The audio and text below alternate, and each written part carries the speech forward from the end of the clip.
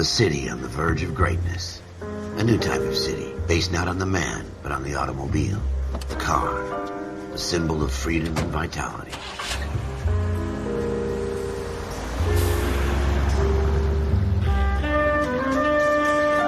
Where every man can own his own home, and have room to breathe, and not be overlooked by his neighbors. A city where a man's home is his castle. A quarter acre of the dream made possible by victory.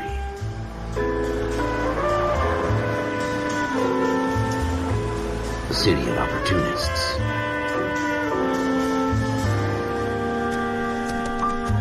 A city of dreams, where Hollywood will shape the thoughts and desires of the entire planet.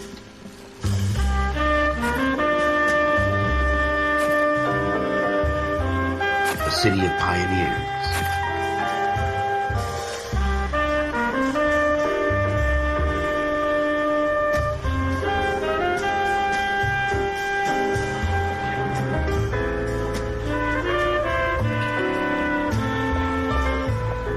A city of dreamers.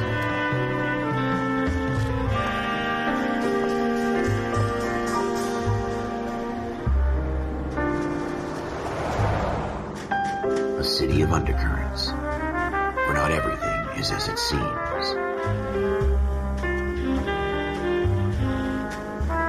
A 20th century city that will become a model for the world.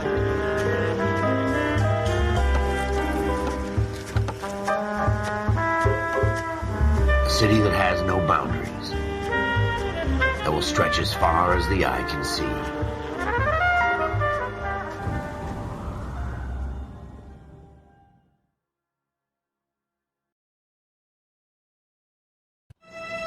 In the Marine Corps, you deal with the chain of command. Mistakes get made, but you deal with them. You know what you're fighting for and that you're on the same team. But dealing with corruption is like chasing shadows. You never know whether the guy you're talking to is on the pad, or whether it's your partner, or maybe even the watch commander. So who do you trust, Cole? I made up my mind a long time ago. KGBL calling caller 14 Adam. 14 Adam, come in.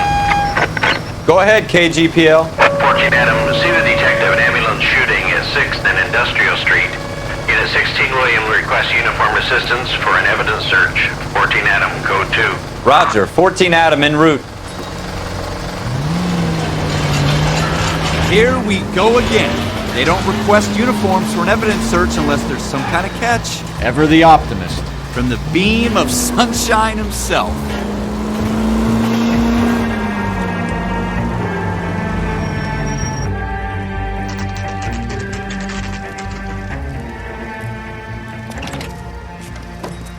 Floyd Rose, homicide. You might back up?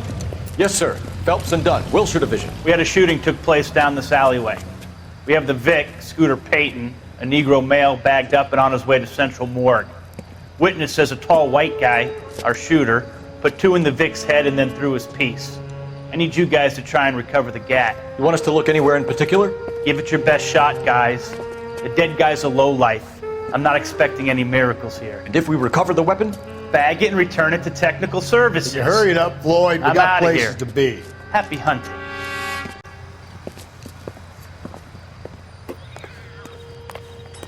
This is a fist hump. Just going through the motions. You're probably right. Let's just get it over and done. All right, have it your way. We'll search right up to the back wall. If you still don't come up with anything, come find me and we'll talk it out. 2 heads are always better than 1.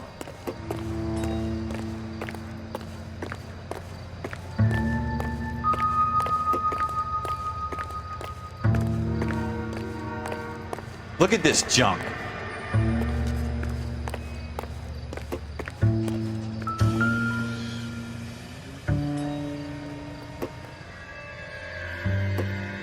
It's not my job to pick through other people's trash.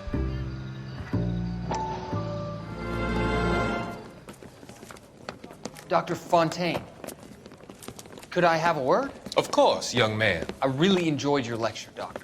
Psychiatry seems to have a tremendous amount to offer. Why, thank you. I'm always happy to receive acknowledgement for my work. The mind is the last great mystery in medicine. Are you thinking of specializing, Mr. Sheldon, or Courtney Sheldon. I'm only in second year, Doctor. They fast-tracked me a year because of my experience during the war. Ah, That's what I wanted to talk to you about. Battle fatigue and collapse under duress. Can it be helped? I would say yes, given the right set of circumstances. Trauma forces the mind to close down, retreat in on itself. We try to find ways to unlock the mind again through a combination of therapy and drug treatment. Hypnosis and therapy are powerful tools in the right hands, Sheldon. I've been to visit some of the guys at the VA hospital. A good friend of mine, he's so far away. It's like he's wandering You around. went through a lot together. Yes, Doctor. Give me his details and I'll make a prognosis. I have a number of clinics in Los Angeles, Courtney Sheldon, and your penance, for your friend's help, is to come and work at one of them in your spare time, with what little spare time a medical student has. Is that a deal? Is it ever? I can't thank you enough. I'm not promising a cure, Courtney. I want you to remember that. Every physician has patients that he cannot hope to cure, for whom he can only smooth the path to death.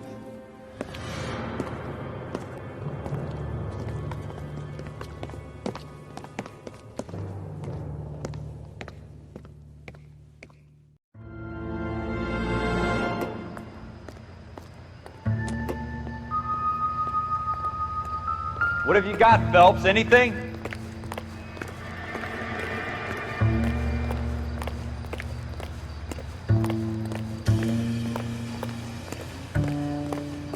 I tell you, I'm jinxed. I always get landed with this crap. Jesus. Cole, come take a look at this. Shooter put him up against the wall and blew his brains out. Hell of a way to go. Doesn't really matter how you go once you're gone. Don't get all deep on me, Phelps.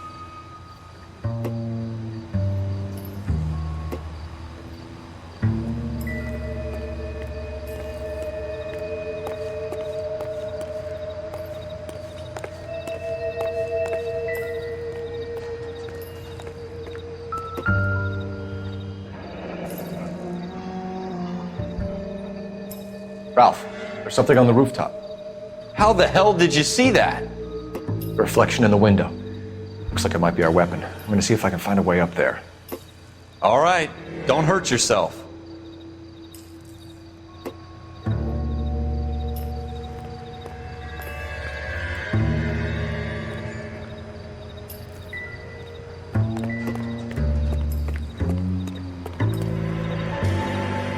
The gun's up on the roof, right? So we need to find a way up.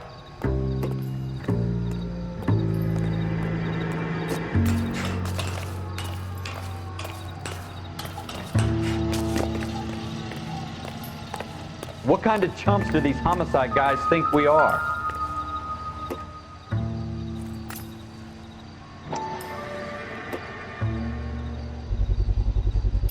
Smith & Wesson, serial S71893.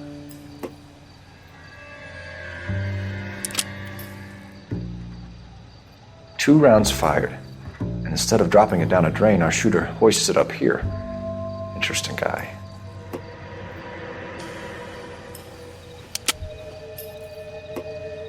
We should follow up on this now, before the perp tries to leave town.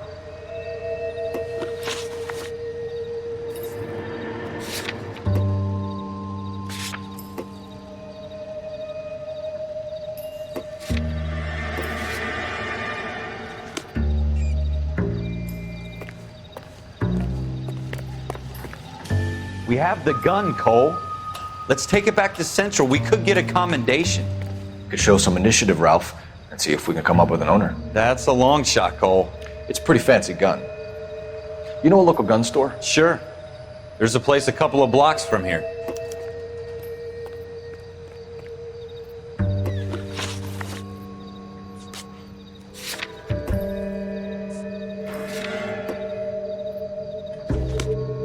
Are you sure about this? It's not really our gig. no harm in doing some digging. The suits didn't seem to give much of a damn. Such a little Boy Scout, Cole. You can't wait to get out of that uniform, can you? You'd rather round up drunks and help old ladies across the road? I'd rather get through the day without the captain's foot up my ass. It'll be fine, Ralph. You worry too much.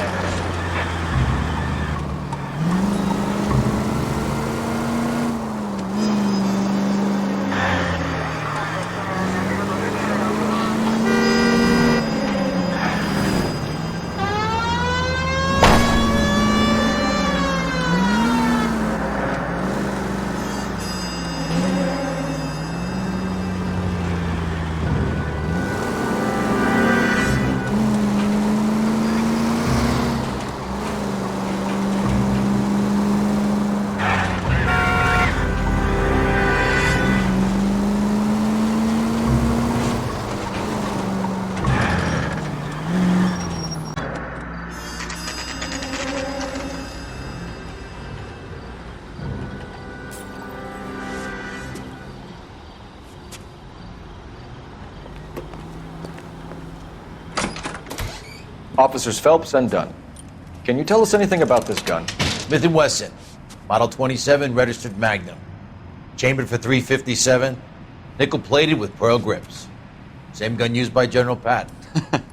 You're not suggesting he's the owner? No, I'm not. You seem to know a lot about the weapon. I ought to. I sold it. You know, this piece will stop a rhino. These babies are only available special order. Here's my Smith & Wesson order book. You mind if I take a look? Be my guest. This is about something bad, right? Model 27 with pearl grips, Cole. You see it on there?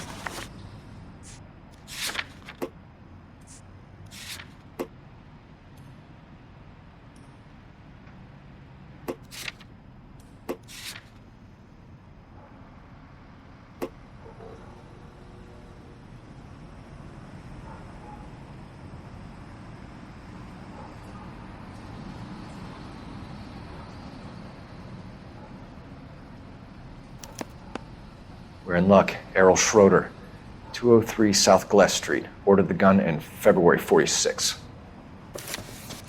Thanks, you've been a big help. Anytime. Always happy to help out the LAPD.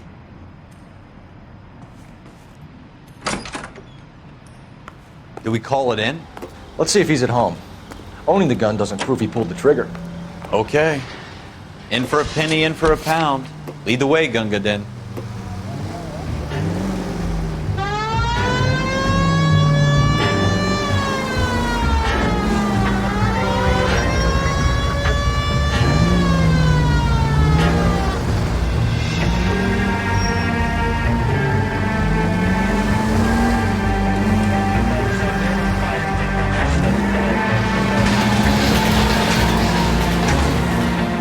Now that wasn't so hard, was it? Just because we're in uniform doesn't mean we can't use our initiative. I guess so. Seems a little too good to be true. One-of-a-kind murder weapon bought locally using a real name? If Schroeder's our shooter, he's no criminal mastermind. Most of them aren't. That's why they get caught. And 2 out of every 3 crimes are done on impulse. Another fact from the Phelps Encyclopedia of Thin Air. You really are full of it.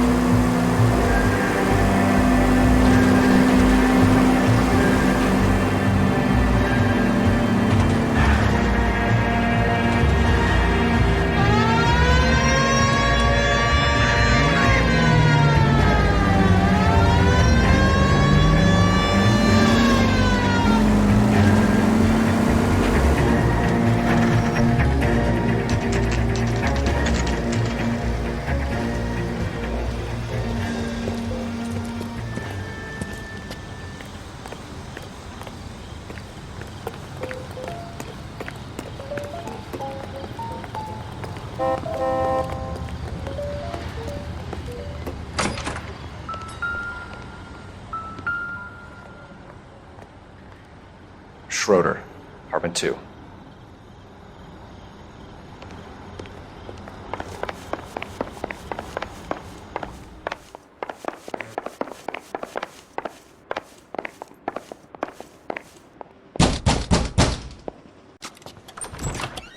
What do you guys want? I'm Officer Cole Phelps. This is Officer Dunn, Wilshire Division. You're the owner of a Smith & Wesson Model 27, nickel-plated with pearl grips? I might be. What of it? Then you'll be surprised to know that Scooter Payton was murdered tonight with your gun. You're out of your mind.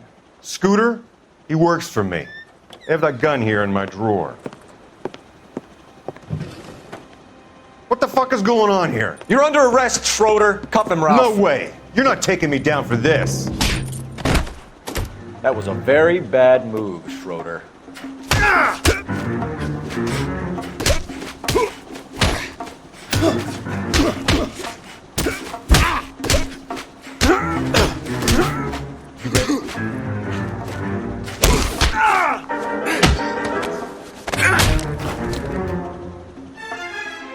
Ralph, you all right? I'm fine. I hardly felt it. He's lucky he caught me off guard. Keep an eye on him, Ralph. I'm gonna take a look around.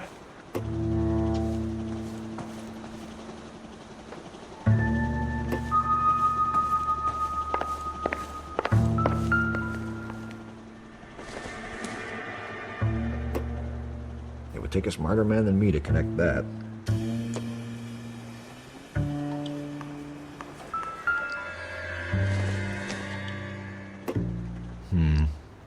Don't think this is any use to us.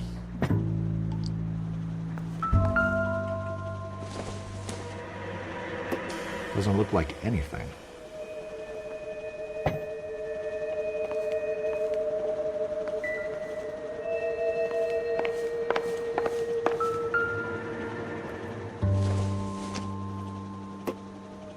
Nope.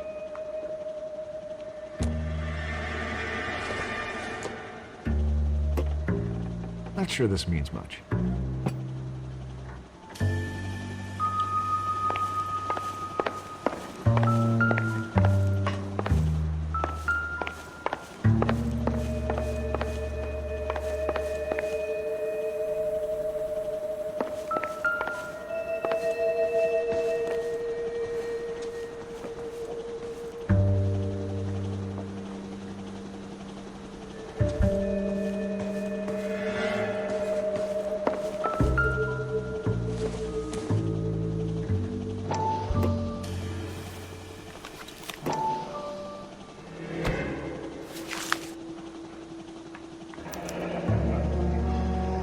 List of names and a series of numbers. Floyd Rose's name is in this book. Phelps, we can come out of this all bright and shiny with a commendation. Or stick our schlongs in a hornet's nest. Call it in, partner. And leave the book where you found it. Officer Phelps, badge 1247, requesting.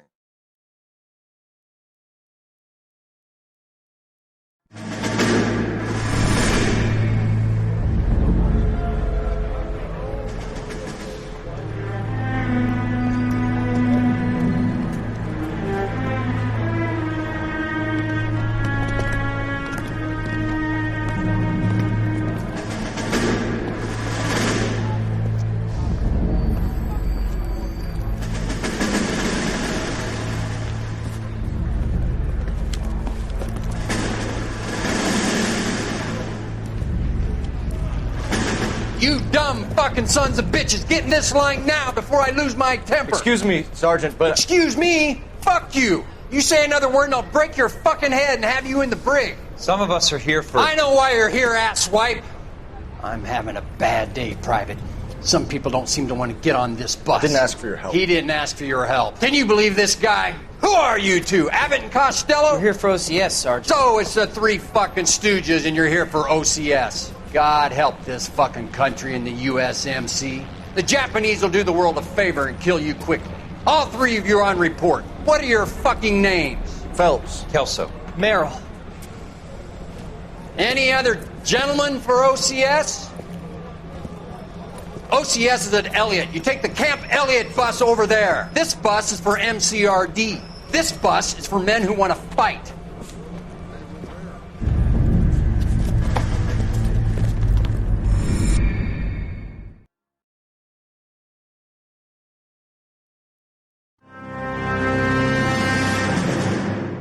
Well, you picked the right place, Cole.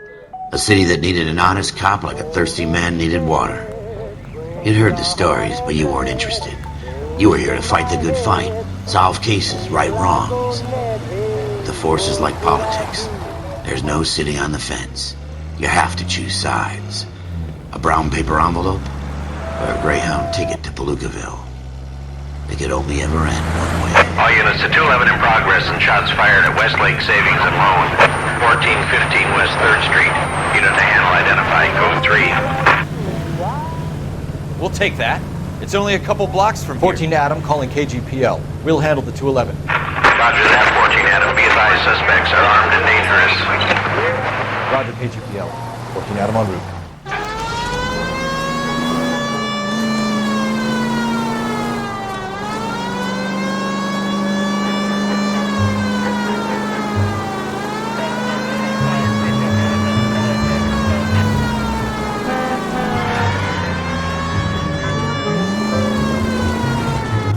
Make it quick, you guys. The cops are here. We gotta move it.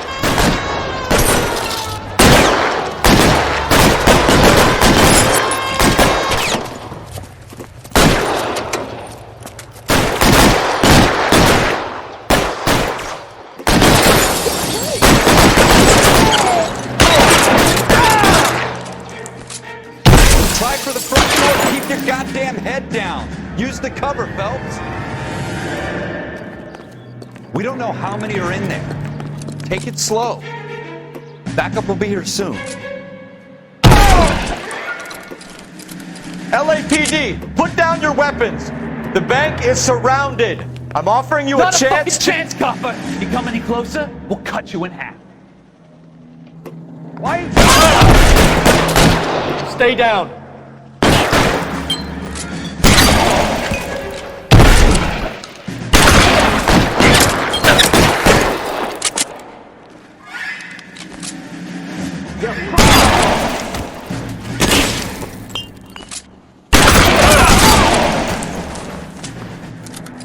That's it? We got them all? I think we got them, Cole. Should be all clear. Lieutenant Hopkins says anytime you reach for the shotguns, you're either going to end up dead or wearing a citation. So I guess... It's okay, Ralph. You did well in there. I'm glad you had my back. Man couldn't ask for a better partner.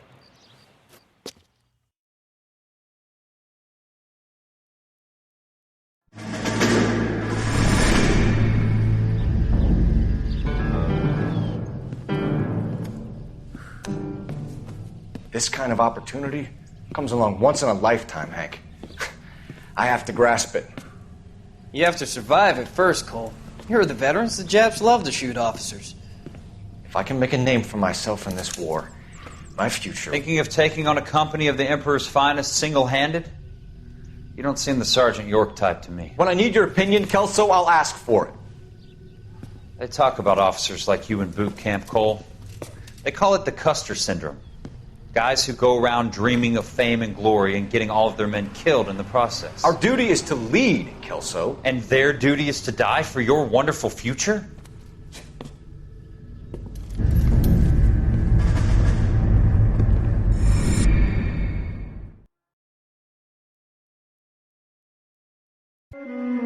Cole Phelps and Jack Kelso.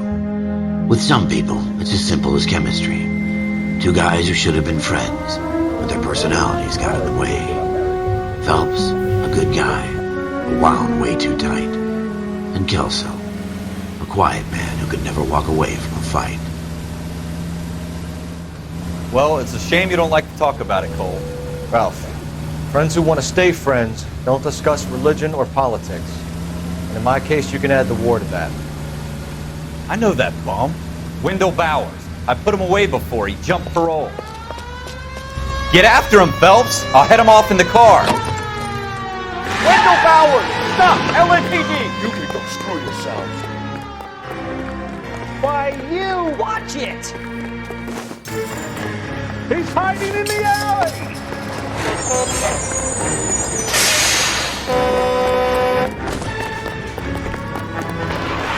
Powers! Hold it right there! Stop now or I will shoot! I won't tell you again, Wendell. Jesus, Dunn! Watch your fire! Don't want to do this, Wendell. Get down from there right now! Give it up, Wendell! Stay the hell away from me! You've got to be kidding! You fucking asked for it! There's no way I'm going back inside.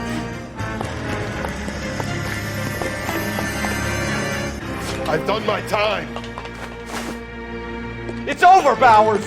You assholes already screwed me once.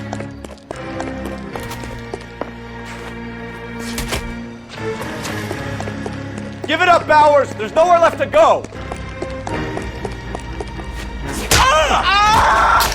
Looks like we've got the place to ourselves.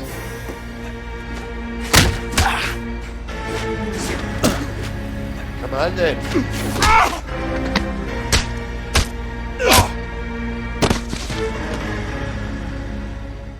How you doing, Wendell? Your parole officer's feeling lonely. He's got a hole in his life for an asshole like you. You can make it up to him in 10 years' time. Watch your head. This hump will be back in the Iron Hotel by tomorrow night. Nice work, Cole. You run track in high school?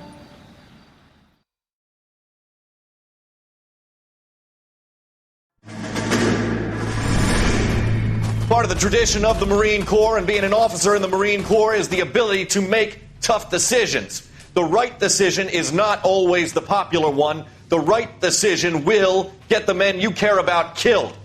These ratings and your ability to give them frankly and truthfully directly affect your chances of successfully becoming a Marine officer. Candidate Phelps, you have the floor. Esprit de Corps, Merrill, 10. Franklin, 8. Weiss, 8. Donahoe, 6. Kowalski, 6. Hudson, 5. Kelso, 2. Leadership, Donahoe, 8. Franklin, 7. Merrill, 6. Kowalski, 6. Weiss, 5. Hudson, 5. Kelso, 1. Candidate Kelso! I'm sorry, Captain, but I joined the Marine Corps to fight the enemy, not get involved in this schoolboy chicken shit. Kelso, in my office, now!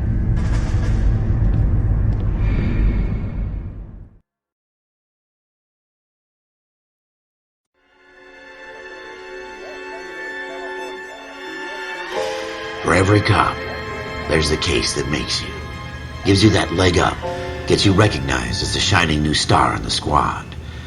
The case that you solve that shows that you have the gumption, the gung-ho, the get up and go to make you stand out from your average rank-and-file patrolman. This could be the one, Cole.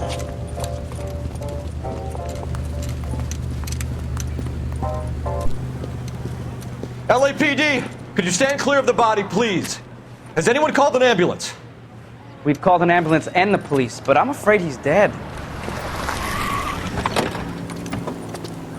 Okay, stand further back and move along. It's your choice, but make it quick, people. Hey, Cole. You got here quick. My beat crosses 7th Street. Okay. You're first reporting then. We'll get a perimeter going and move the crowd on. You better see what you can find out before the homicide dicks show up. I'll be with you in a moment. Broad daylight, crowded street. Now I've seen everything. Everybody stay back. Let us do our job.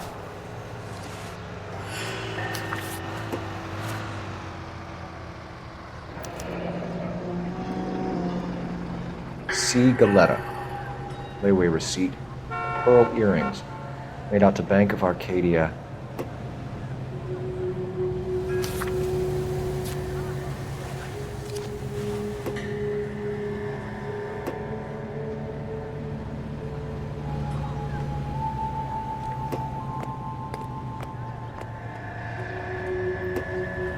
So what's going on over there?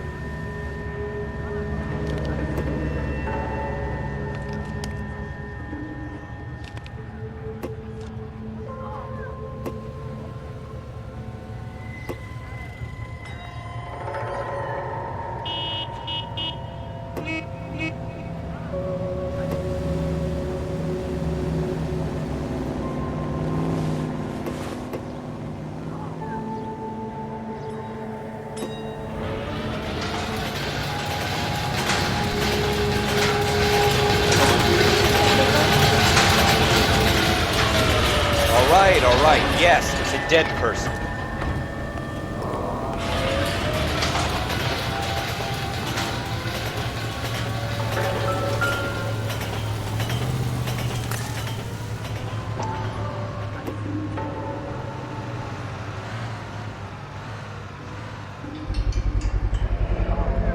FN Browning, serial number 01138.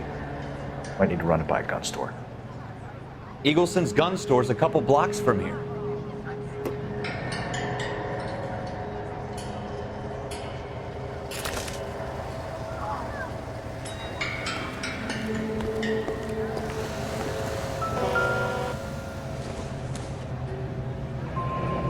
Shell casings. These look like 32s.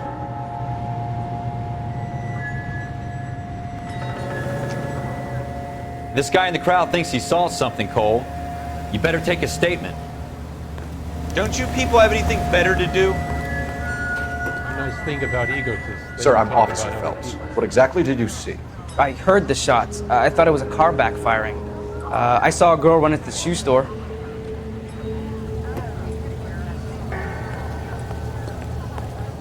Speak to the witness before homicide arrives, Phelps.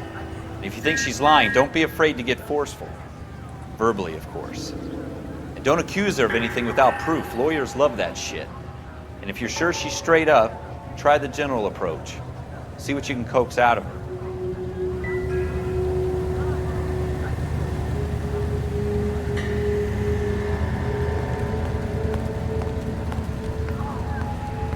You were twice as smart, you still do.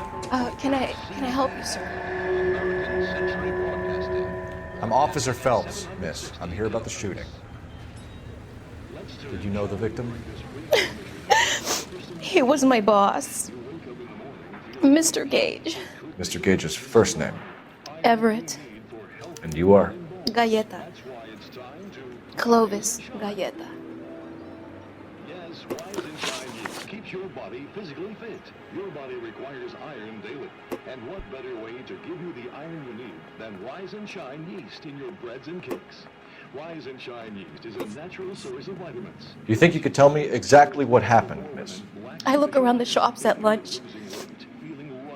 I was in a store when Mr. Gage, my boss, bursts in yelling that I'm late on my lunch. And? We came back. I was angry. I walked in front. I heard shots. I turned and saw Mr. Gage fall.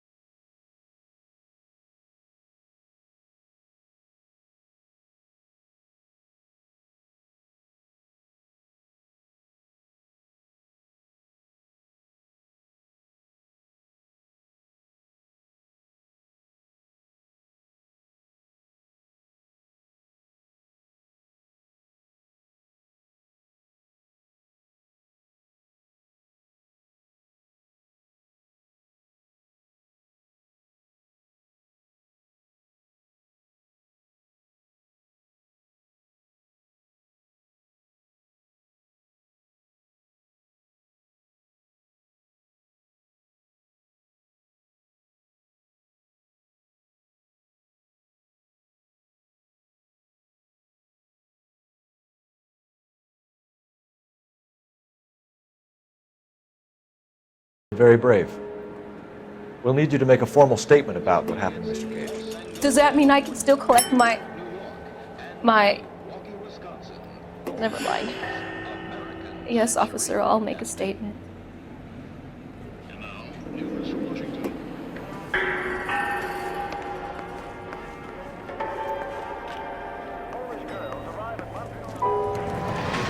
We have the murder weapon. And the murderer. Girl saw it all. Our killer works at a jewelry store called Hartfield's. That's a couple of blocks from here. Thinking what I'm thinking? Tate, maintain the perimeter. Please, tell me what's going on.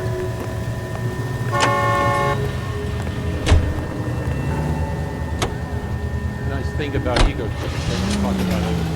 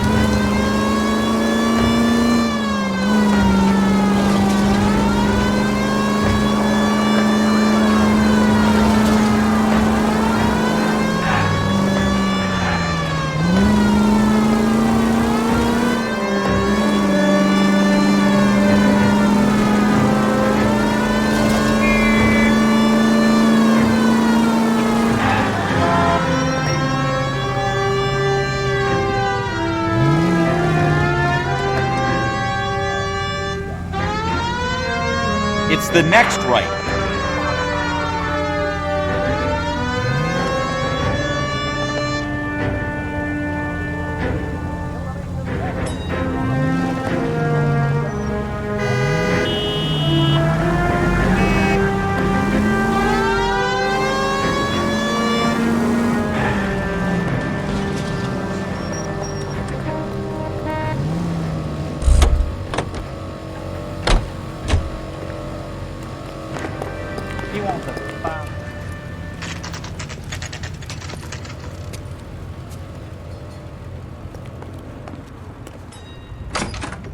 Officers, what can I do you for?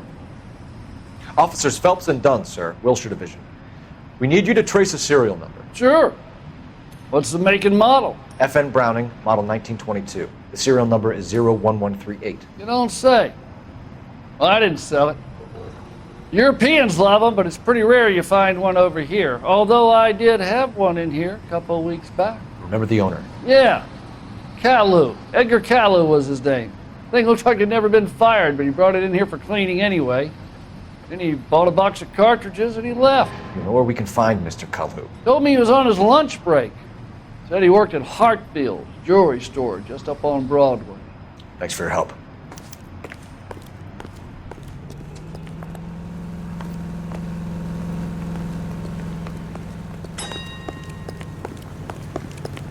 KPI Radio.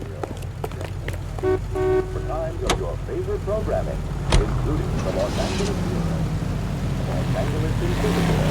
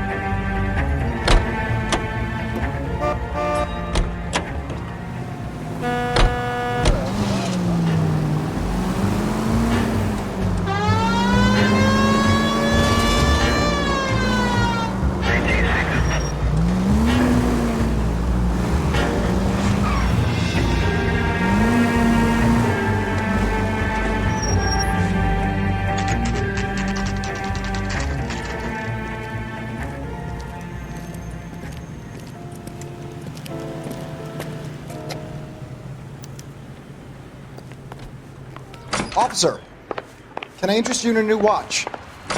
Officer Cole Phelps. Are you Edgar Kalu? No. Mr. Kalu is out back. He said he'd lie down. I'll buzz him for you. Son of a bitch! Go, Cole, go! Hurry, officer! He's getting away!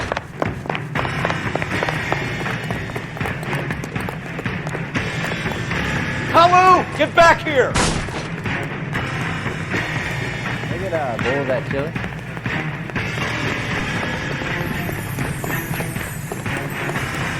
Here he is! See him?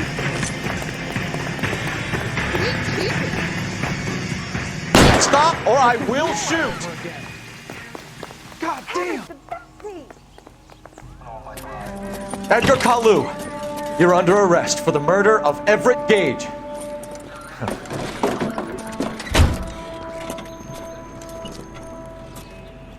The case that makes you, and the case that breaks you. The one you never solve, the one that keeps you awake at night. The case that gnaws at your guts and ruins your marriage. The case that keeps you propping up a bar as you relive the what-ifs, the might-have-beens, the half-leads, and the half-truths. The case that other cops murmur about whenever you walk past. The case you never, ever discuss. God's mill may grind slowly, but it grinds finely, son. I hear it's you who nabbed our malefactor from the shooting yesterday. Yes, sir. Then tell me, Boyle, I hear you're quite the climber, a man of initiative. How would you like a chance at smiting this man with the sword of justice? You're asking me to conduct the interview, sir? I am, young Phelps. You've only been with us a short time and you've assembled yourself a stellar arrest record. Not to mention the fine work you did in the war, sending heathens back to the hell they came from. But I'm curious as to whether you can turn your hand to interrogation. Takes a certain animal cunning, lad. Do you think you might be ready for that? Yes, sir. I think I am. Good man. You need many things for a conviction, young Phelps. A motive, opportunity, hard evidence, and best of all, a confession. If you fail in the former, you can always use a modicum of violence to obtain the latter. How are you feeling, lad? Fine, sir. Very good. The evidence is overwhelming. May the cat eat him and the cat be eaten by the devil. Bring me a confession, young Phelps. This is your chance. Don't fail me.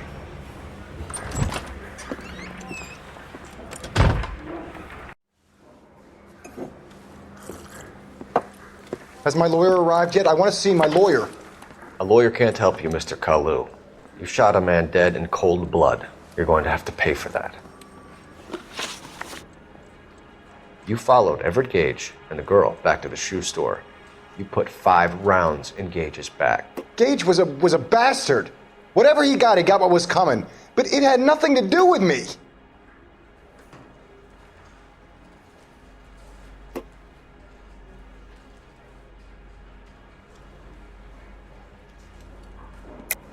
You shot Gage, and we know why. We can put you at the scene. You can't prove anything.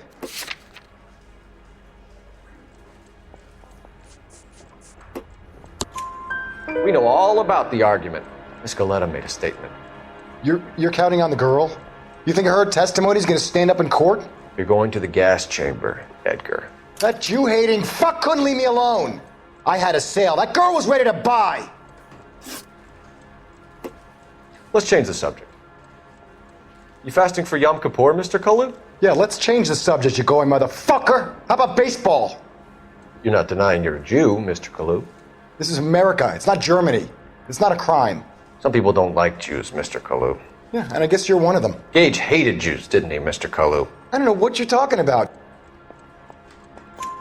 You left-wing leaning parasite. You expect me to sit here and listen to your drivel? You call me that? You sit there and you call me those names, you goddamn goy putt snatcher?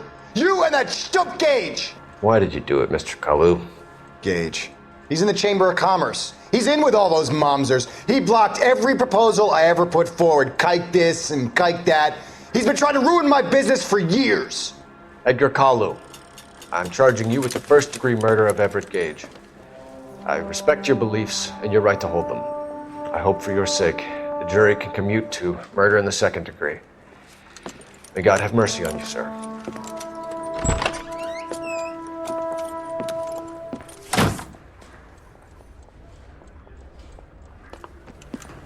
Masterfully done, Officer Phelps. It is just, Officer Phelps.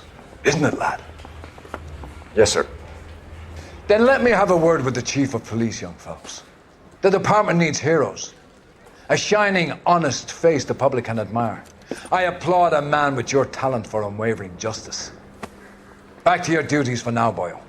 But here's a piece of advice. Get yourself 2 suits, get them pressed. You'll be needing them.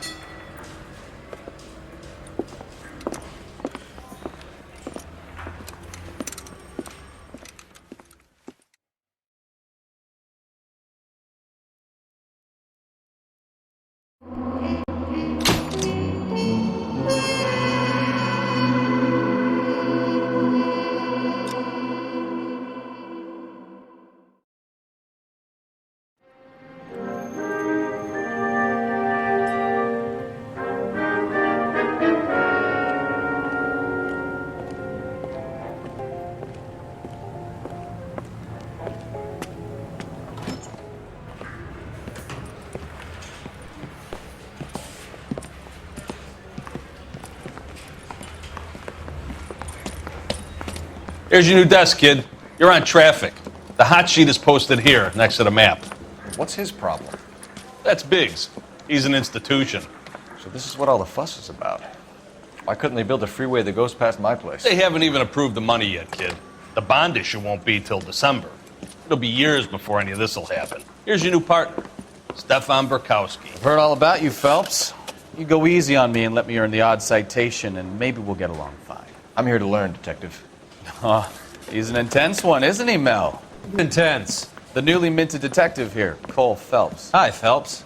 I'll be keeping an eye on you. I could spend a little time basking in reflected glory. Make a change from busting hookers and dope fiends. Who was that, Commander? Roy Earl, chief detective and advice. Do they all dress like movie stars? Well, Roy is a movie star. And the whole of the seedy side of L.A. is his audience. What is that supposed to mean? Stick with me, kid. You'll find out.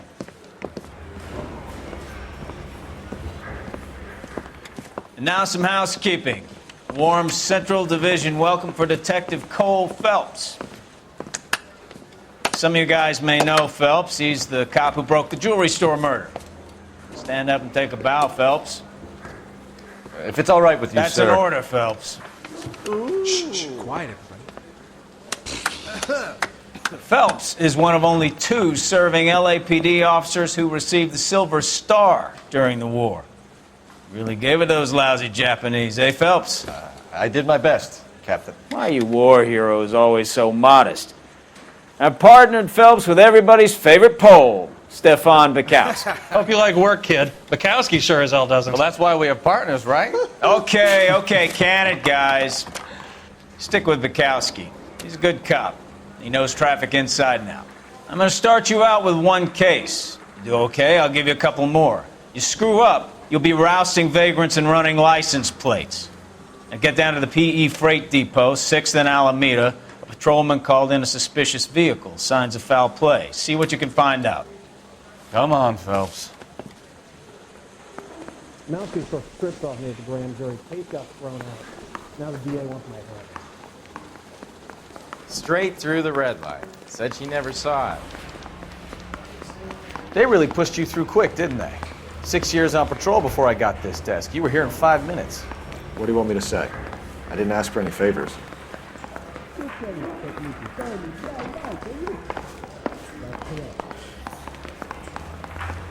Mary says he'll sing.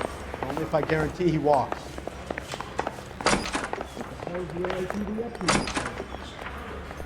You know this place? Sure. Near the old gasworks and Signo Depot in the warehouse district. I'll direct. Popular songs in the land. KTI Radio. Hunger and starvation are the enemies of civilization. All units of 459. So, tell me a little about yourself, Phelps. Are we friends now, Burkowski? We have to work together. Don't be so touchy. I grew up in San Francisco. My father was in shipping. I went to college at Stanford. Did 2 years ROTC before Marine OCS at Camp Elliott. Shipped out in early '45 as a first lieutenant. I fought in the Okinawa campaign. I was wounded, shipped back home. Did a year on the beat. Now I'm here. So you won the Silver Star. I don't want to talk about it. Now let me get this straight. You single-handedly killed 40 Japs on this hill in Okinawa. No. You were up there all night, draped in the flag, knife between your teeth, gun at the ready. Finished? The Emperor Hirohito himself leading the charge against you. I did my part, Bukowski. What did you do? I kept the streets of LA safe for the people. Yeah. Now I get it. Unfit for service. No, fuck you, Phelps. I earned a bravery citation during the Zuda riots. Sounds like you had it rough. I did my job. No one is saying you didn't. I did 6 years as a patrolman. That's the third time you've told me.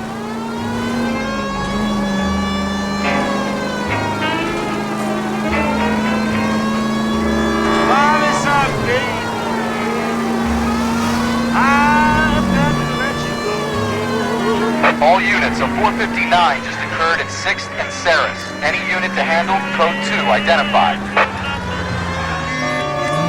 What's that screen radio? Up on the roof, officer. He has a mask on his face. I caught sight when he shoved past me, but be careful. I saw him waving a gun.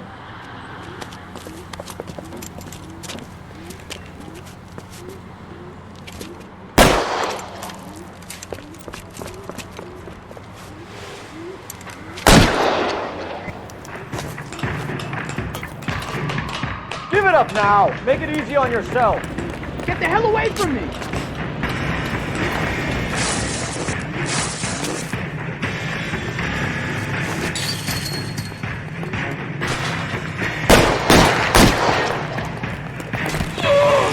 I survived the war for this? Hurry! You can still catch it! I think you broke my nose!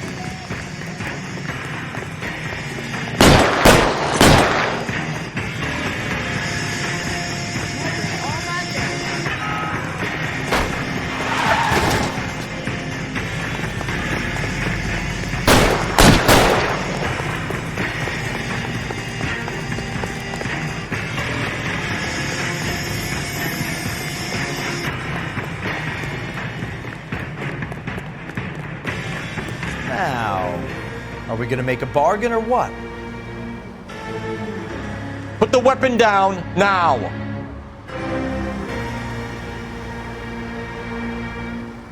You fucking asked for it! Ah!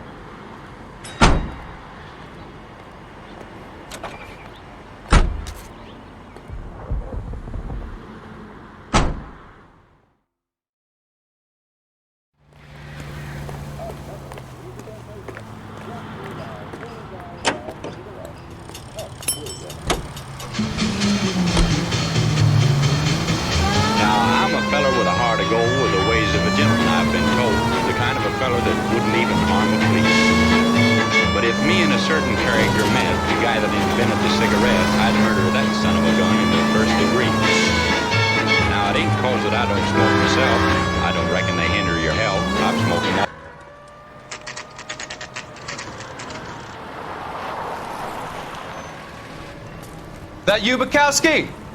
Go on through. Parking lot straight ahead.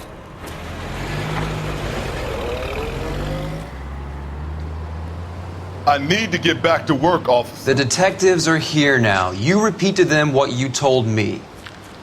I did the right thing by calling this in. I'm just a working stiff. Just give them your story and you'll be all right.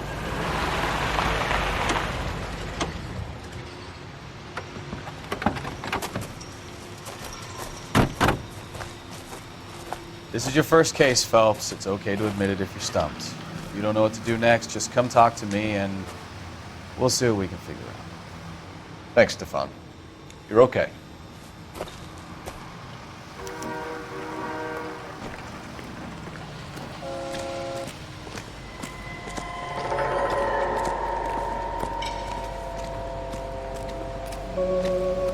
I'm Officer Hart. Phelps, traffic. What have you got? Abandoned car, probably stolen. The solid citizen is Nate Wilkie. He called it in. What gives with the coroner? There's blood all over the interior. Someone's copped a full Broderick, but no stiff as yet. We have an owner for the car? The car is registered to an Adrian Black, just north of Bunker Hill. All right, we'll take a look around. I'll keep Mr. Wilkie talking, but don't make him wait too long. He's the restless type. Nice day for it. How long you gonna keep me here, sir? I better get back to work, sir.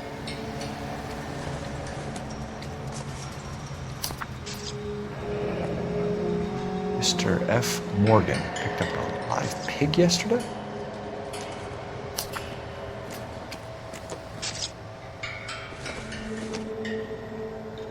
I don't think so.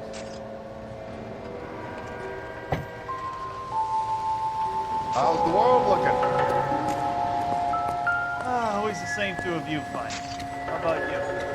Victim looks to have lost a lot of blood. At the lab. Practical jokers say it's contaminated soil. My guess, big lump of shit.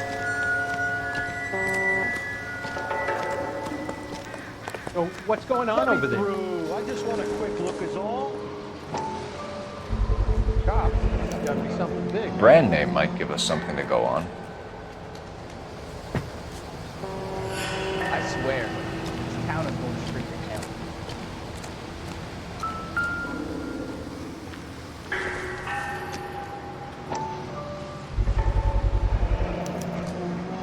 Stenzel glasses. Home repaired by the look of it.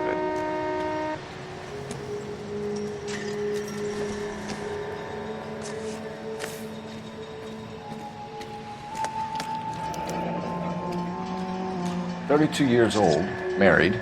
Sounds like an average guy. What was he doing out here?"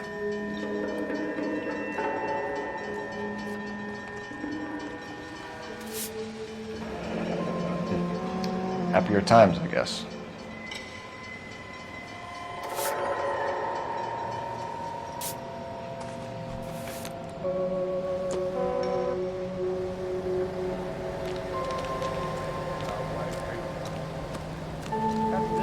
Doc?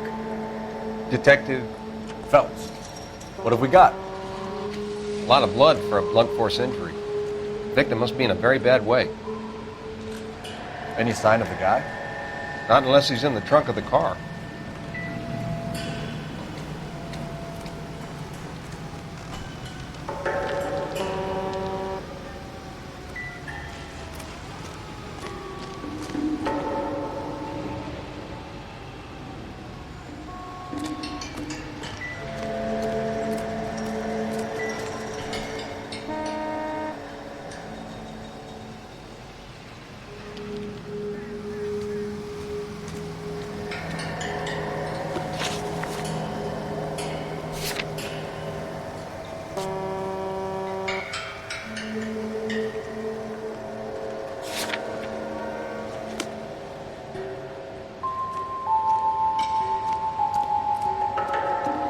Sir, I'm Detective Phelps. Name's Nate Wilkie. You found the vehicle? Sure.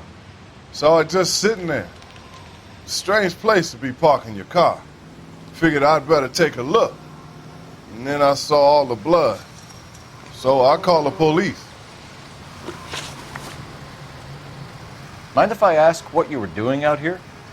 Well, I work for the railway. I was on my way out to the switch and reckoned I'd take a shortcut.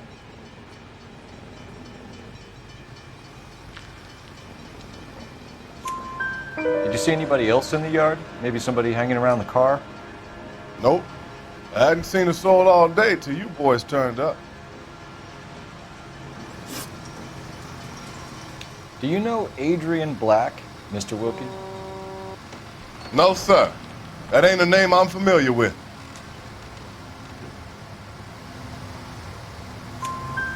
ever seen the car before? Funny enough, I did. A couple of nights ago, it was over there in the parking lot. I know most of the cars are parked here regularly, so it kind of stood out. We found a steel pipe with blood on it near the car. Do you know anything about it, Mr. Wilkie? No, sir. I went straight for the law when I saw the car was full of blood.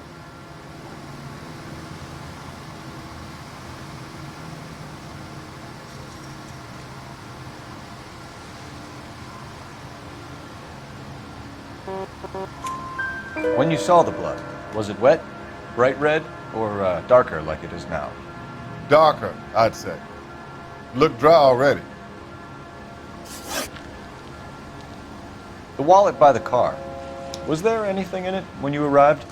You accusing me of something, mister?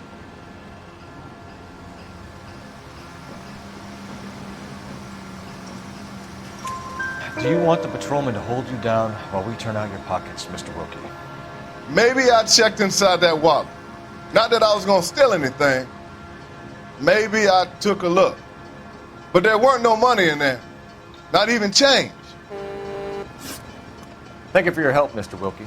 We'll contact your employer if we need anything more from you. If you have to, I guess. I can't really spend no more time over this. Somebody's got to inform the wife, Phelps. If you're done here, we'll head over there now.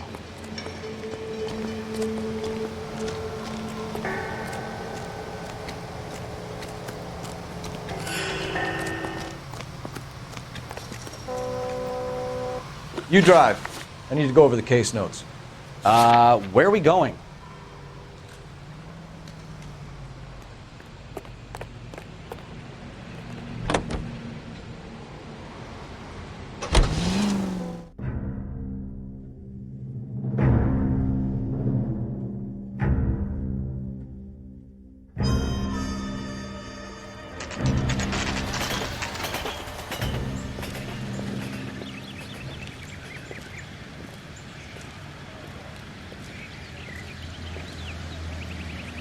Let's go introduce ourselves. You talk to her, Phelps. I'm no good at this shoulder to cry on stuff.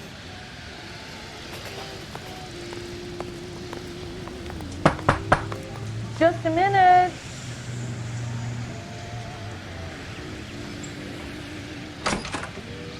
LAPD, Mrs. Black. May we come in? We have some bad news, and we'd rather discuss this in private. I'm Margaret Black. We can discuss this in the living room. Please come in.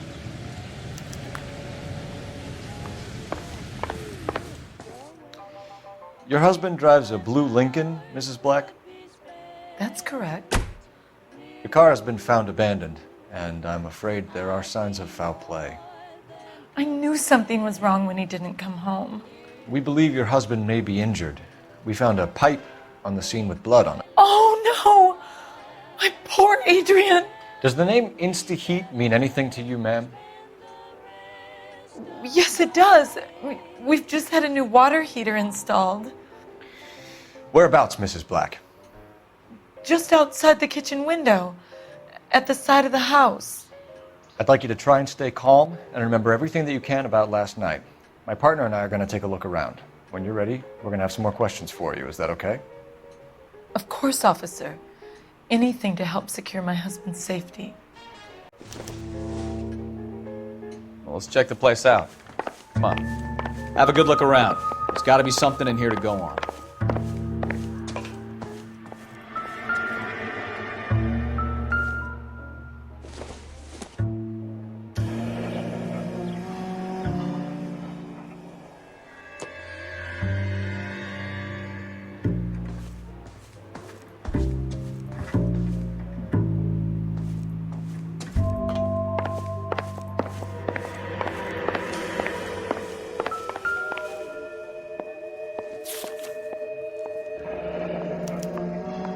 Used ticket to Seattle and a suitcase gone missing. Someone couldn't wait to get out of this house.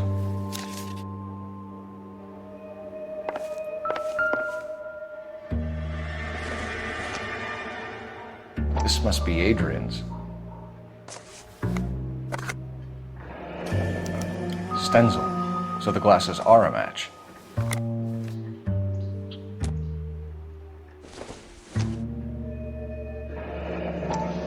Separate bedrooms, separate pictures. What gives here?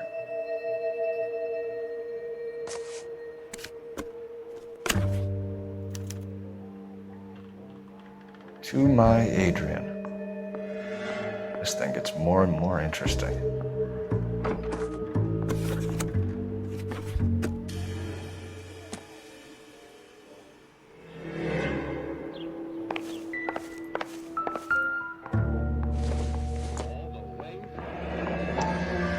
Kavanaugh's. So who brought this home?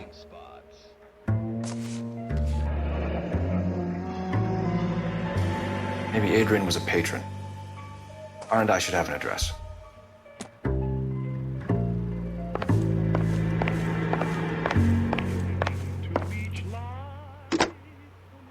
Operator, give me R&I. Putting you through now. Phelps, 1247. How could I help, Detective? I need an address on a Kavanaugh's bar. Certainly, Detective. One moment. Kavanaugh's Bar, corner of Aliso and Hewitt, south side of Union Station. Thanks, ma'am.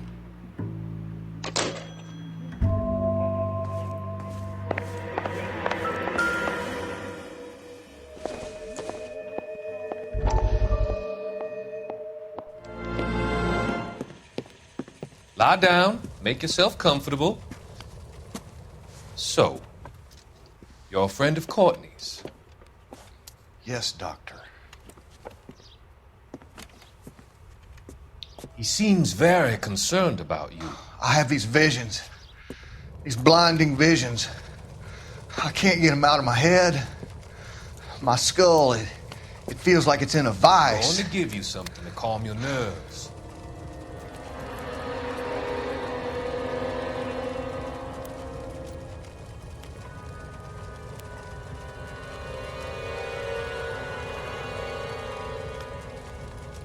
I want to take you on a journey back. I want you to remember the good things about your past, occasions that made you laugh, times that made you smile.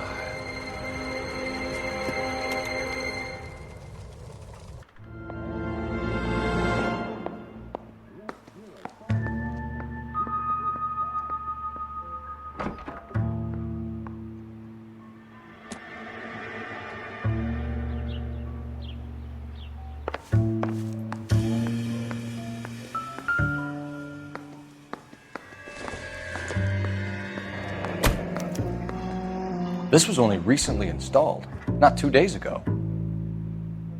Maybe it's time we took a look around outside.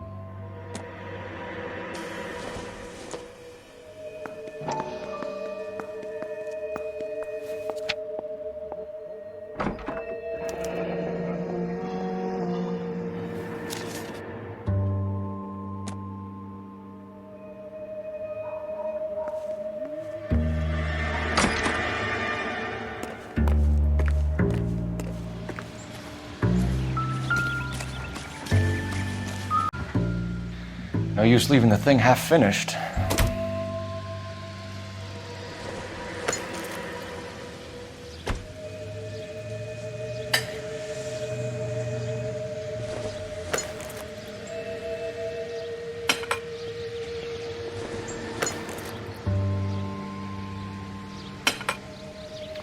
That can't be right.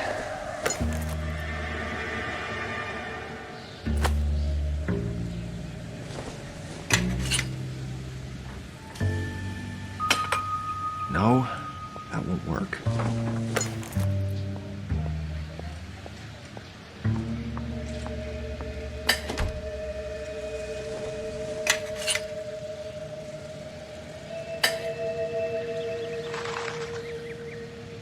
So the pipe missing from Mr. Black's heater is the same one that killed him. Huh. Seems like the assailant is a little closer to home.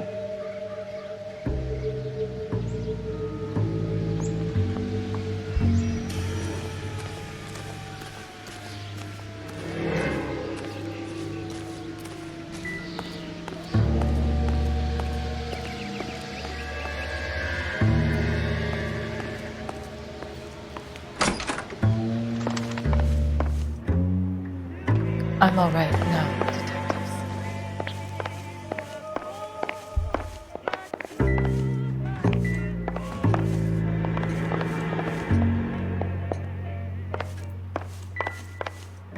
KTI Radio reminds you, make sure to sign up for your Social Security number.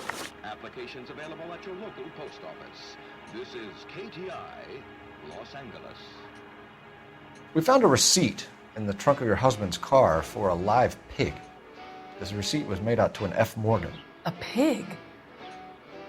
Adrian runs a tool business. That would be Frank Morgan. God knows what he's up to.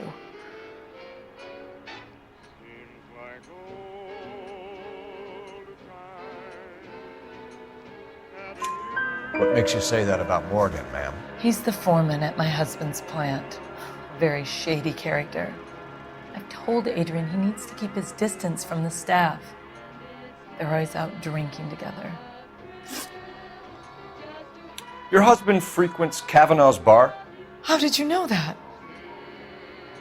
Adrian practically lives there after work. So Adrian spends a lot of time there? Up until recently, he's been away in Seattle a lot on business.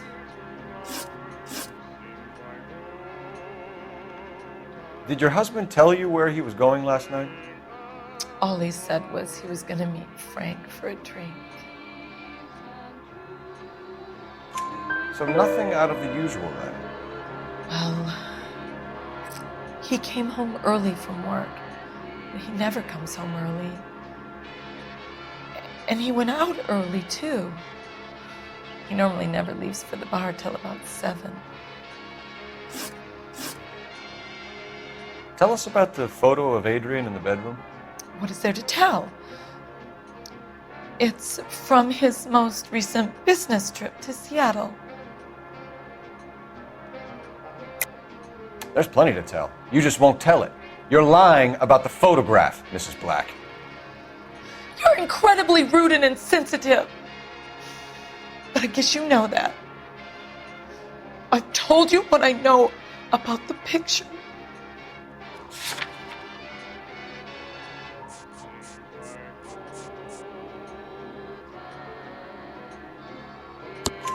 What about Nicole, Mrs. Black?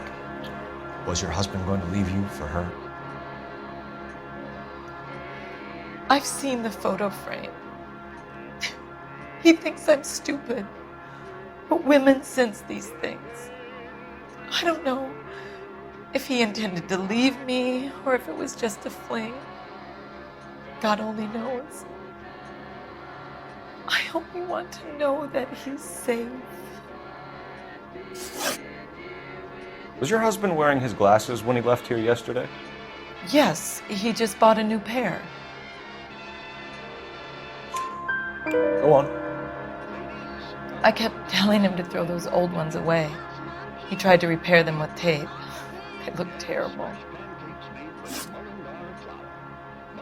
I think you should come clean with us, Mrs. Black. Your husband is missing, and after our search, I'm willing to call the circumstances suspicious. Can you account for your movements last night? You're not accusing me, are you? Oh, what an awful thing to say.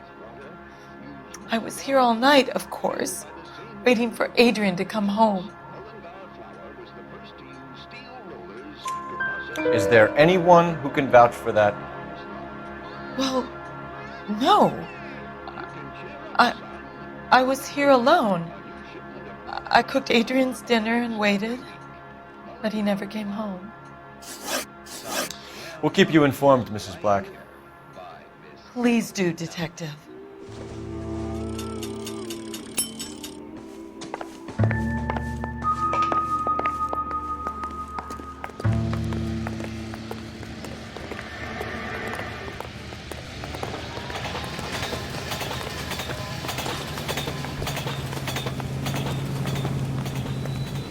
You know the way. You can drive. Do we know where we're going?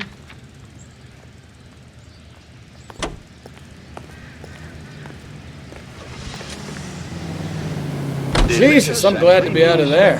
Mr. and Mrs. Black don't seem to have the happiest home life. He's too scared to divorce her, and she's too much of a shrinking violet to throw him out. If this hadn't happened, they could have stayed miserable together forever. You think she could have killed him? She sure as hell doesn't seem the type, but stranger things have happened. Smooth as satin.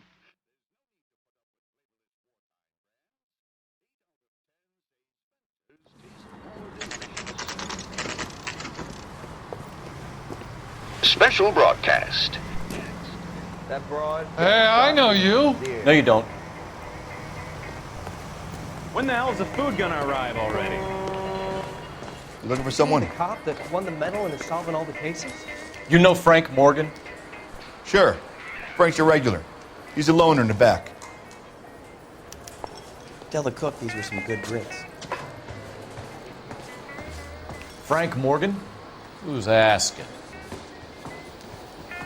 Does the Cole chicken Phelps, come with fried LAPD. tomatoes? I understand you're a friend of Adrian Black. Yeah, I know. Are you aware that he's missing? No, I hadn't heard that. Tough break. We found Black's car abandoned in a freight depot, covered in blood. You know anything about that, Morgan? Hell no. I'm sorry to hear that. I like Adrian. He's a good boss. Please, don't tell me you actually believe this jerk-off, Phelps. You're lying, Morgan. You were there. And you're talking out your ass, detective. How about you prove I was out at that rail yard?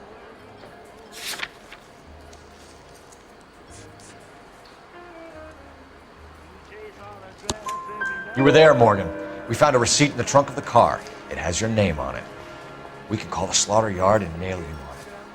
All right already. That fool Adrian's fallen for some dame in Seattle. He wanted me to make it look like he'd been attacked. Where exactly is Black holed up? No idea. I think he took off for Seattle.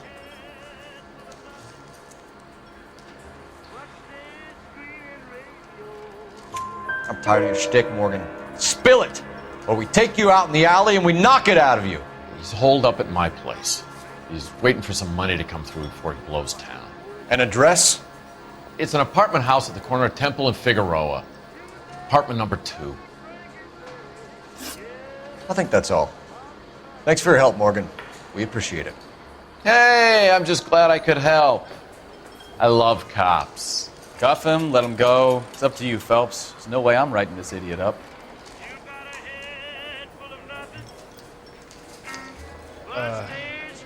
I can't decide between the tuna-fish or the chicken. I got drinking to do.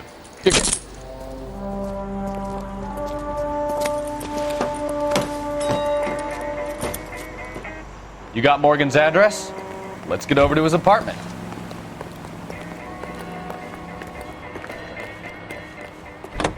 You can drive.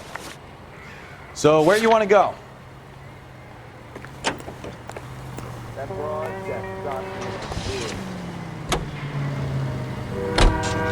KGPL calling car 11K. 11K, come in. 11K, go ahead. Message from Technical Services. Blood found in the abandoned Lincoln at the PE Freight Depot is not human. Repeat, not human.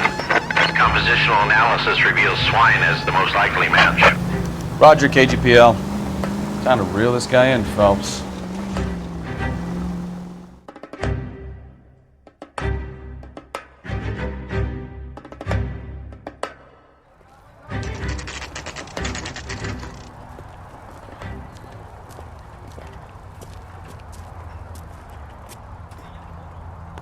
Well, let's check the place out. Come on.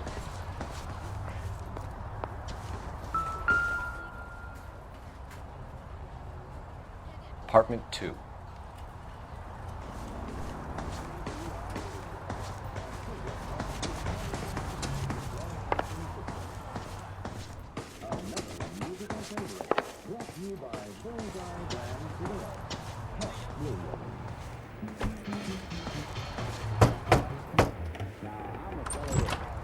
Help you, gentlemen? LAPD detectives, Mr. Black. You're under arrest. Look, I'm really sorry about this. I never tried to hurt anyone. I just needed to get away from L.A. I won't put up a struggle. Just let me get my things.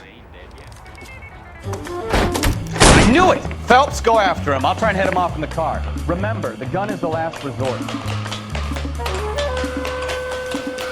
There's no point running, Adrian.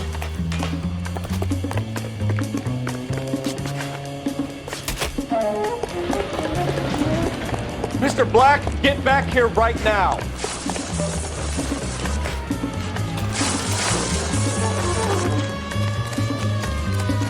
It's over, Stop Adrian. right there, Adrian. Why not just come clean with her, Black? Why the melodrama? I thought it would be easier. No, it just got a whole lot harder. Adrian Black, you're under arrest for conspiracy and fraud. We'll see what the DA has to say about wasting police resources on a wild goose chase like this. You're gonna lose your wife, lose your job, and probably end up in the big house. I hope she was worth it, Adrian.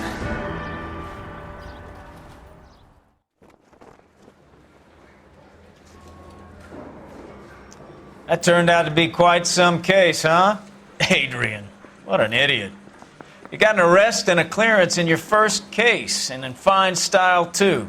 Well done, detective. Efficient investigation technique, good public presence.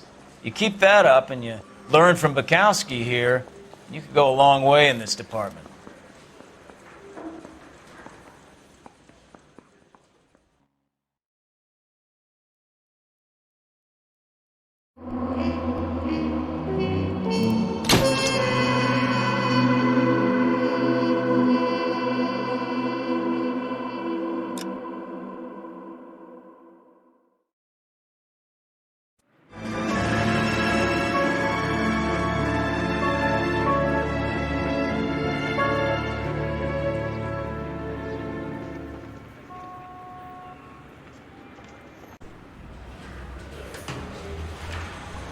Okay, we're gonna keep this short. I'm already late for the DA. First up, Phelps, Bukowski. We got a report of a brand new Packard abandoned in an empty lot off 2nd Street between Olive and Grand. DR is one Oswald Jacobs says the vehicle was dumped in his backyard. There's a patrolman on site. Get down there and see what you can turn up. Any questions? Good, get going. Better go earn our pathetic wages. Rimsky, O'Halloran. Intelligence has information on a stolen car racket. An abandoned vehicle. We catch all the good ones, huh, Phelps? Sounds like there's more to it than that. Nobody dumps a shiny new Packard unless they borrowed it without asking. You don't say. You're on fire today, Einstein. Very funny. Come on, my intense protege. Let's go save the world. You can drive.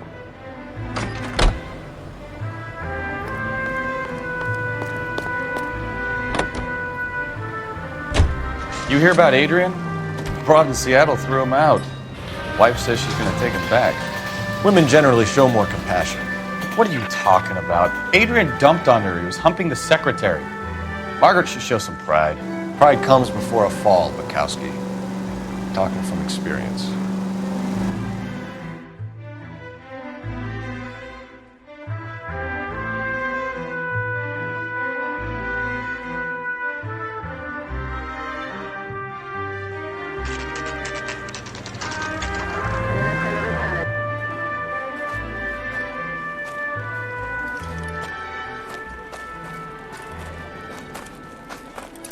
Phelps, traffic.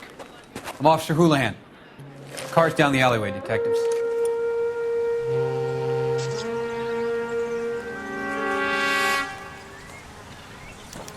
We got a call about an abandoned vehicle? Yes, sir. The car has flags. Might be some kind of diplomatic vehicle. Has anyone touched this vehicle since you arrived? No. And that Jacobs bird over there was on station before I got here. We'll talk with him in a moment. Give us some time to look the place over. Sure, take your time. He's a sore-headed old son of a bitch anyway.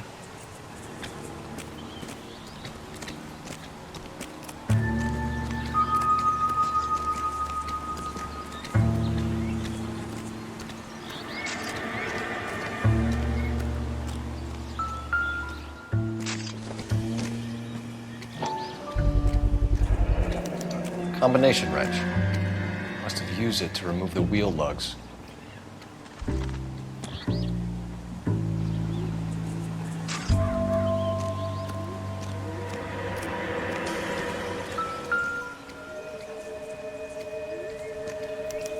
We'll have to use the registration to trace the owner.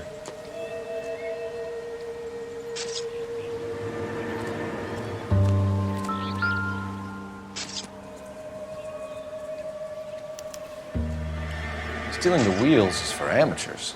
Car ring would have stripped it in a warehouse.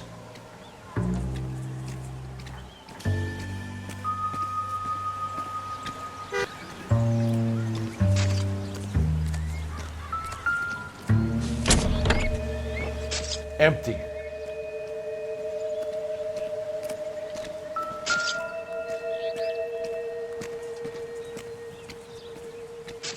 It's owned by the Argentinian embassy.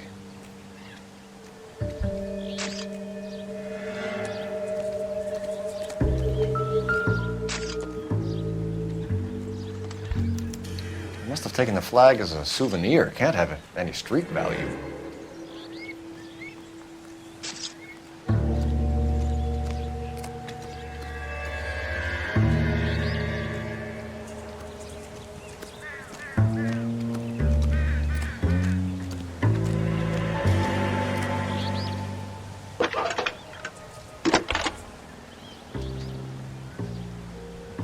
Phelps, 1247. How could I help, Detective? Could you run the name Dewey Brothers? Possibly a dealership or car mechanics workshop. One moment. Dewey Brothers Packard Dealership, 629 Figueroa Street. Got it. Thanks.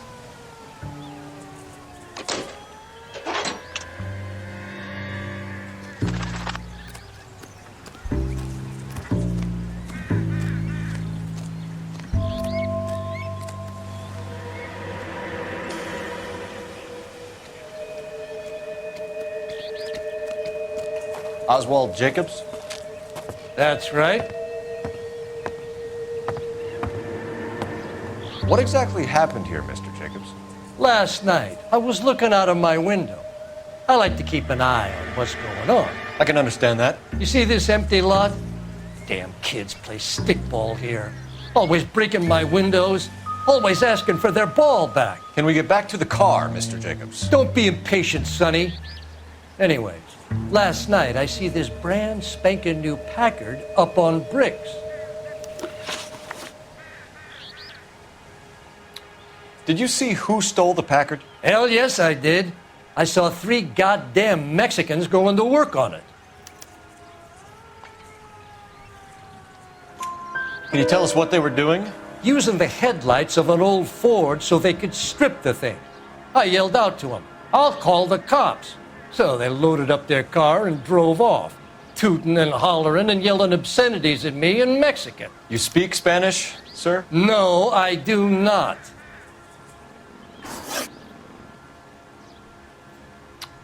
After the Mexicans left, you didn't go anywhere near the car? After I scared them off? No, I didn't go anywhere near that car.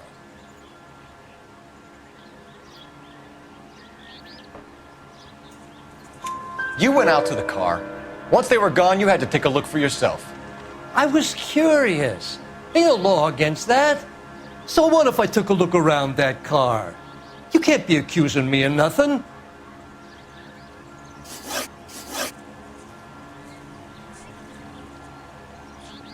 Tell me about the car they were driving.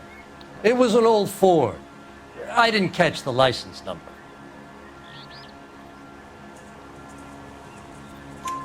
You look like the kind of guy who notices details. You're right there. The car was old, but it looked brand new. Candy apple red paint job stands out a mile. What exactly did you see them take? They was working on the tires. That's all that was took.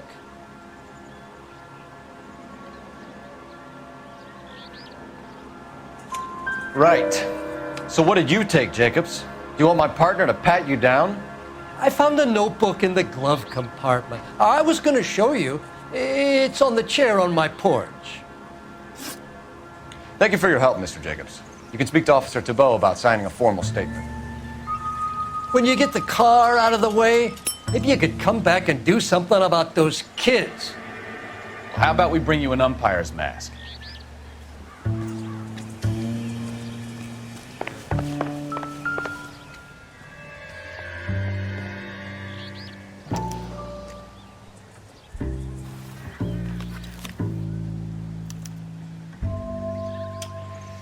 Okay, so we have the owner of the vehicle, a degenerate.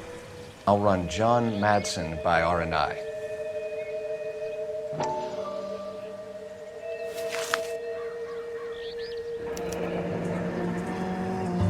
Contact details on a William Dewey. This looks like business rather than pleasure.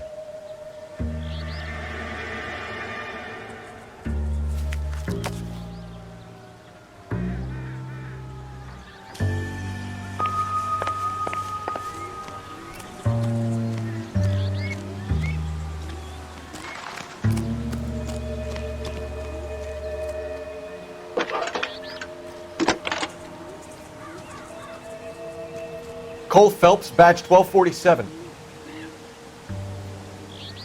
How could I help, Detective? Can you put me through to Michigan 2458, please? Connecting you now. Hello, can I help you? LAPD, ma'am. Can I speak to John Madsen, please? He's at school, officer. What's this about? Is he in trouble? How old is your boy, ma'am? Just turned 16. Wrong person, Mrs. Madsen. Sorry to disturb you. Any messages? There's just one message for you, Detective. A four-door Packard, diplomatic license number Paul Robert 706, was reported missing this morning by Juan Francisco Valdez. Could you have him brought in? He's already here at Central, Detective. He's demanding an audience, as he calls it. Thanks. Can you get a message to Captain Leary? Tell him we'll be in as soon as we can. Thank you.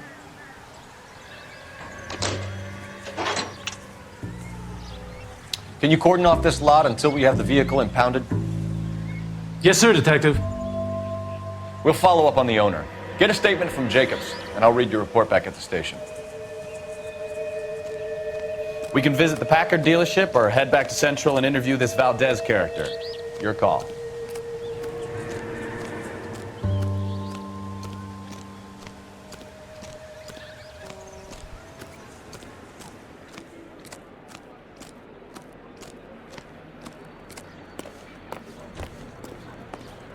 You're behind the wheel. So where do you want to go?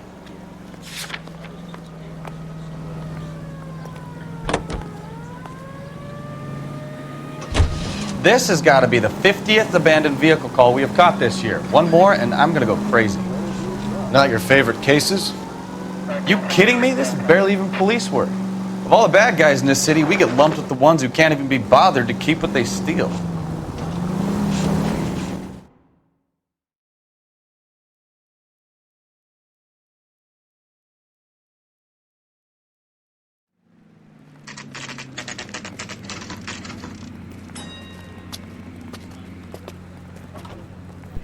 Do we have a Juan Francisco Valdez in for questioning? Sure do, Phelps. Your bird's an interview, too. And get this, he's wearing gloves and doing his best not to touch anything. Can you beat that? Sounds like we don't want to keep this guy waiting. It's this way. You think those white boys get any on the side?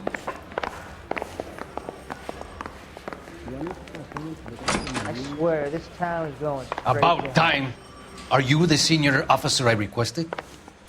I'm Detective Phelps, and this is Detective Bukowski. Have you any idea how long I've been waiting to speak with you? I am needed back at the consulate, and you keep me here like a common criminal. All right, friend. Let's take a deep breath and start all over again. Mr. Valdez. Consul General. I insist on my full title. Where did you purchase the car? My secretary and driver arranged the purchase.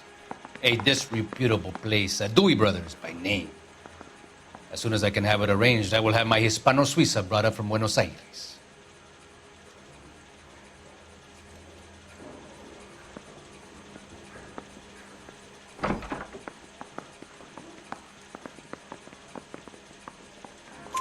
bought a Packard, Valdes? A snob like you doesn't drive an American car. I want answers or I'll smack you around the teeth.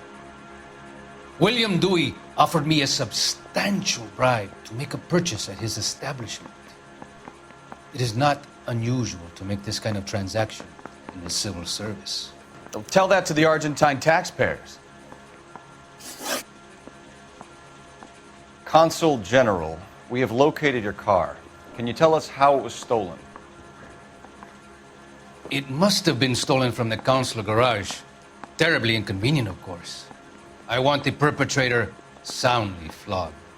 Unfortunately, we don't do that here, Your Worship.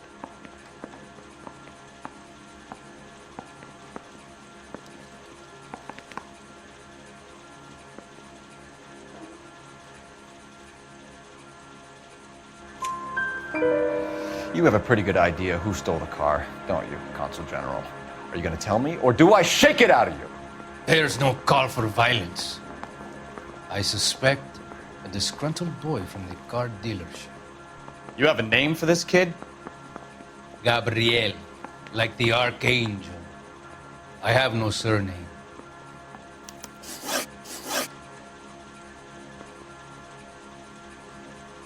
So tell us about this kid, Gabriel. You had a run-in with him? Mecánico. A presumptuous young man who did not know his place. He presumed to ask me questions. We do a lot of presuming here in the United States, Consul General. It comes with the turf.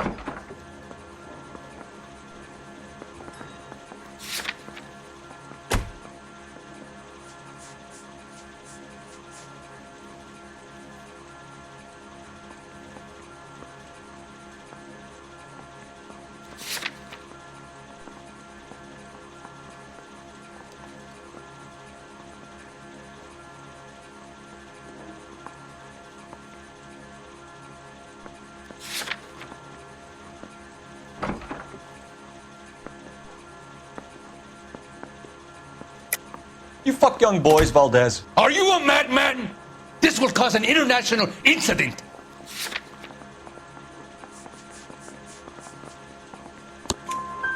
Danny, Ben, Miguel, Tristan, and Teddy. Full lips. Ring any bells?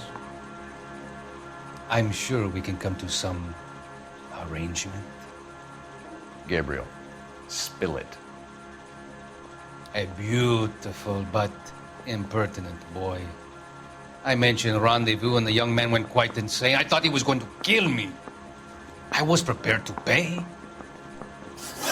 We'll be in touch, Consul General. Yeah, I'm thinking of moving up to a 45. I want to stop him with one round. I say we bust in there and find the goddamn evidence.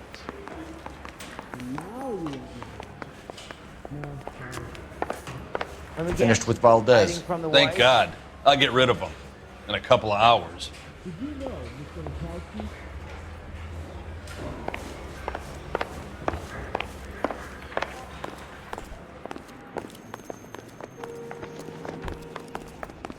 Mouthpiece torch stripped off me at the grand jury.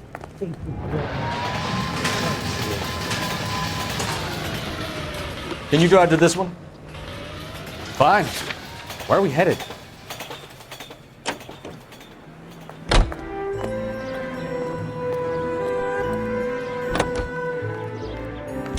Mr. Valdes moves in some peculiar circles for an international bon vivant.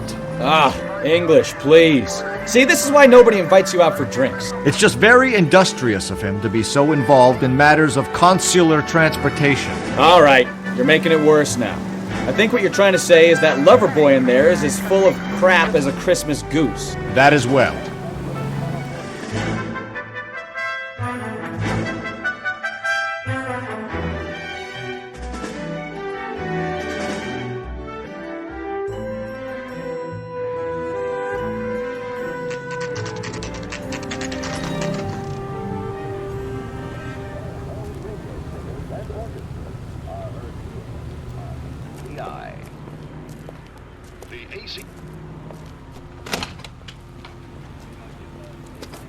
Don't tell me, let me guess. You were making your way past the lot, caught sight of the new model 4-door, and couldn't help yourself. You could see yourself in that car and just had to take a closer look. Well, I can't say as I blame you. LAPD, Mac. We'd like to speak with the owner. That's me, William Dewey, proprietor, at your service. We're investigating the theft of a Packard belonging to the Argentine embassy. Are you missing a combination wrench? I don't know, Detective, but I know how we can find out. Follow me.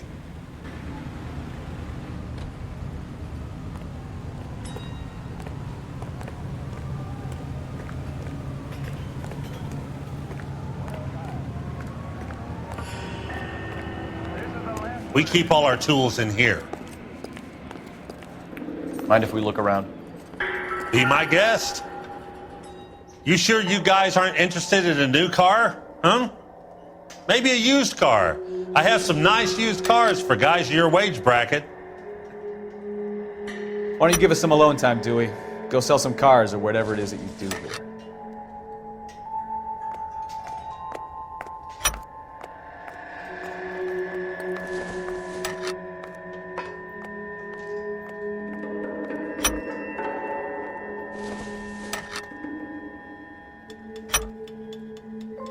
One left. Gabriel Delgado is missing a 3/4.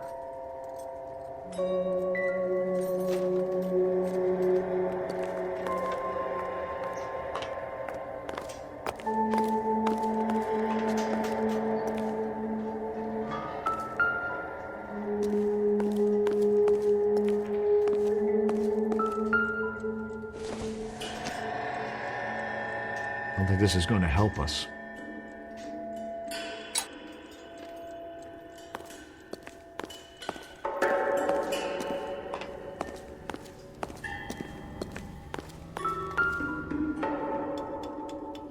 No good.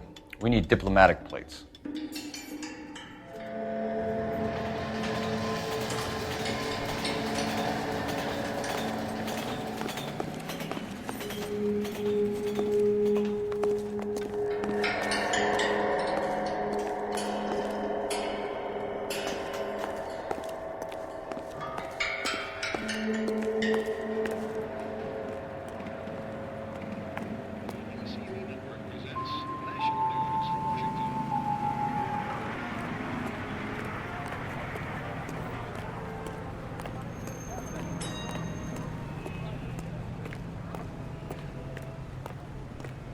If you don't mind, we have a few questions. Packards are great cars, but this doesn't look like the kind of place favored by foreign embassies. How do you know Valdez? I don't know Valdez. The embassy bought the car. All I know is he must know a quality car when he sees one.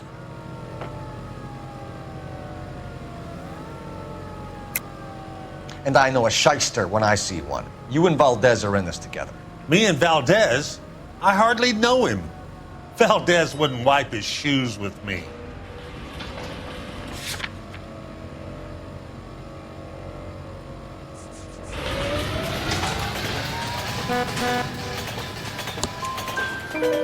We've talked to Valdez. He was very obliging. He told us all about the arrangement the two of you had, and now quit wasting our time. Okay. So I met Valdez in a bar. We cut a deal, and he bought the car through the embassy.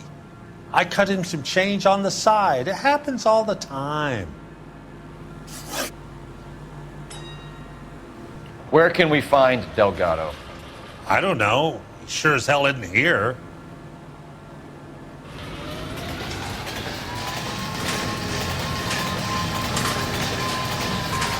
Address, Dewey, or my partner shoves her head in a car door. Okay, all right. Apartment 3, 103 Hill Street. And tell him from me, if he ever shows his face around here again, I'm gonna kick his butt from here to Kingdom Come. A wrench from this dealership was used to strip the wheels from a Packard last night, Mr. Dewey. A couple of Hispanics were seen taking parts. We've had a spate of thefts ourselves. Comes with the location. Thieving bastards will steal anything the minute your back is turned.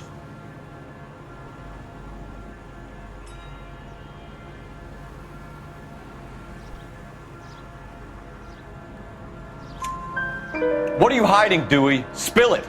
You don't want the LAPD getting too interested in this place. So I hire a few illegals. It's cheaper than hiring returning GIs. They have less attitude. Downside is, they're a little light-fingered. Thank you for your help, Mr. Dewey. No problem. God damn that kid. I'm just an honest car salesman. Seems like you just don't know who you can trust these days. Going to movies, Dewey. You're missing your calling. Time to visit Gabriel Delgado. See how good his excuse is.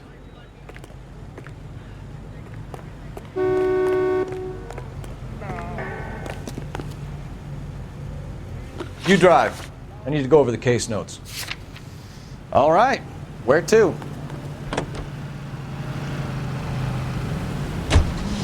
You read this story in the Examiner about the Navy developing three-dimensional movies?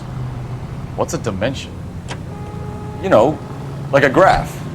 Vertical axis is Y and horizontal is X. Well, that's clear as mud. Third dimension would be Z. So things would be popping out of the screen. That's ridiculous. Scare people out of the theater. In God's name would want that. I don't know. People scoffed at the idea of talkies in color, and look what we have now.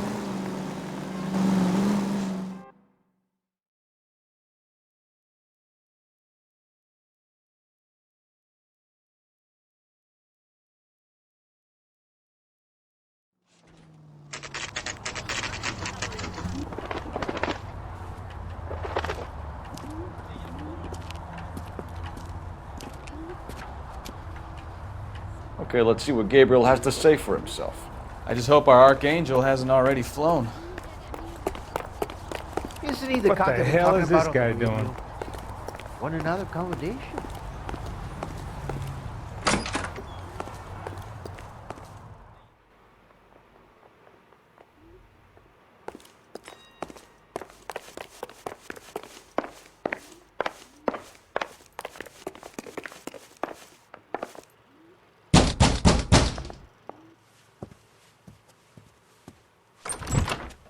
Yeah, LAPD, ma'am.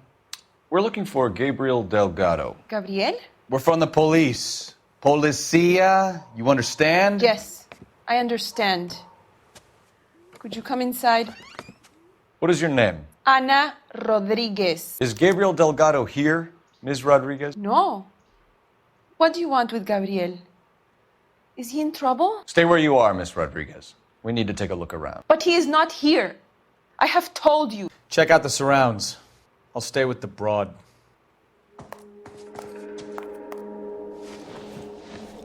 So how far along are you, Anna? Nearly 20 weeks. Right. So how's it going to be when you go into labor and he's not around? You are wrong about Gabriel. Move. He will be a good father. Already he works hard to provide for us. Unless you help Seems us here, irrelevant. Anna, your little one won't be seeing Papa for a very long time.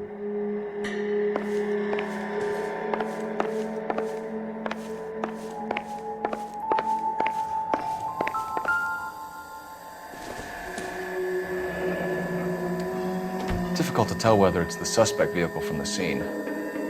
Certainly Gabriel's pride and joy.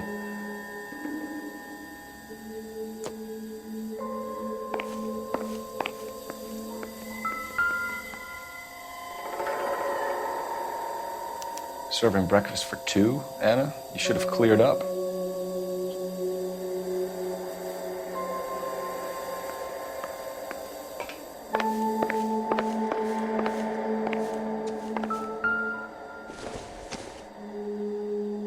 Doesn't tell me anything.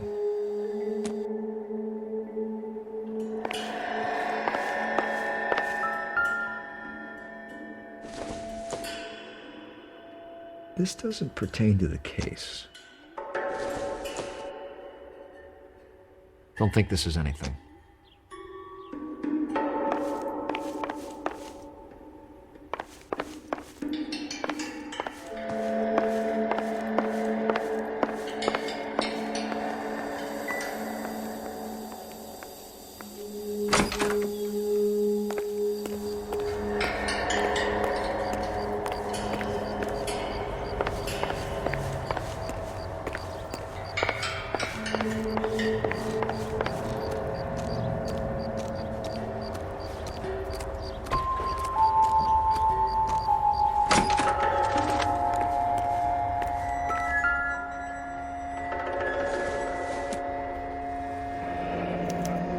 Diplomatic license plates.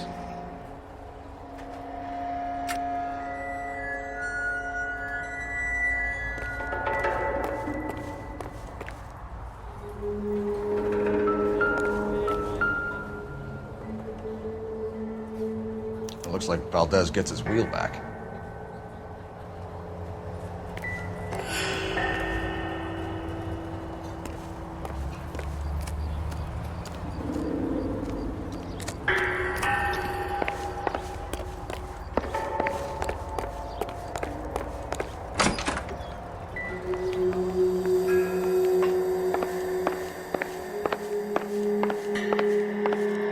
You're in serious trouble, Miss Rodriguez.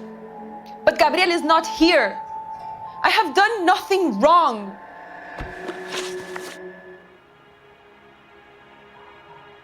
Why did he steal the car, Anna? The customer insulted him. He has his honor, no? His honor, Anna? He said Dewey's friend tried to make a woman out of him. He no longer respects this man, Dewey. He took the car to show this maricón that he is a man. Tell us the truth, Anna. Has Gabriel been here? I haven't seen him for at least 3 nights.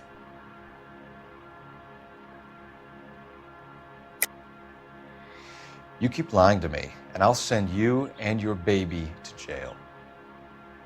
He lives here, but he hasn't come home. I swear it.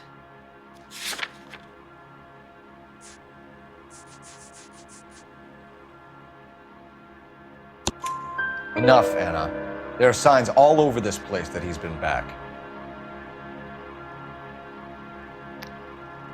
He was here last night.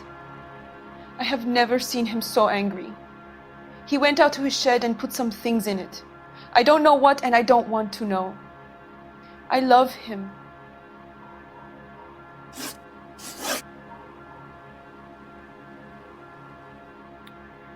We found a license plate matching our stolen vehicle in the shed. Add in the assortment of parts, and we can make Gabriel for a dozen other thefts. It's time to get serious, Anna. You must ask these questions of Gabriel. I know nothing of these car parts.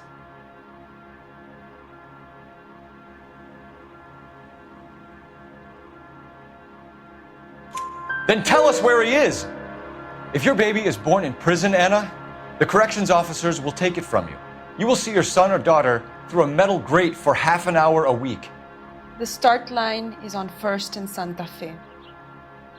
There is a spillway under the bridge that leads to the river. Many policia have wrecked trying to follow him.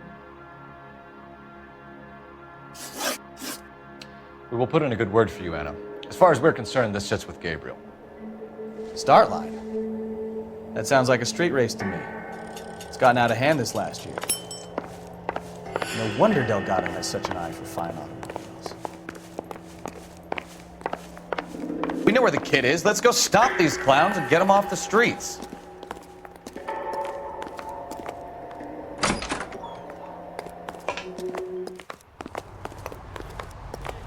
Isn't he the cop they've been talking about on the radio? Want another accommodation?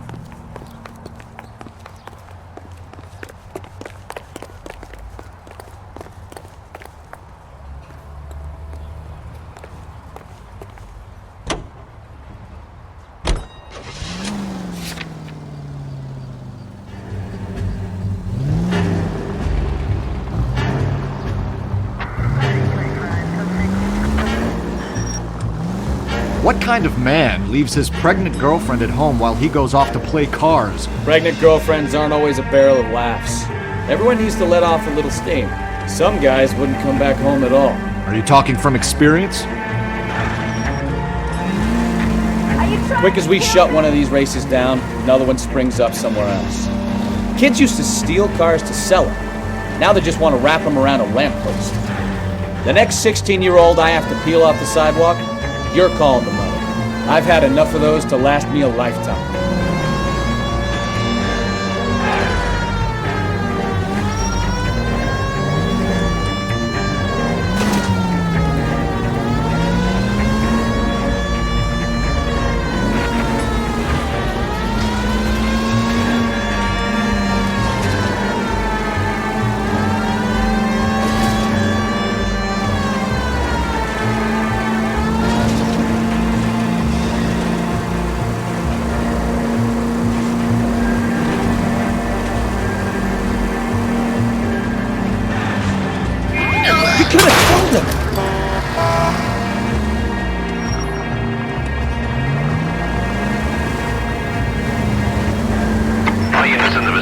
Citizen reports at 415 in the corner of Banning and Santa Fe.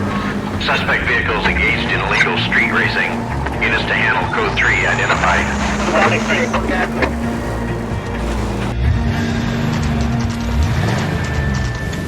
There's the red Ford. That's Delgado right there.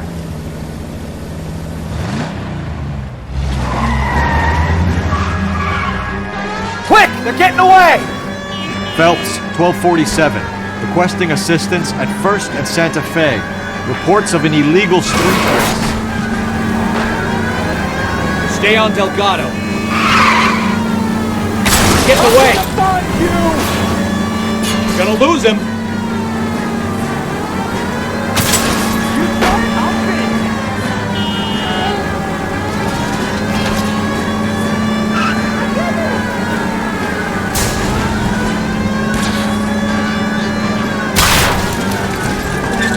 Delgado is our boy. Forget the others.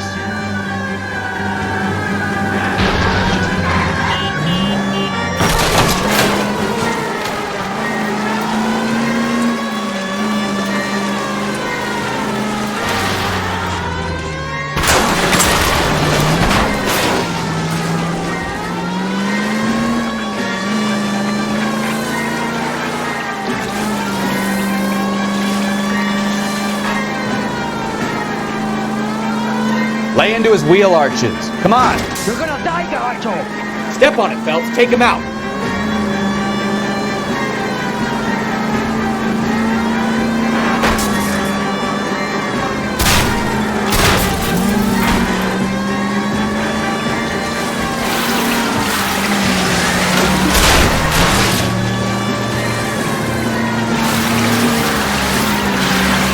God damn it, Cole. Hold it steady.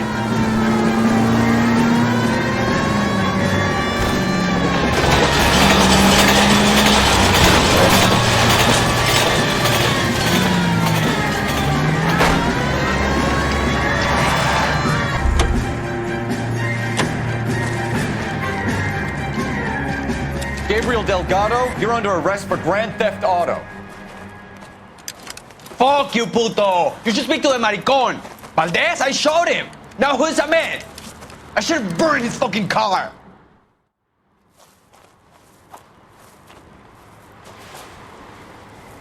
You got a foreign dignitary outed as a fruit and a kitty raper, a car dealer we're gonna let slide for the kickbacks, and a street punk car thief who sure as hell won't be taking liberties with other people's autos again anytime soon.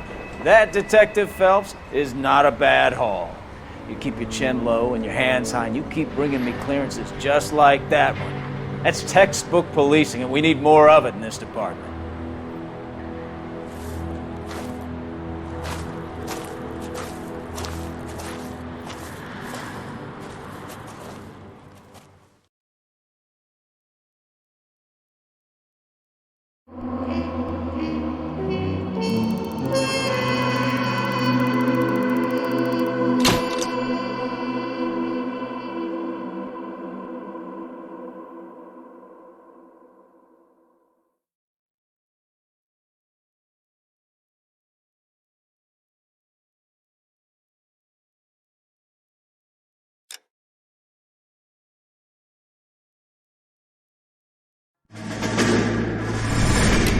You have any plans for Weekend Liberty, Jack? My sisters have been working in Los Angeles in a bomber factory. They're coming down to visit. I'm meeting them at the station at 6. Good for you, Jack. Are they cute? They're my sisters, Hank. Attention! Final inspection before liberty.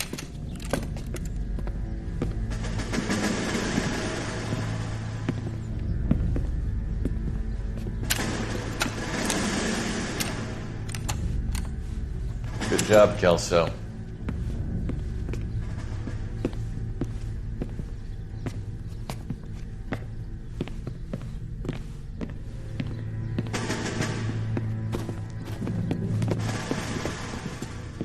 Are we going somewhere, gentlemen? Full inspection. It had better be exceptional if any of you want liberty this weekend. Kelso, this carbine. The bore is dirty. No, it isn't. Are you arguing with me, Kelso? Do what you need to do, Sergeant.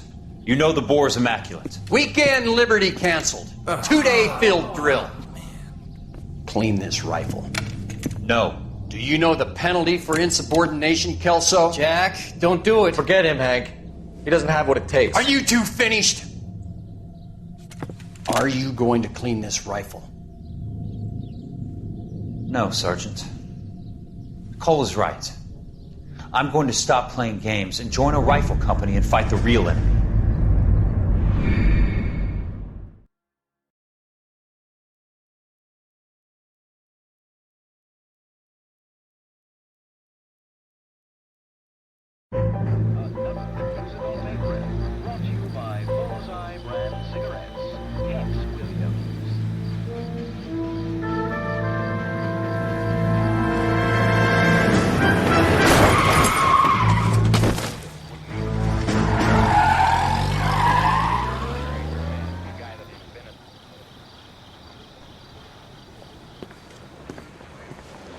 All right, gentlemen, I just got this handed to me. A hit-and-run felony at Ray's Cafe, 208 North Los Angeles. Got a patrolman on site. The coroner's on his way. Get down there, see if you can find any witnesses who can put a make on the car. Yeah, I'm thinking of moving up to a 45. I want to put him down to 1 round. Guy gave his wife a tap. I'd say all's fair in love and war. I need a drink. Do you think this lipstick's too light for my complexion? It's door knocking all morning, but I got to make in the car in the end. Seems like a nice boy, putting all those hoodlums in jail. Coroner says it's gonna take at least a week to get an ID. I don't want to be rude, but I ain't Well, got this time, day was boss. a total waste of makeup. You're behind the wheel.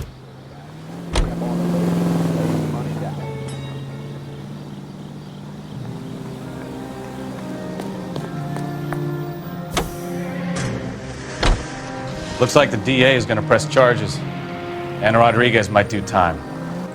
I'll speak to the DA. She suffered enough. I don't know, Cole. She's an easy make, and the DA likes convictions. I'll convince him to let it go. How do you do that? I'll give him something better.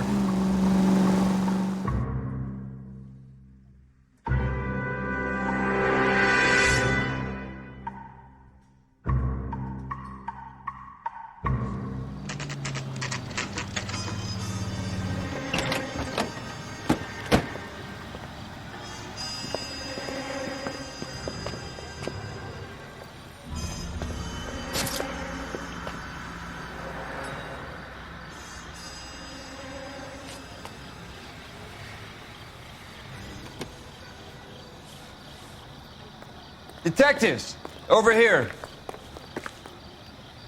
Cole Phelps, traffic. What have we got? Thick as a white male named Lester Patterson walked out of the bar and into the street. Car hit over there, and he ended up here, dead on impact by the look of it. Have you canvassed the area? The only one with anything useful to contribute is the young lady over there. She lives above the bar, named Shannon Perry. No, it's not a stage name. 24 years old, she left Kansas to follow the Yellow Brick Road. Is that so? We'll take a formal statement later. Right now, we're going to take a look around.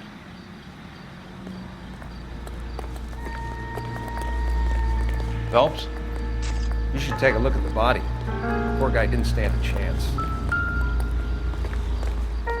Landed on his face and ended up here. The car must have struck him from behind.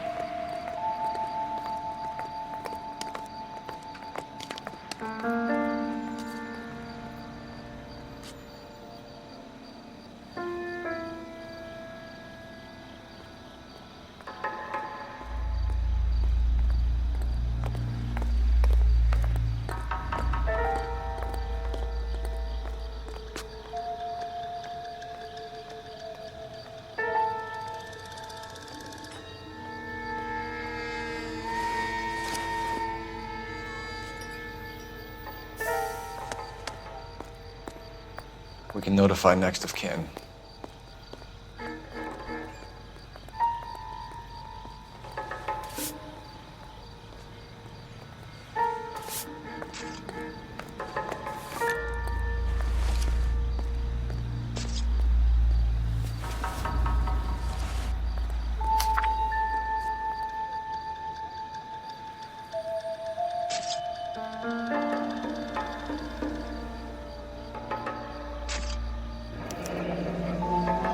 Patterson has life insurance.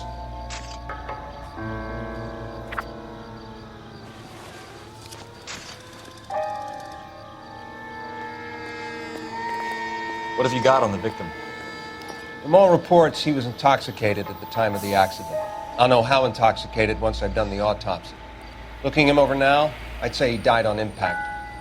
What about the chest wound? Isn't that inconsistent? Very common in auto injuries.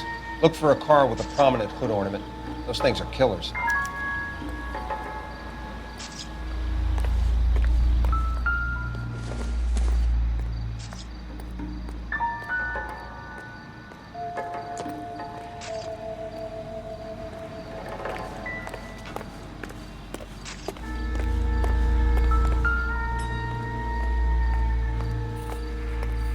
Body traveled a good 20 feet.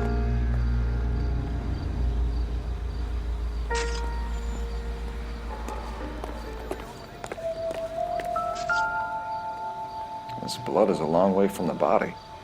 The car must have been going like a bat out of hell. Find anything interesting?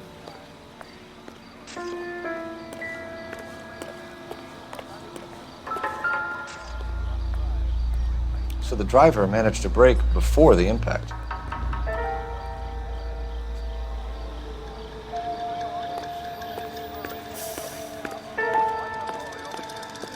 It's all yours, Detective. Miss Perry? Yes? I'm Detective Phelps. This is my partner, Detective Bukowski. Can you tell us what happened?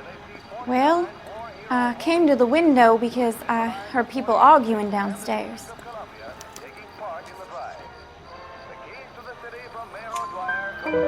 Then what happened? I saw a car hit that poor man and knock him down the street. What kind of car was it? A dark red Lincoln Continental.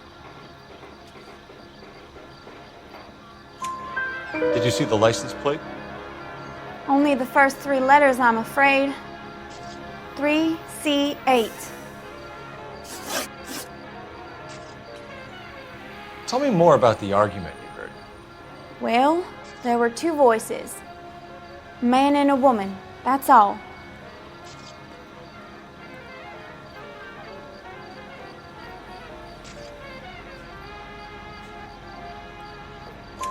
Why are you holding out on us, Miss Perry? I'm sorry. I was hoping to tell my story to the newspapers. I'd like to get my picture in the paper. Trying to find work as an actress, and things are pretty difficult. Cough it up, sister. We don't have all night. People arguing? They were husband and wife. I could tell by what she was yelling. Intimate things. Very embarrassing for the man. Thank you, Miss Perry.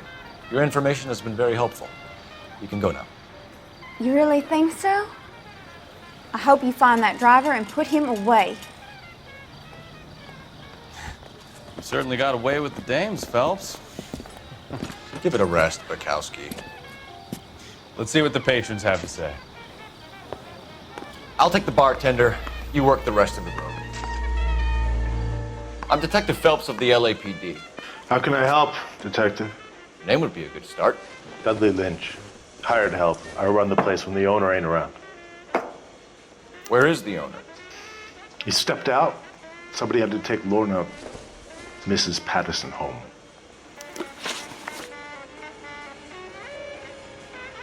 What can you tell me about the accident? Not a lot. It was busy in here, and all I heard was the impact.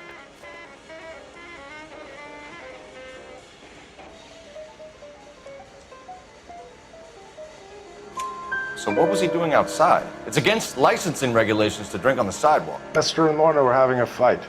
The owner made him take it outside. It was pretty ugly. Do you know the victim? Yeah. Lester Patterson. He's a regular here, or he was.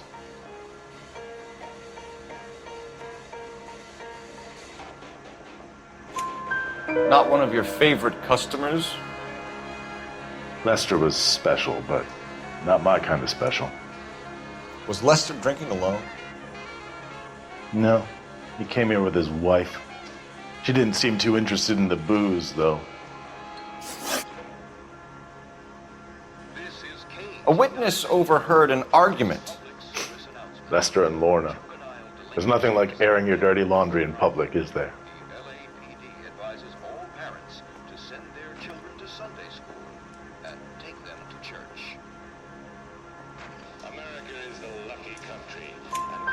Why was Lorna Patterson in such a hurry to leave?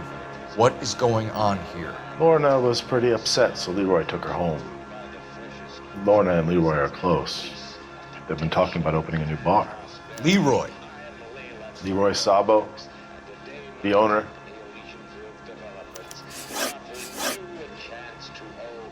How long have Lorna and Leroy been talking about this new bar? Who knows? I just served the drinks. Bartenders hear all sorts of things. Are you going to tell me, or do we have to start playing rough? When Lester was drinking, he treated Lorna like dirt. He gambled away all their money. Lorna pitched Leroy about the bar. I don't know how interested he is. Is Leroy doing well? Hell no. The only thing keeping this place afloat are the poker games. Thanks for your help, Lynch. I'm going to need you to sign a statement with the patrolman. Sure, no problem. You get anything out of the regulars? They weren't giving too much away. They liked watching Lester and Lorna go a few rounds every other day. And Lester was a fan of the love tap.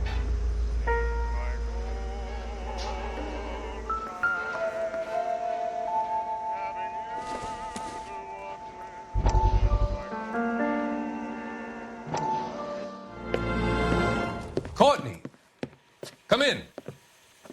Have a seat. Thanks, Doctor. How are you finding working at the clinic? It's, fine.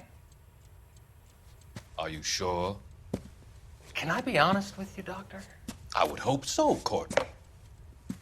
I was hoping that the therapy would be more beneficial. Treatment can, unfortunately, be very long-term. So many of the patients here are addicts, Doctor. Many of them have been for years, Courtney. In the past, these people were condemned to sanatoriums. If we can reveal the root of the problem, then we have a chance to help them. And until then, they stay sedated? Do I detect a hint of reproach, Courtney? I was expecting more, Doctor. I'm sorry. I don't mean to criticize. Part of being a physician, Courtney, is learning to be patient. How is it possible to keep so many of them on their medications, Doctor? Many of their addictions are illegal. Oh, many things in life are gray, Courtney. What may on the surface appear to be illegal is actually of benefit to society at large.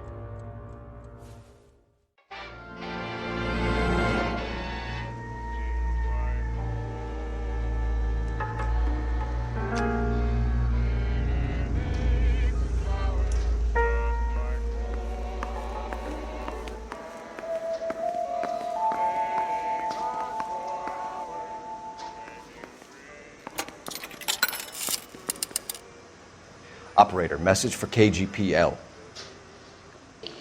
Putting you through now. Cole Phelps, badge 1247. How could I help, Detective? I need to run a partial license plate, 3 Charles 8. Cross-check possible Lincoln owners. Suspect vehicle is a red Lincoln Continental. Just a moment, Detective. Only one possible make on that license. Registered to a William Shelton, 738 West Temple Street. Thanks, ma'am. Looks like we caught a break on this one.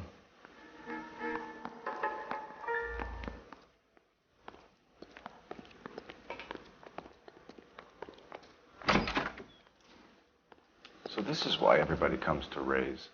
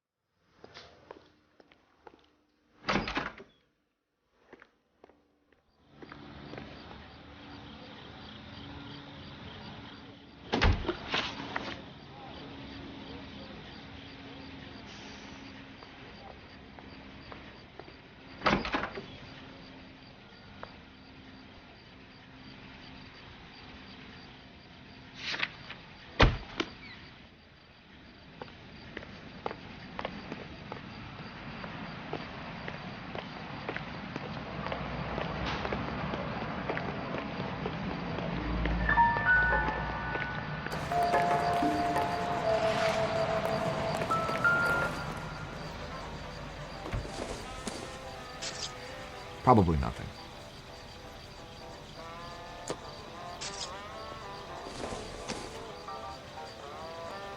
Not sure this means much.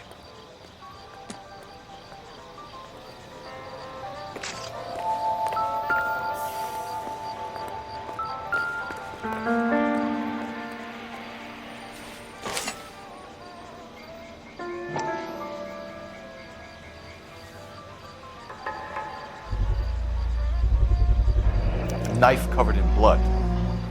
Could be a steak knife. This is a hit-and-run case, Phelps. Anyone could have thrown away a kitchen knife. In any case, we'll want tech services to scrub the alleyway before they bag the knife.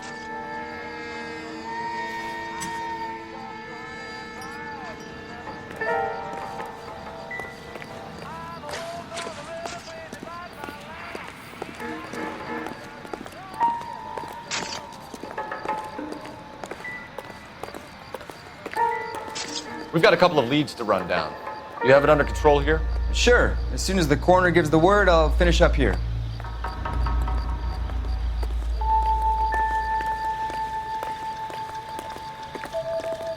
We'll check in with you. Okay. I'll get him onto a slab. Should have the report soon. Thanks.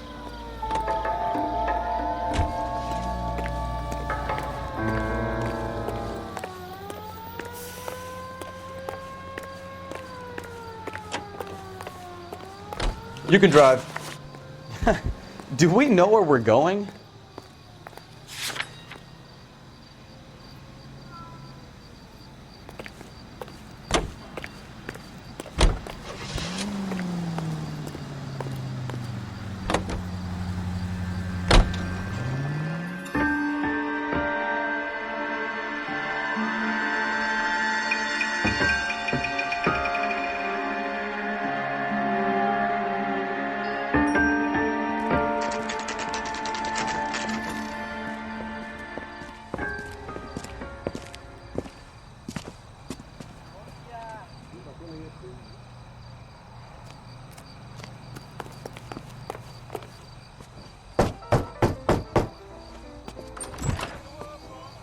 Yes?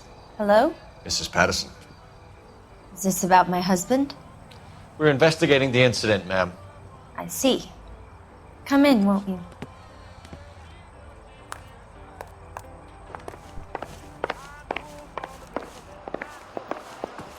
Can you tell me what happened? What's to tell? He got hit by a car and now he's dead. You don't appear to be too upset about the fact. Lester and I met on a furlough in '44. We got married that weekend. People don't understand it now, but that happened a lot back then. I see. So you probably did well to stick it out this long. What's that supposed to mean, mister? I think it's about time you left. I have someone here. I beg your pardon? You're gonna have to run that one by us again, sister. It's okay, Lorna. I'm Leroy Sabo. Well, well. Nice to see you're comforting the grieving widow, Mr. Sabo. All right, wise guy. Do you have any intelligent questions you would like me to answer? You can confirm Mrs. Patterson's story. Lester lost at cards. He was kind of hard to control when he lost his temper. He turned without looking and walked right out in front of the car. It wasn't good. What's your relationship with Mrs. Patterson, Mr. Sabo? We're friends. Good friends. You expect me to believe that? Look, I was filing for divorce. Mental cruelty. Lester could be a mean son of a bitch. And Lester knew about that? No, I hadn't told him. Well, hasn't this worked out well for the two of you? I feel almost bad for busting in on this little rendezvous. How did the car come to hit Lester? He walked straight into the path of an oncoming car.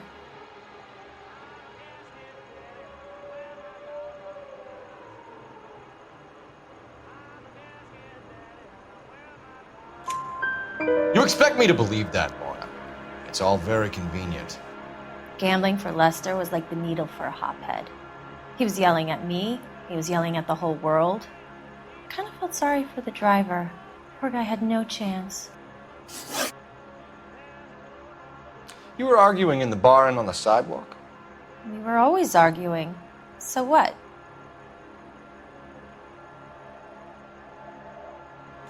Admit it, you were baiting him, pushing his buttons. We can easily get the full story from the regulars in the bar. All right. Lester was playing cards out back. He lost, of course, and wanted back in. He suggested I earn the money on my back to get a mistake. That was the proposition he was putting to his so-called buddies. So maybe I was a little angrier than usual. Let's just say I took exception to his idea. The bartender said that you and Leroy were planning to go into business together.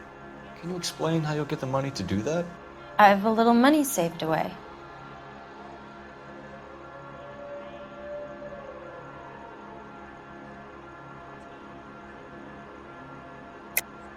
You're being economical with the truth, Lorna. You want to back that up, little man?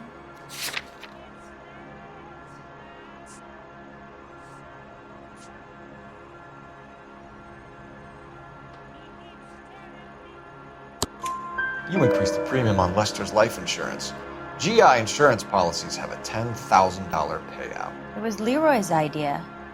Lester lived on the edge. He was always getting into fights, crap games, pinochle, you name it.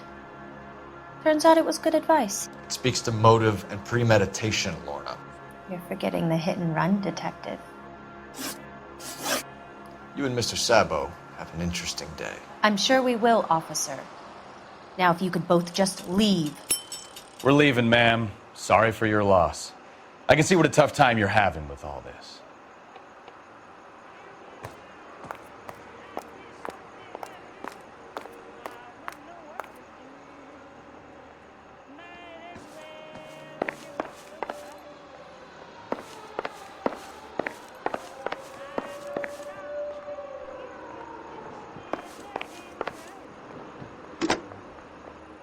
Operator, give me dispatch. Putting you through now. Phelps, 1247. How could I help, Detective? Messages for me, please. Just one detective from the coroner. Message reads, Phelps, see me at Central Morgue immediately. Results of the Patterson autopsy. Thank you.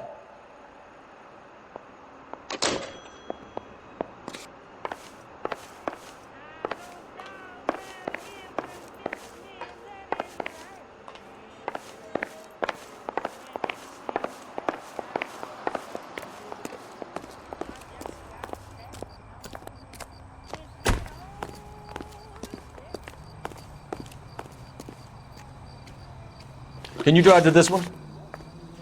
Fine. Where are we headed?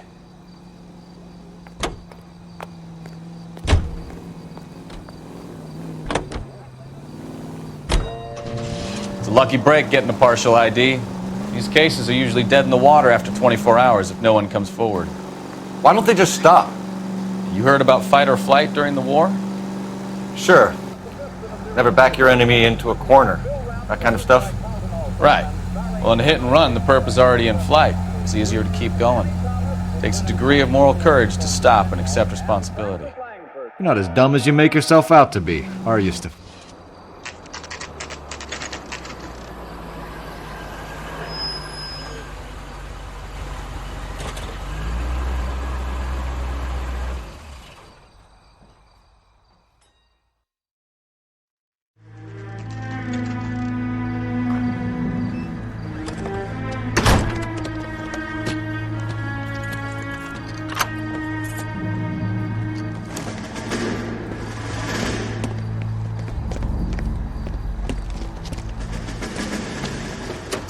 That's the son of a bitch right there. William Shelton? Yes? It doesn't look good, Shelton. You packing your bags and making a run for it? You know why we're here. Yes. The accident. We've got witnesses who can put this car at the scene, not to mention the physical damage. This is open and shut, Shelton.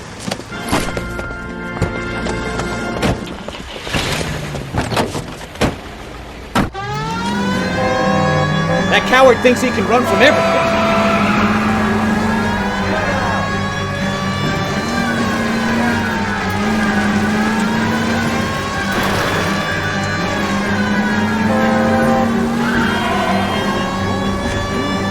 Enough games, Phelps. Take this guy out.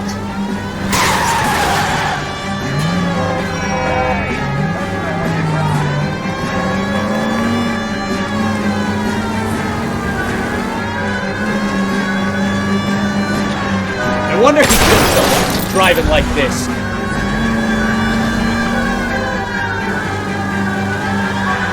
Don't let that asshole get away. Lay into his wheel arches. Come on.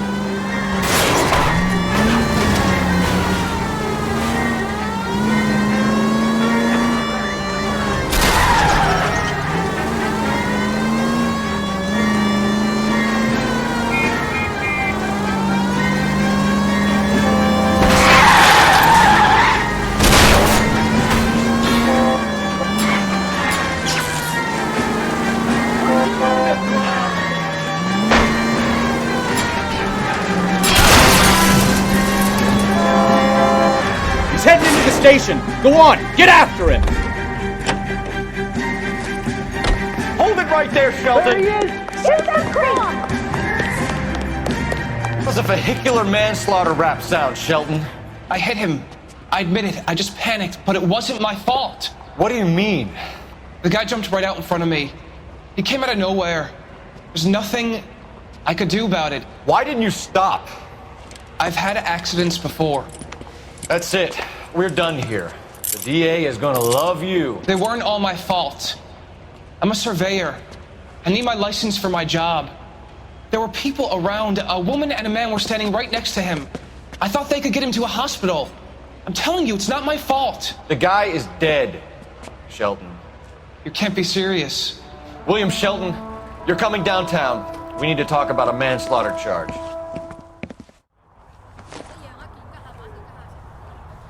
You know the way. You can drive. So, where you want to go?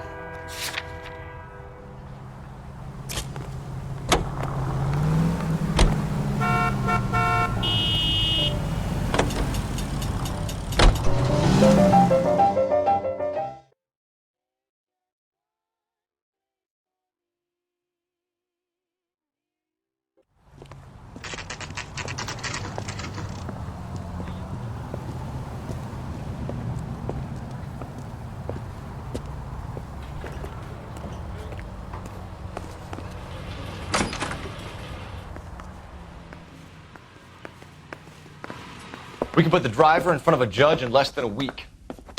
You'd be making a big mistake. Run that by me again? The victim was dead before the car hit him. 2 puncture wounds to the right side of the thorax. Second puncture reached his heart. You're kidding me. Been doing this job 23 years, son. No one's ever laughed at one of my jokes. He was stabbed to death? Long, sharp knife. Length of a bayonet. We found a knife in the alleyway. Where is it now? Was it bagged? By Patrolman Kaplan. Perfect. I'll get you a definite match. Jesus, we got him. Murder 1. We were right there and they tried to stare us down. Now they'll both get the gas chamber. We have the knife, we have the coroner's report, and I bet we could roll Sabo as a witness. Let's bring her in.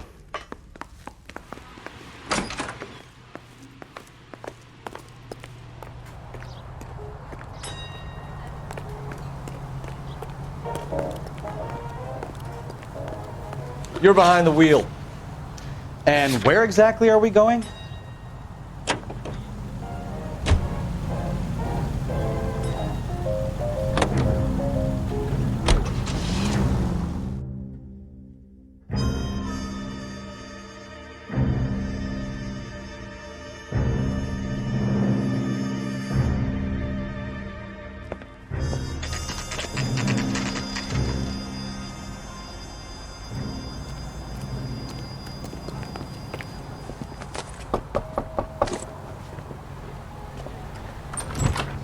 Spoken to the coroner, Mrs. Patterson.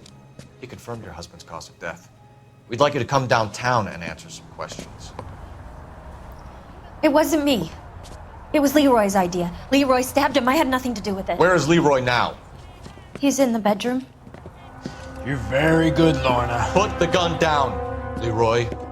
If you do something stupid now, you don't stand a chance in front of the grand Nice jury. of you to give me up, sweetheart. All that whispering in my ear telling me how we had to get rid of him, how good it could be, all the money we could claim, all that planning, how to get him into the street, how to make it look like an accident. For God's sake, you had Leroy, all shut the up! bases covered, baby. I had nothing to do You with it. think I'm gonna fry for you, He's a Lorna? crazy man. Shoot him. Shoot him, for God's sake! It's too late, Sabo.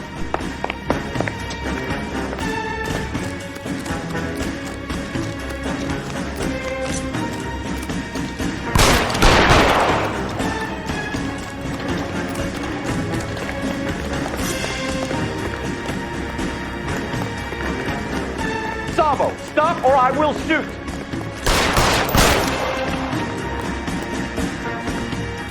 Stop or I will shoot!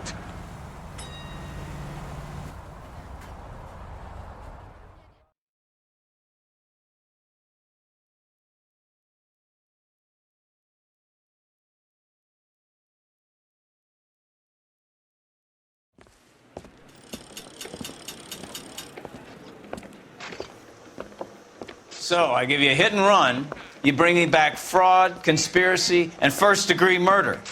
This is how a good detective operates, Phelps. You take nothing at face value. You keep digging and asking questions until you get to the truth. You got some sharp elbows on you, detective. I like that. Keep up the good work.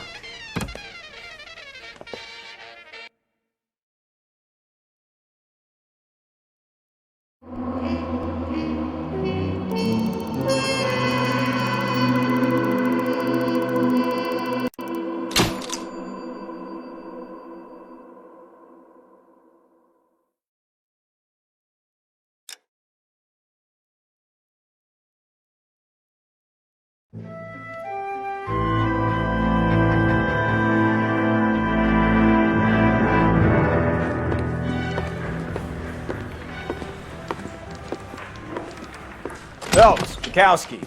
B-Cop says he located a green Kaiser Fraser from the hot sheet. Address is 6 West 2nd Street. Get over there, see what you can find out. Go on! Sorry to inconvenience you. We're on it, Captain. Whatever kind of look you were going for. I swear the more bent cars we bring in, the longer the hot sheet gets. It pays the rent, though. Keeps Mrs. Phelps in the manner to which she's accustomed. I'm not sure she'd agree with you. Passionate, romantic type like you, Cole? I don't believe he would.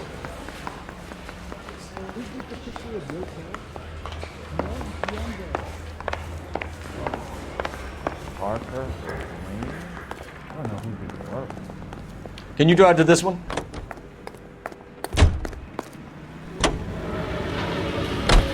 They're calling her the Dahlia now. Wonder what Veronica Lake makes of that one. What a case.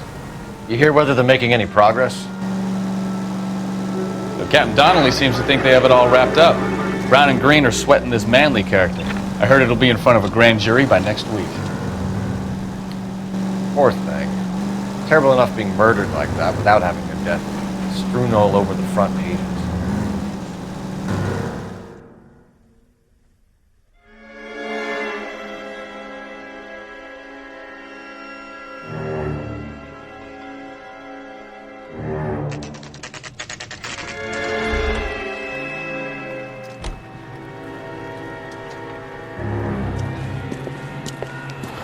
That's the car, Cole. Just pulling out of the drive. Get him. Remember, we need him healthy enough to answer questions. 1247, Detective Phelps, requesting immediate backup in pursuit of a stolen green Kaiser Frazer from 6 West 2nd Street.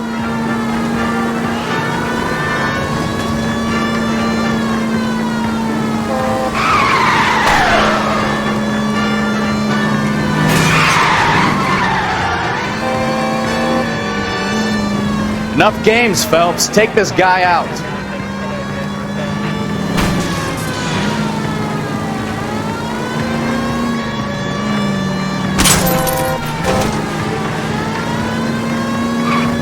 Lay into his wheel arches. Come on. All right. Maybe I was a couple miles over the speed limit. Get bracelets on him. Put your hands where I can I'll see call them. it in. Why did you run from us? I saw a big car in my rearview mirror with 2 tough guys bearing down on me. What would you do? What's your name? Cliff Harrison. You're under arrest. For what? What are you talking about? Nice try. I'm talking about the car being stolen. You're out of your mind. I bought the car, and I've got the paperwork to prove it.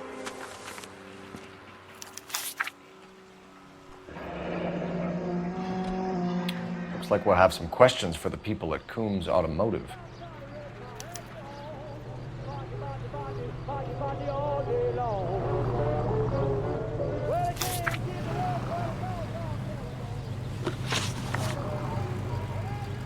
You purchased this car from Coombs Automotive Company? Yeah, that's right.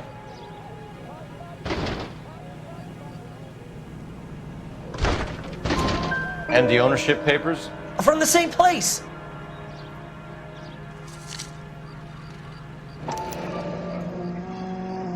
If this is a forgery, it's top-notch. This will need to be traced.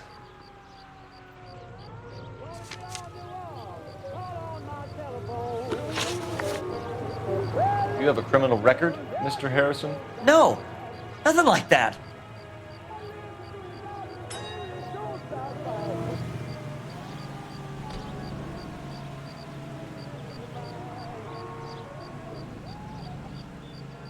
You better give us something, Cliff, or we're gonna make this hard on you. I didn't steal the car. I ran because I've got some wacky-backy in the glove compartment. How much, Cliff? 1 reefer. We'll let it slide. You're in enough trouble. Who did you deal with at Coombs Automotive? The owner, Richard Coombs.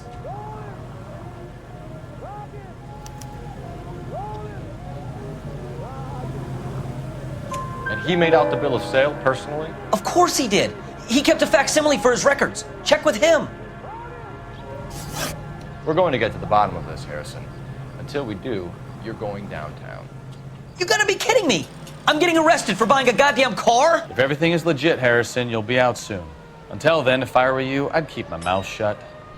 Bag his possessions as evidence and have him arraigned for Grand Theft Auto. Right, Detective.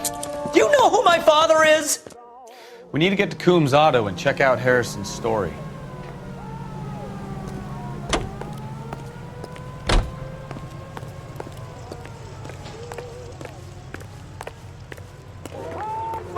You can drive.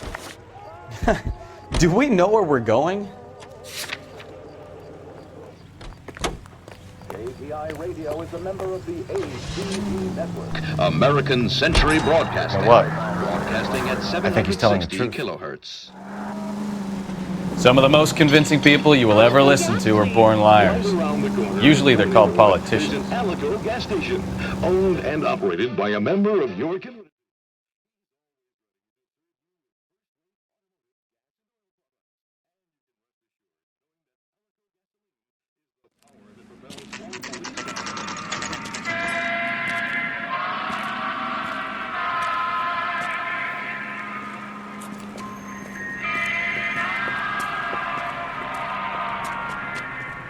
Not another step. I have got a Buick Century sedan that would be absolutely perfect for you. Detective Phelps, LAPD, are you the owner? That's right. Richard Coombs at your service. You looking to trade in a black and white, boys? Mr. Coombs, we're investigating an auto theft. A man by the name of Cliff Harrison claims he bought the car here. Well, some people would say that my cars are a steal. That's a joke, son. Very amusing, Mr. Combs. I remember Harrison. It was a green two-tone Kaiser Frazer, if I remember rightly. Do you have the bill of sale? It's in my office. Walk this way.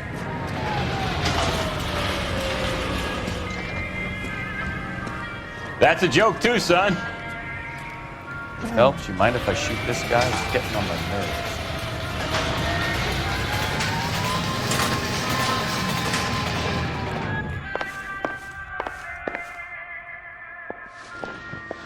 Here it is. Got the original pink slip there, too.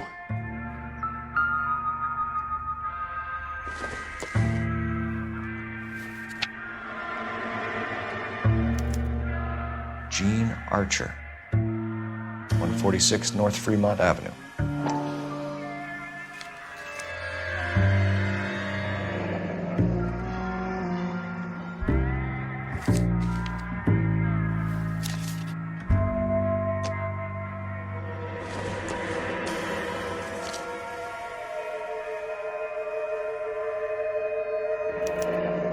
Harrison's purchase receipt was legit, at least.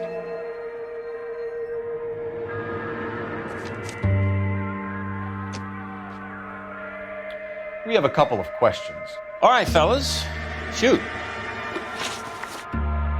Can you tell us how you came to buy the car? Girl just wandered in right off the street. Nothing unusual about the car. Not really my usual type of vehicle. The price was certainly right, though. Nice girl, but about as sharp as a bag of wet mice. Did you pay with check or cash? A check.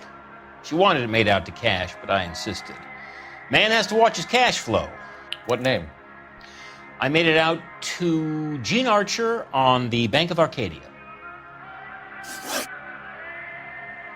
Can you describe this Gene Archer? Brunette, maybe 25, 26. Little on the plump side, but not bone ugly. What was your impression of her? Kind of harried and harassed, in a hurry to go somewhere, but no place to go. You get to know the type. Do you know anything about the company that prints these pink slips? Nope. Should I? It isn't exactly my business. It says Marquee Printing. You've never heard of them? Marquee. Sure. They do all the government red tape. You'll find the place down on Aliso Street near San Pedro. When exactly did you hand over the check, Mr. Combs? Close of play on Friday.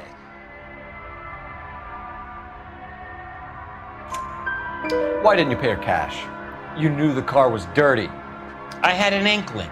When people are in a hurry for money, always pay by check, son. Gives you a couple days to back out. This was all above board. Yes, of course it was. Did this look legitimate to you, Coombs? I'm in used cars, son, not bearer bonds. In my business, you don't look a gift horse in the mouth. Now don't come on all high and mighty with me if you want my help. Thanks for your help, Mr. Coombs. We need to continue the investigation. Hope you sort out your problem with Mr. Harrison. Go easy on him, son. Boy's about as sharp as a bowling ball. He's built too low. The fastballs fly over his head. Let me shoot this guy, please. You have a pleasant day, Mr. Combs.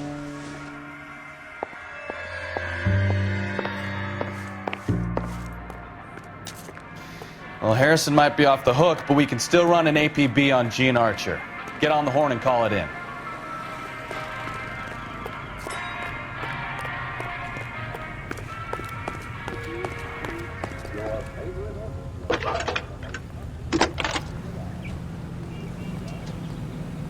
Phelps, badge 1247. How could I help, Detective? I don't need this. Requesting an APB on Gene Archer, age approximately 25, on suspicion of Grand Theft Auto. I'll relay the information. Messages, please. A James Velasco is being held at Central Station on suspicion of GTA. Possible link to the Harrison case. They're waiting on you to conduct the interview. Thanks, ma'am.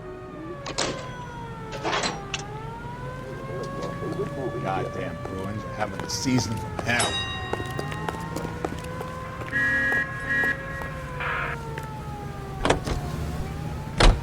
Another musical favorite, brought to you by Bullseye brand cigarettes. Tex Williams.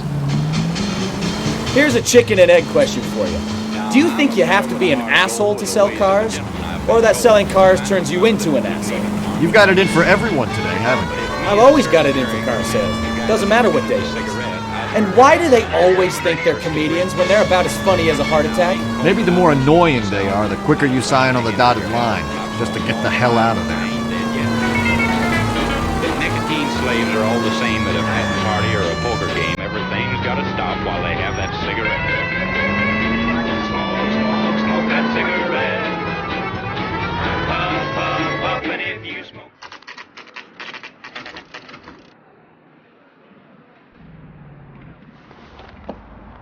Empty. Should have known that Archer broad would have given us a false address. We should go to the station, see what this Velasco guy has to say.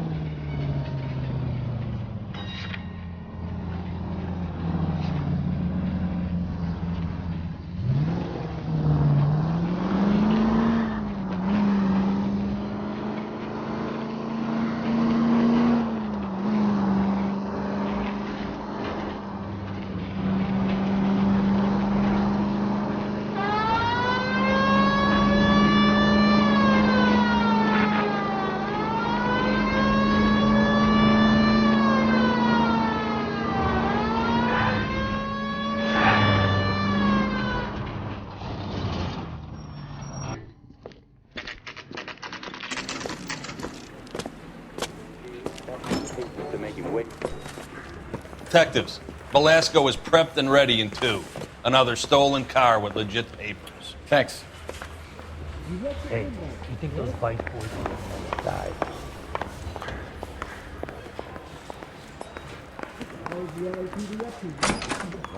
Crummy bastard. James Velasco? I want a lawyer. It's my car and I got the proof right here. Take a look for yourself.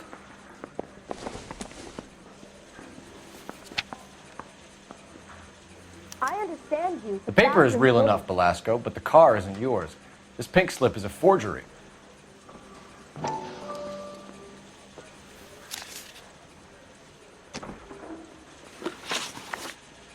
Where were you taking the car, James? Blow it off, greenhorn. You'll get nothing from me.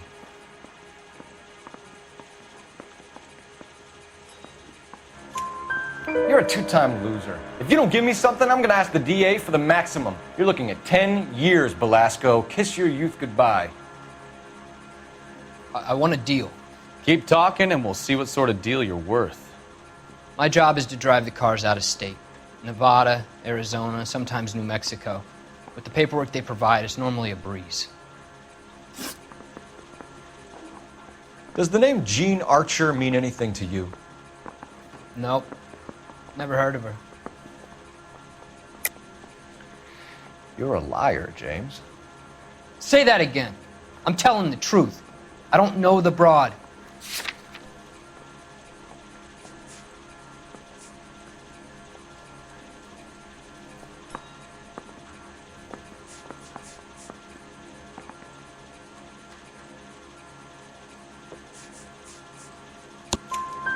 So that's why you both have the same address printed on your pink slips. She's a mule for these stolen vehicles, genius. Same as you. Jesus. All right, I know her. Stupidest broad I ever met. Always cooking up crazy schemes. I don't know why those guys use her. You happy now? What happens to the cars once they cross over the state lines? I don't know. I just deliver them.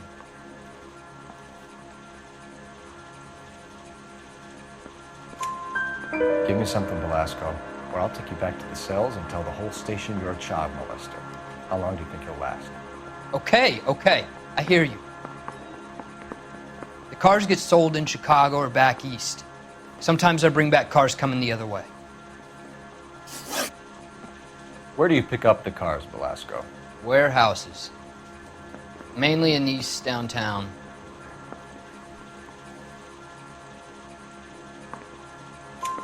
An address, Velasco. You want my help with the DA? Cough it up. Now. A place on Industrial Street. I don't know the number. You're gonna help me out, right? Keep talking, kid, and we'll see what we can do. All right, James. We're gonna check if this information is worth anything. And if it is, I need your help here, pal. If it is, then we'll know you're a man of your word, and so will the DA. You're Phelps, right? Yes, I am. Look, can we do this later? I'm in the middle of it. Ray Pinker. I'm with Technical Services. The pink slips are all real. Yes, we know that. There's only one company that prints them in California, the Marquee Printing Company. They've confirmed that the numbers are legitimate. You've checked them out? Sure. They're on Aliso Street, near the corner of San Pedro. The guy I spoke to was Lightval. Gordon Lightval. Here, I wrote it down. Thanks, Ray. This is a great lead. We'll get down there as soon as we can.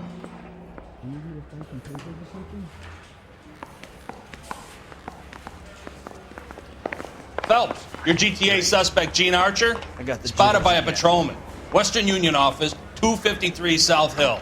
Less than a minute away down the street if you run. Go! She won't hang around. Can you drive to this one?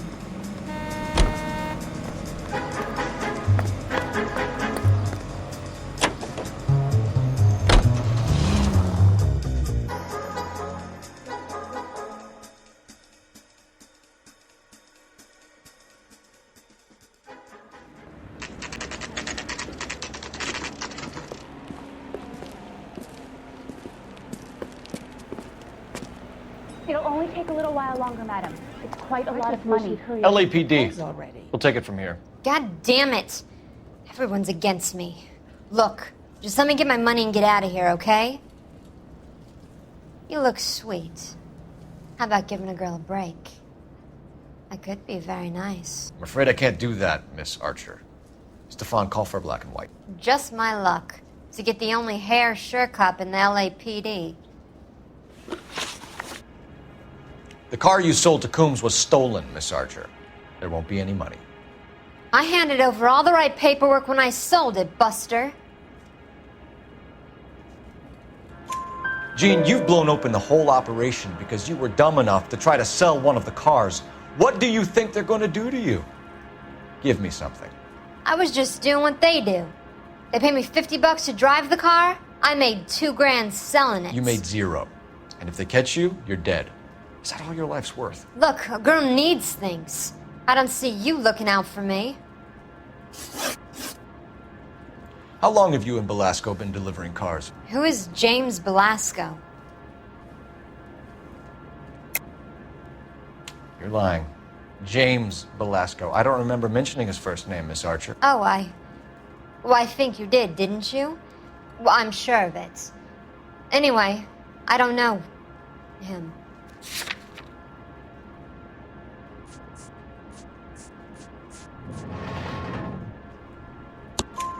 You aren't sharp enough to lie to me, Gene. You and James Belasco share the same address on your pink slips. We have him in a cell. Okay, so I know the creep. The pink slips are real. The home addresses are always vacant lots.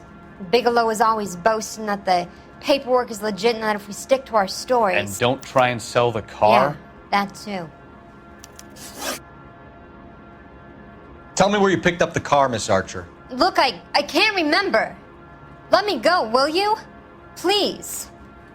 What have I got to do?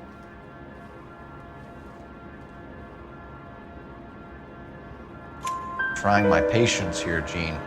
I'll have the reporters down here and have your picture in all the papers. You'll have nowhere to run. All right already. I get the message. I pick up the cars from a guy named Bigelow. 58 Industrial Street. Big warehouse full of goons. Now you've got what you want. Can I go? Please? No, you sure can. We've got a car waiting outside for you. Some career advice, Gene. Get out of crime. Marry someone boring who has money and will find you captivating. Is this guy for real? He takes a little getting used to, but yeah, he generally means what he says.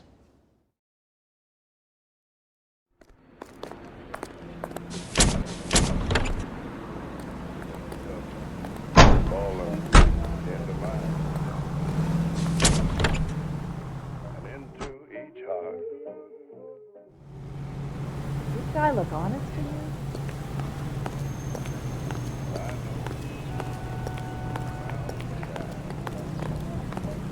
You're behind the wheel.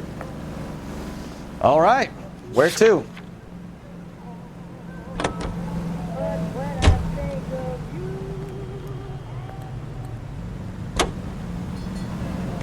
Friendly girl. Used to getting her own way. Little did she know her feminine charms were useless against the impenetrable Cole Phelps. She's not my type. And what is your type, Phelps? I'm married. I know that. But you're not blind or dead inside, are you? Wait, scrap that second half of the question. I don't know. Blondes, I guess. Hallelujah! The man is human after all. Now we're getting somewhere.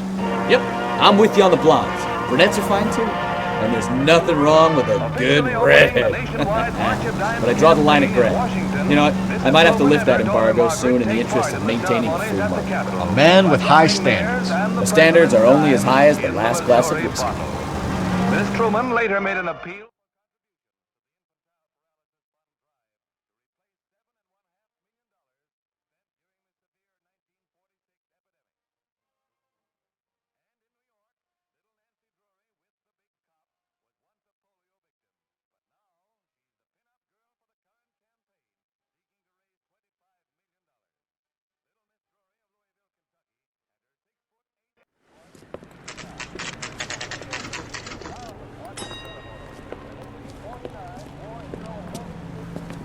Symbolize the 48 states and the District of Columbia taking part in the drive. That's the guy from the papers. Saw that big case.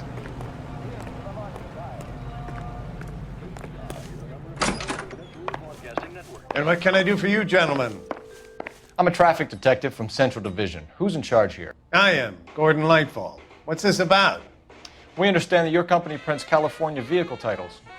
Yes, I have the government contract to print pink slips. I've done for some years. Have you had any goods or equipment stolen recently? We're running up against stolen cars with seemingly legitimate paperwork. Not recently. Have you ruled out forgery? There's no shortage of talented artists in this town. We'll keep it in mind.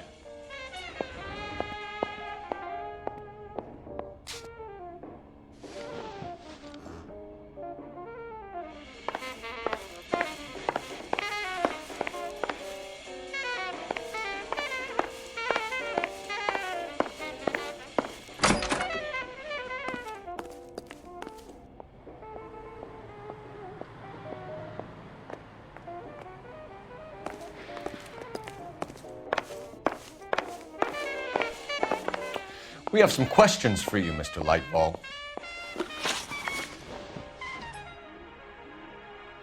Mr. Lightball, we're currently working 2 auto theft cases. Do you know anything about a car theft ring?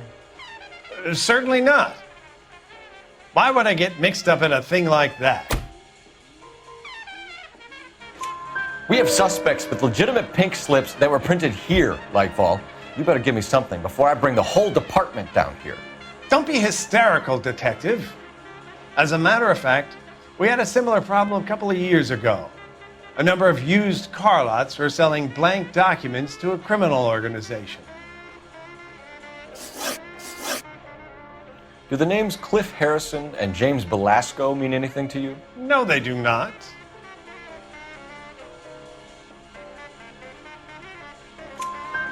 Harrison bought his car from Coombs. The pink slip looks good, and that points the finger here. Do you have any employee trouble? No, I don't. They've all been carefully screened. Look, now that I think about it, the name Coombs sounds familiar. I think they may have been involved in stolen documents in the past. Do you have a delivery ledger, Mr. Lightfall? We would like to cross-check against the Coombs Automotive Emporium. It's a little out of the ordinary, Detective. I'm not sure I can share those sorts of records.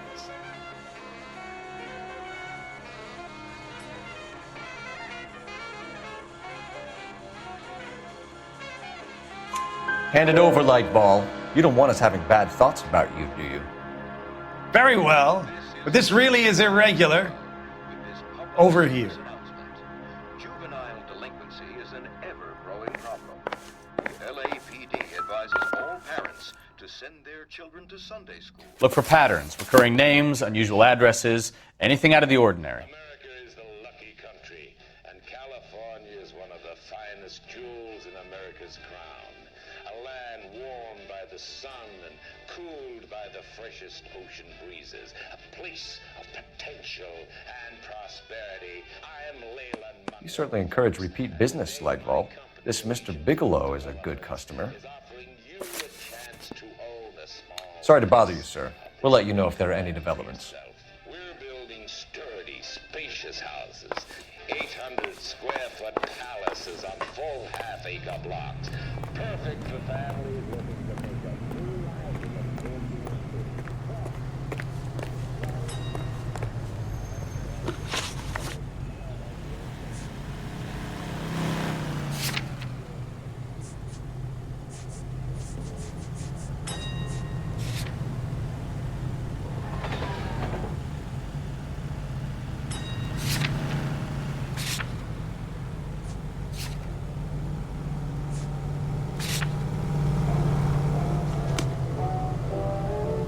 You can drive.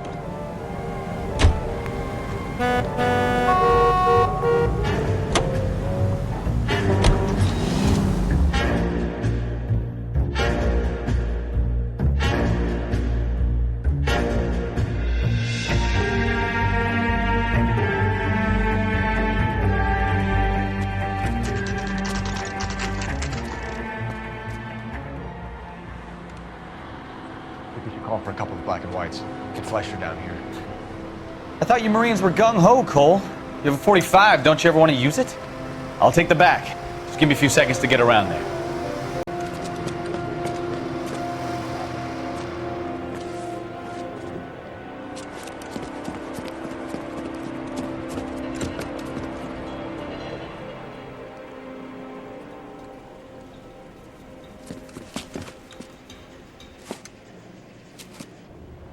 Cole Phelps, LAPD.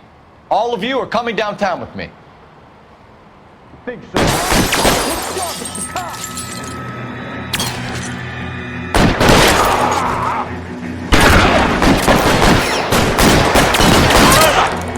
Kill a cop, and it's the electric chair.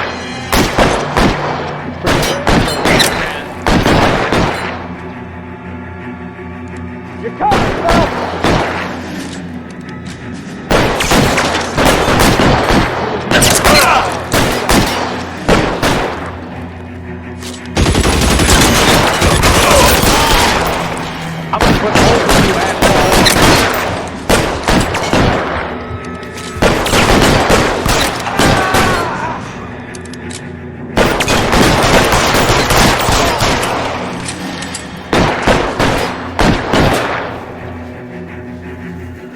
How long do you think you can hold out?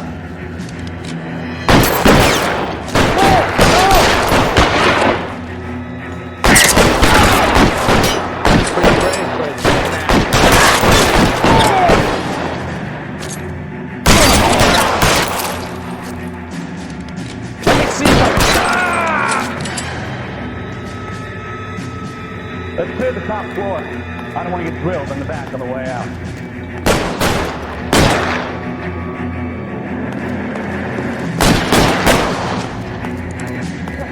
I need cover! Throw out the guns.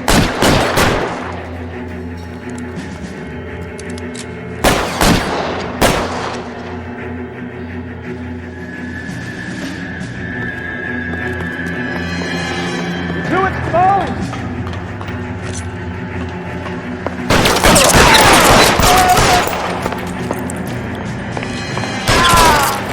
Try the door at the end. I heard something.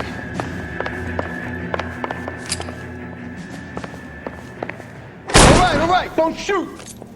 Keep your hands up. Watch him, Bukowski. He doesn't move until I've tossed this place.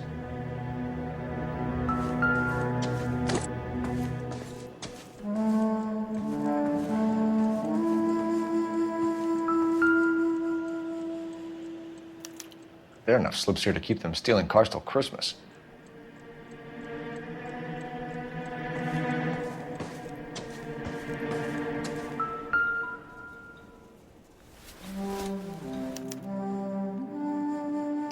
Marquee Printing Company. There's nothing like going direct to the source.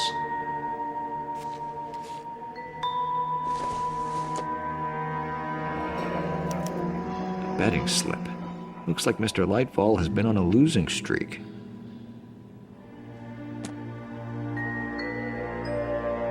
We've got a trail of pink slips and stolen cars that leads right to your door, Bigelow. You're in this up to your neck, but I don't think you're the man in charge. Make it easier on yourself. Give him up. I do work on cars for customers. You charge in here shooting up the place like it's the Ballad of Bulge. I can't give you anything. We know about Marquee Printing. You can make this easier on yourself by giving us your man on the inside. I sometimes repair cars and put them back on the road. I need a pink slip to resell them. There's no problem there. There are at least 4 dead men in this warehouse. A couple more. Punks won't make for that much extra paperwork. We'd be doing the legal system a favor. Okay, tough guy, I get the message. Lightfall, the guy who runs Marquee. He's the big shot. He likes to spend big at the track. He owes people. Lightfall, the guy with no luck at the track. Tell me about him. It's one of the guys lying over there. You're right. He has no luck.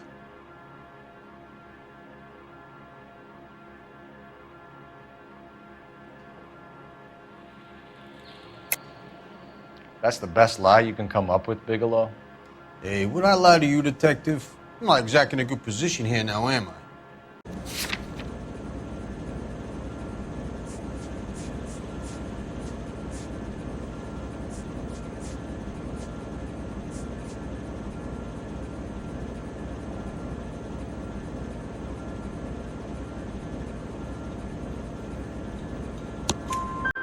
Gordon Lightfall owns Marquee Printing, a government print shop. He's losing big at the track. He has these big government contracts. He's in hock over 20 grand. If the feds find out, contracts will be all over. Lightfall plays ball. All right, Bigelow.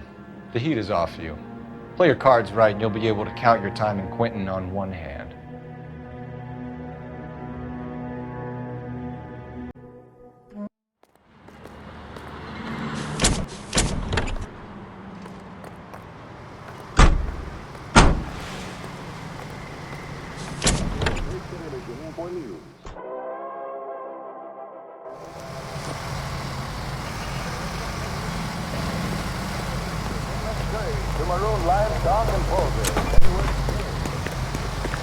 I swear, this town's going straight to hell.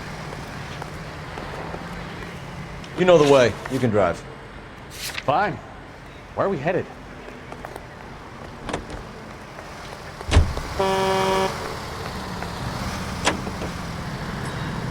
What a mess. Gonna take some cleaning up, that's for sure. I wish it hadn't gone that way. Well, they shouldn't bring guns to work with her. We didn't have a lot of choice. You have to admire the barefaced cheek of someone who tries to blow your brains out one minute and then pleads innocence the next. Yeah, especially when he's surrounded by evidence. You know, guys like Bigelow spend so much time convincing themselves that they're not doing anything wrong that they actually start to believe their own bullshit. They get sloppy. Bigelow, Lightfall, all of them. If they hadn't, who knows how long they could have kept this racket going. Complacency or greed. It's always one of the two that brings them down.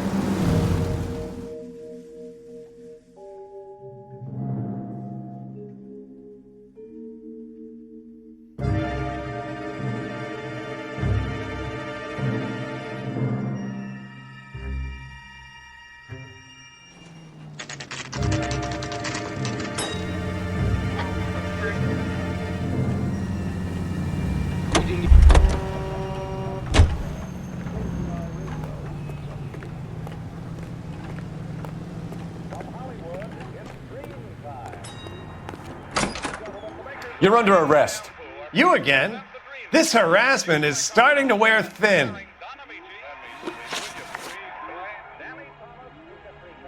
We found a box of pink slips in a warehouse full of hot cars.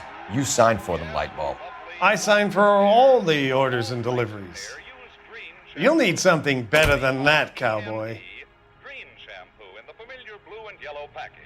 And now Don Amici and Francis Langford as John and Blanche Bigelow. Save it, Lightfall. We already have all we need to send you down. I've had enough of this. You either produce some shred of proof, or I call my attorney.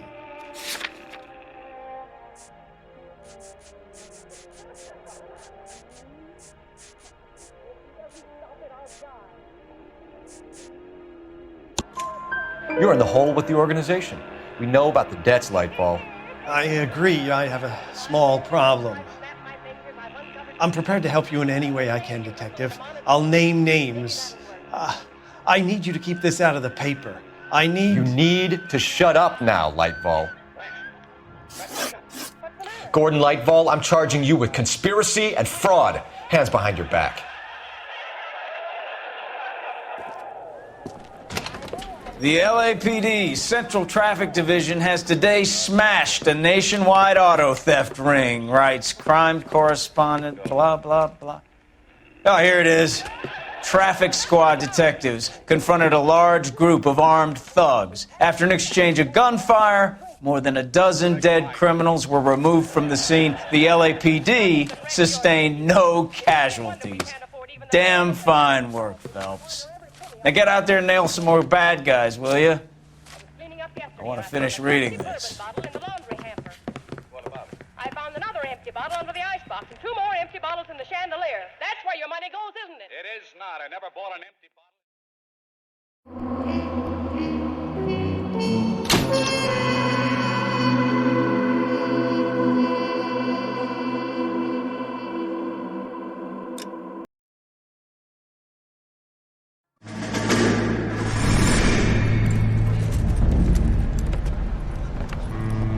My family runs a shipping business in San Francisco. We used to have 2 ships a week to Tokyo. We've been in shipping for 2 generations, Hank. I've never been on a voyage anywhere. I feel like Odysseus in the beginning of his journey. The Odyssey took 10 years, Cole. This is the American century. America can rule the world after we win this war. We need to stay alive, Cole. These men are counting on us. Have you heard what the veterans are saying to each other? No. Golden Gate and 48. That's 4 more hard years of fighting.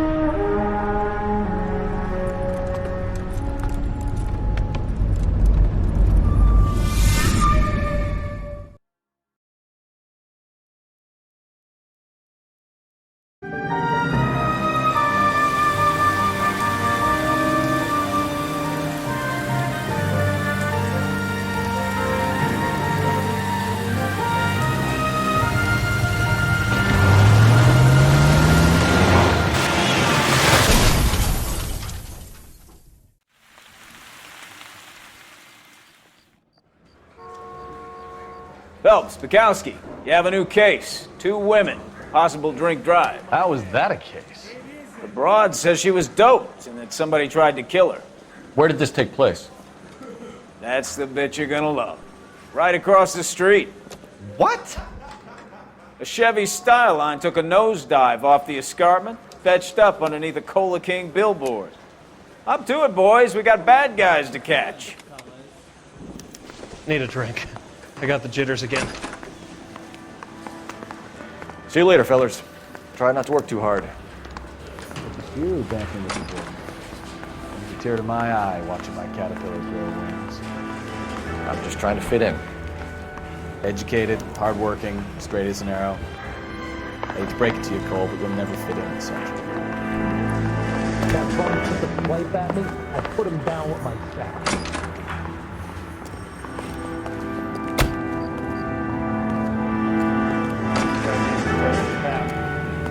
Say all fair in love and war.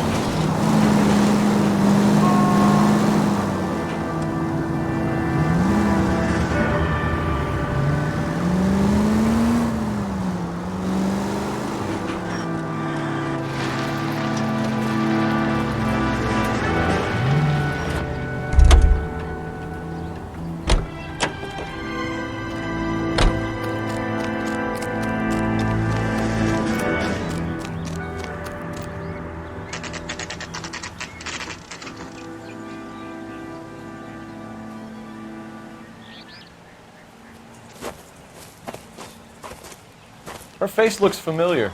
Well, that's June Ballard, Tarzan's sister, beast of the Amazon. She's married to Guy McAfee. The captain has moved to Vegas now, but the two of them still have juice. Phelps, traffic. Detective Phelps. Hey, Bukowski. Long time no see. You could have called this in by megaphone, Enrique. Phelps, this is Enrique Gonzalez. Enrique was a pretty decent middleweight. What do we have, Gonzalez? Broad drives right through the empty lot and off the side of the escarpment. Her story is that a movie producer doped her and her friend and sent the car over the cliff. Was anyone hurt? Driver's beat up. Not too bad considering. If she hadn't hit that billboard, we'd be scraping both of them off the pavement. Passenger's a Jessica Hamilton. She's just a kid. She's pretty knocked around. Kid gonna be all right? I think so. They've taken her to central receiving. If you want to take a look around, you can stall the ambulance. Thanks. Do that. One more thing. Watch out for the driver. She cuts rough. Hey, out of the way, bub. If you're looking for the coroner, he's down by the crash site.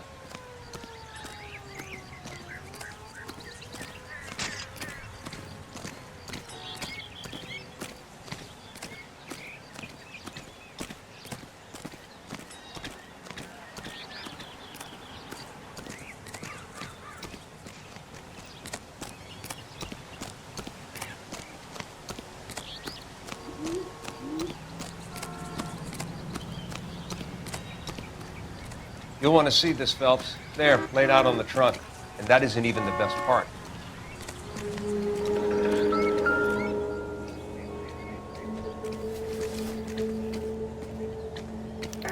They've been torn off. Where did you find them? They were stuffed in the young lady's handbag. I'll run a trace for semen when I get back to the lab.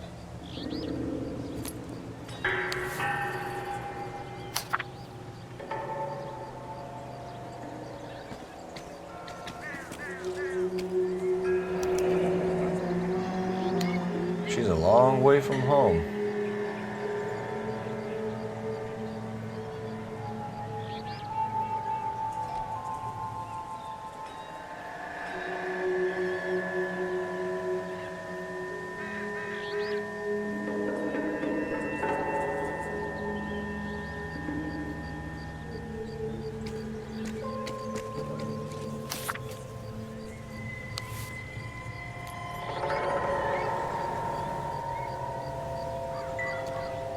Drunk driver? Maybe not. How so? Well, the head I found without a body piqued my interest. See what you think. Alas, poor Yorick, I knew him, Horatio. Is it real? No. I think it's supposed to be a replica of an Indian shrunken head. It's some kind of curio or movie prop. See the casting marks? What's it made from? Plaster of Paris would be my first guess, then painted. So we can rule out the murder angle? No, you can rule that in. That thing was wedging the accelerator to the floor. Whoever did it wanted these women dead.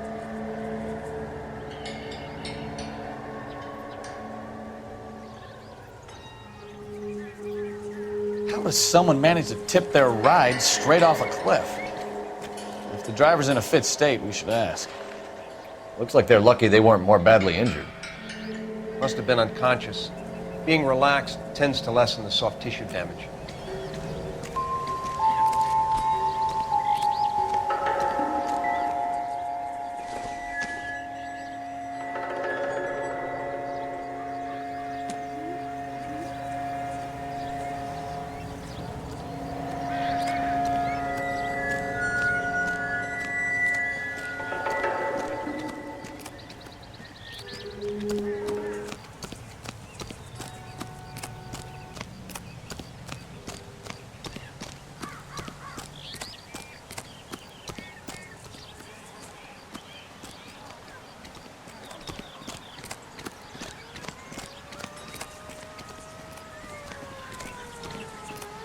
Mrs. McAfee, we would like to ask you a few questions, if that's okay. I prefer to use my maiden name, June Ballard. You might be familiar with some of my work. Can you tell us what happened here? You're kind of cute for a cop. Maybe a bit on the serious side. What about me, June? I'm a big fan of Beast You? of... I don't like. Keep out of this.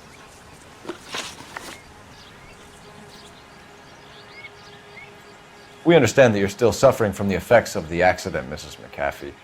The officer says that you claimed that you were drugged. Who did this to you? That rat slipped us a Mickey Finn. It's no wonder I feel so dopey. I can't remember.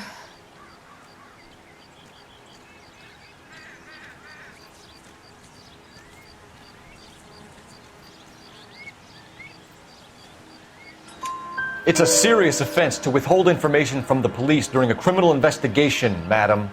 I told you to call me June. You're making me feel like an old lady.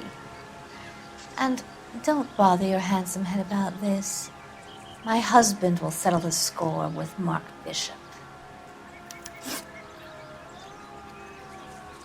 What can you tell us about the passenger in your car? Jessica Hamilton. Poor Jessica. It's been a rough day for her. She's desperate to break into movies. What more can I say?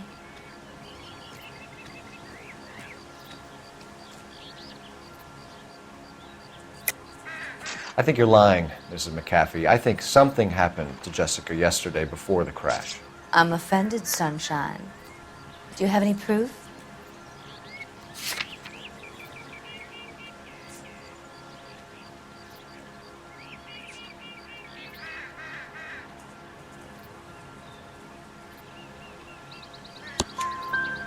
Miss Hamilton's underwear were physically torn from her body. She wanted to go to a casting. I took her to a casting. Whatever happened after that is between her and Mark Bishop. We found a shrunken head. It was used to tamper with your car. You see, I normally don't drive off cliffs. The last thing I remember is getting behind the wheel.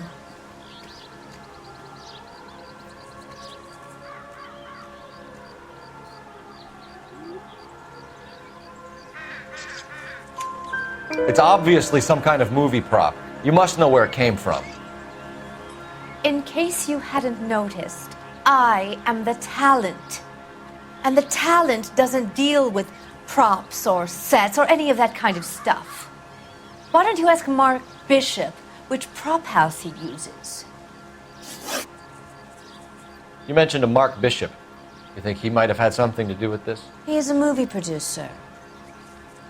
As for his involvement, you just leave it to me and my husband to worry about.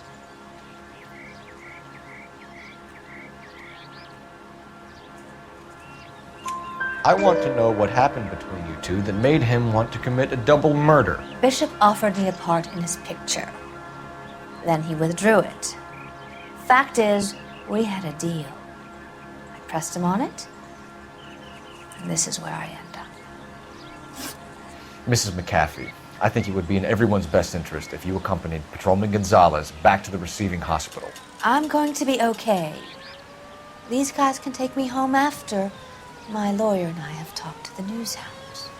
Mrs. McAfee, you are still under the influence of narcotics, and you're likely to go into shock once the drugs wear off. And I thought you were a heel. It's nice of you to be concerned. I think we're good here. Let's go see what we can shake out of the kid.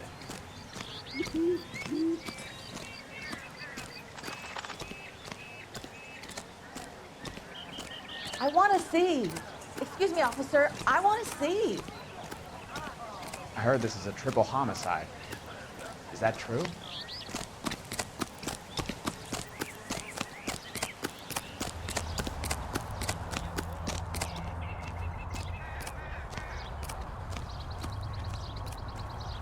You drive.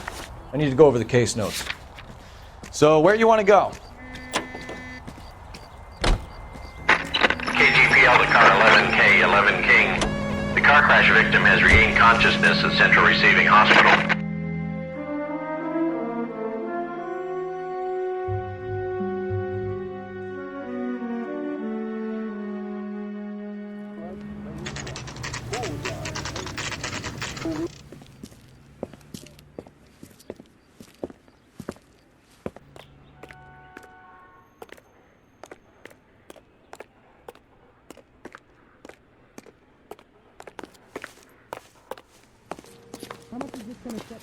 Hello, Detective Phelps, here to interview a Jessica Hamilton. Jessica Hamilton. Oh, yes. She's in the room, right behind you, Detective. You can't hold me here. No, I don't need to be manhandled by a doctor. I need my lawyer. Hey, where is the telephone? Do you know who I am? Hello, Doctor. I'm Detective Phelps. You're attending to the young lady from the auto accident? Yes. She's conscious now, but I doubt she'll remember much. She's still feeling some of the after effects. Jessica was drugged? She certainly was. Chloral hydrate would be my guess, and there's clear evidence of abuse. She's still a minor, Detective. Someone planned a double murder to cover up a statutory rape? Swap 7 years for life and gets Guy McAfee on their case? Doesn't make much sense to me. I guess it depends on what they had to lose. So this is what a morgue looks like, huh? You know where the bathroom is? Feeling better since this morning, Jessica? A little. My head still feels swimmy.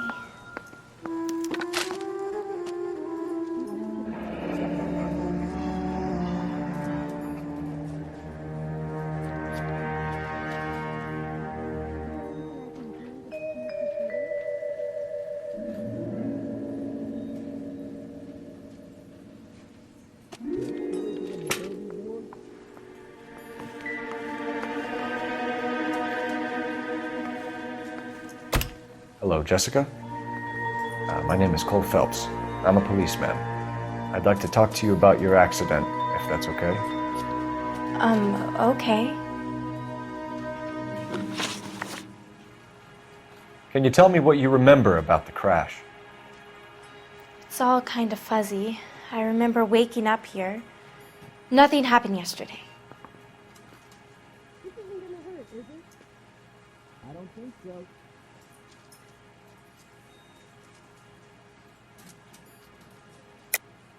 Tell the truth, Jessica. Why the big cover-up?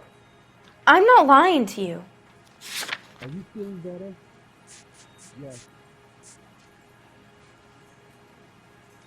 Do you know how much the operation is? We found your underwear in your handbag, Jessica.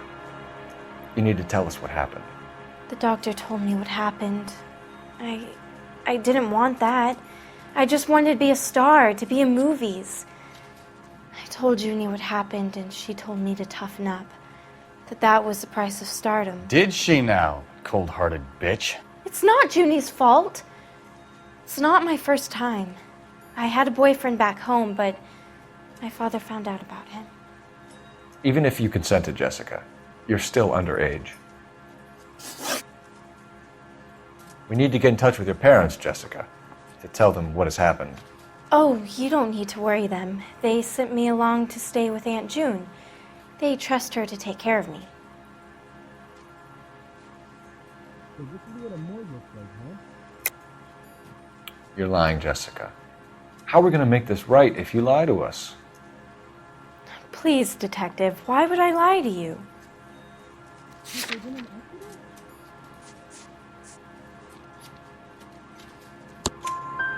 Because you're a runaway, Jessica, and you don't have your parents' permission to be here.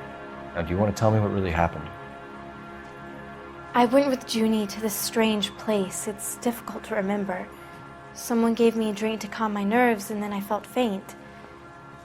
I think I must have passed out.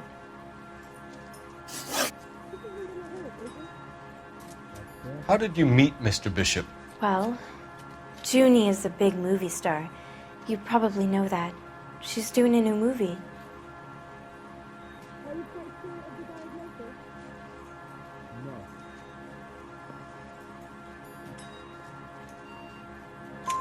What's the story with Bishop and Mrs. McAfee? Why does he want the two of you dead? That can't be true. Mr. Bishop seemed very happy today. I mean, yesterday. And that's why he wedged a shrunken head against the accelerator pedal and punted the two of you over an escarpment? I overheard Junie speaking to him on the phone a couple of times. Screaming, really. She can be very hard sometimes, Junie. But they seemed okay yesterday, like they worked it out. I know what happened to you, Jessica. Where exactly did it take place? Please, it's scary. It's really difficult to think of anything.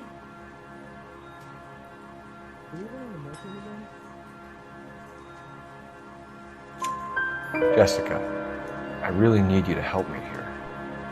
I remember the mermaid. Was the mermaid in the movie too? No, it was on the front of a building. We pulled up in front of the mermaid. Thank you, Jessica. You've been a big help. Here's my card. If you think of anything or you need some help, just get in touch, okay? Okay. I think it might be a good idea if you went back home till you felt better, Jessica. I couldn't do that, officer. What if I got the part and I wasn't there?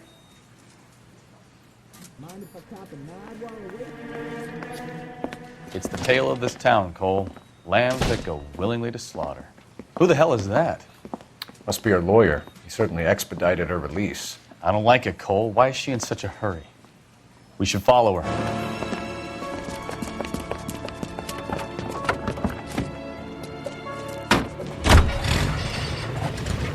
There she goes. Come on.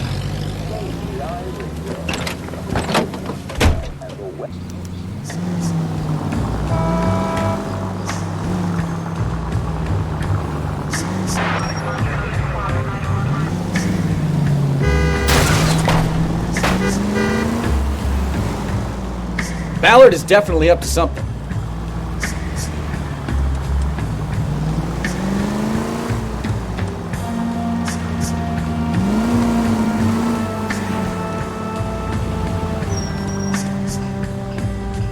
She seems to have made a remarkably speedy recovery.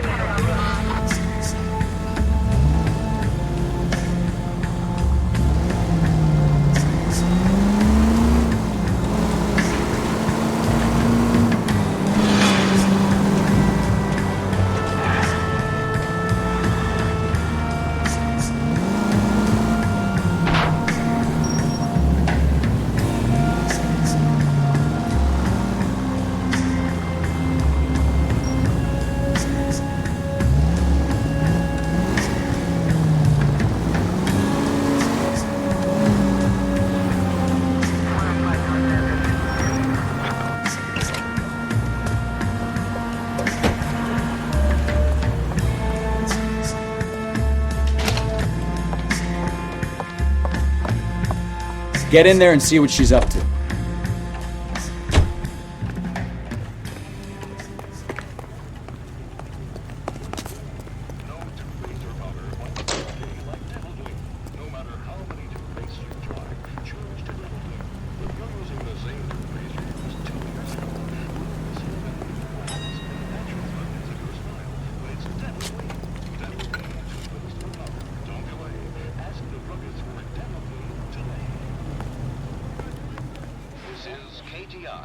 A member of the American Century Broadcasting System.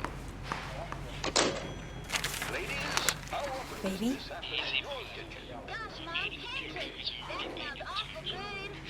No!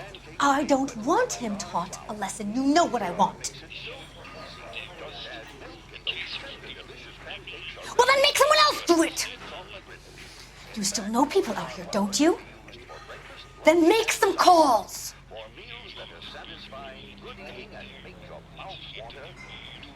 I'm going to be very clear about this. You get this done, or I'm... Wilson's Hotel. Mr. Mark Bishop, that son of a bitch, lives in apartment 803. Sure, I got the film.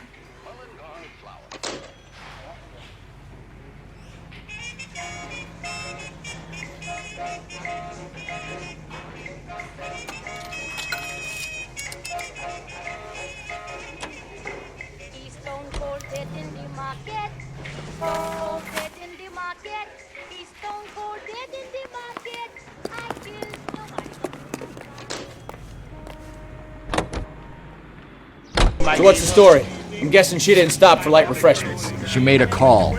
Sounds like Mark Bishop has a heap of trouble headed his way. I've got an address. Wilson's Hotel, apartment 803. Oh, shit. You better step on it. If he's got any sense, he'll be as far away from home as possible. If he had any sense, he wouldn't have tried bumping off Guy McCaffrey's wife in the first place. Or he'd have done the job properly. McCaffrey will break a fella's legs just for looking at the What did you make of the kid? You believe her story? I think she was doped out of her tiny mind and given the casting couch. That fucking bitch Ballard sold her out. So if Ballard was doing someone a favor, why did they try to kill her?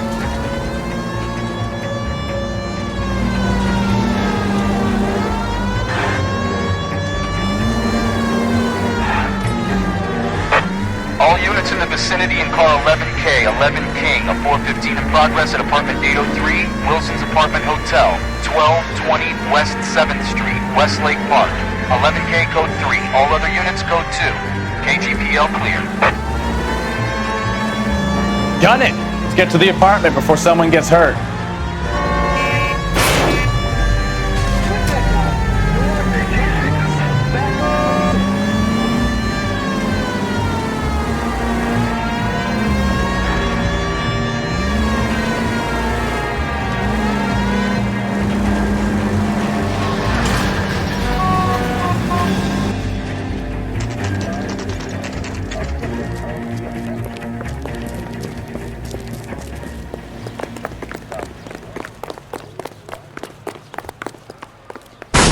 You the cops?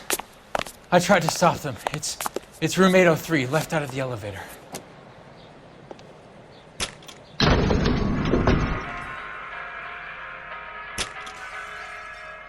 Sounds like we're about to make it a hat trick of hysterical female witnesses.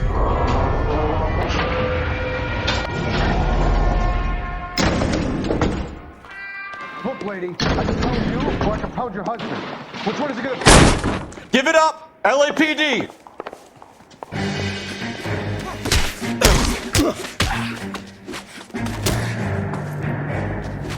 I curse you and your children.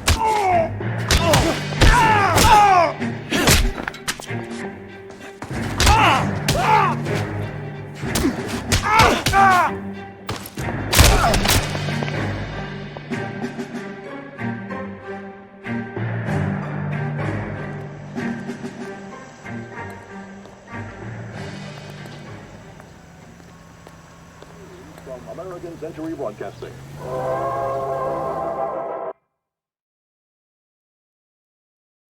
Are you injured, Mrs. Bishop? I'm all right now. Those horrible, awful men. Perhaps you should sit down, ma'am. Yes, yes. Forgive me, officers. I'm very flushed. I'll just sit down for a moment. That's perfectly normal, ma'am. Take a moment while we look around. Yes, thank you.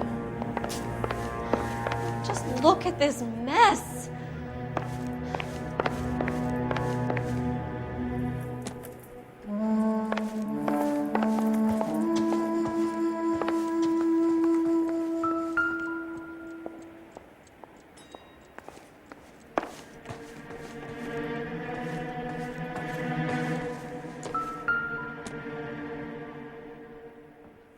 Presented to Mark.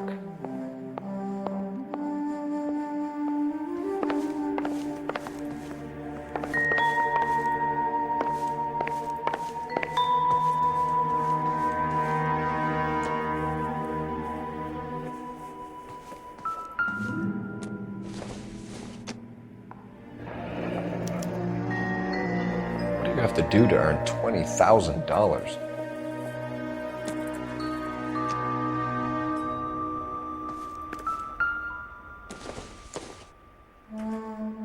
Probably nothing.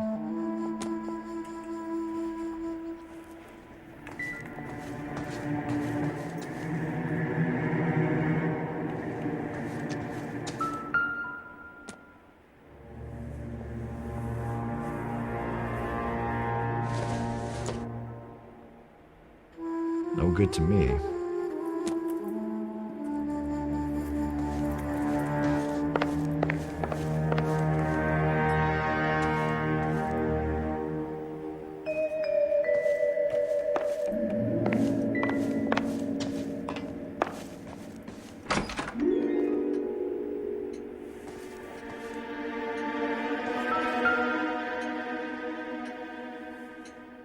Great Wall of Babylon.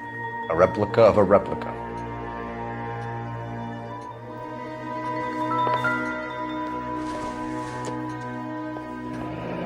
Looks like the old movie set downtown.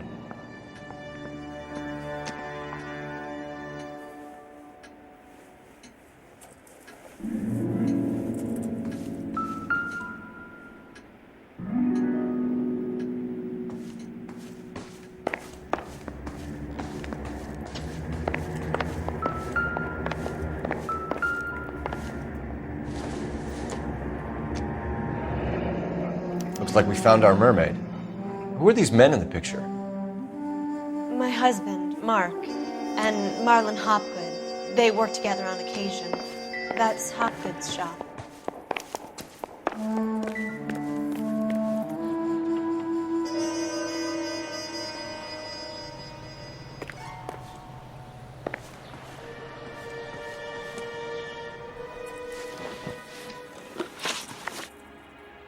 Those men, I think they work for Guy McAfee. Do you know the name?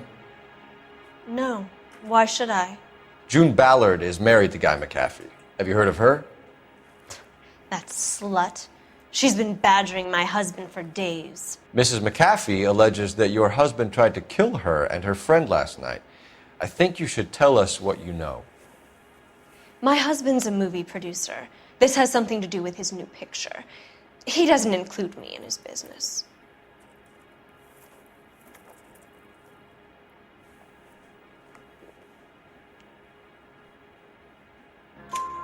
June Ballard said she had a deal to be in his new picture. Mark repeatedly told her no. He had Joan Leslie lined up for the role. That's how he got the finance.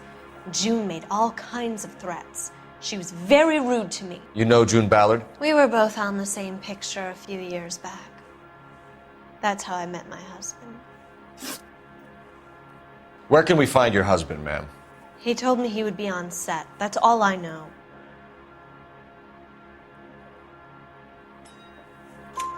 Either we find him or McAfee's people do, Mrs. Bishop.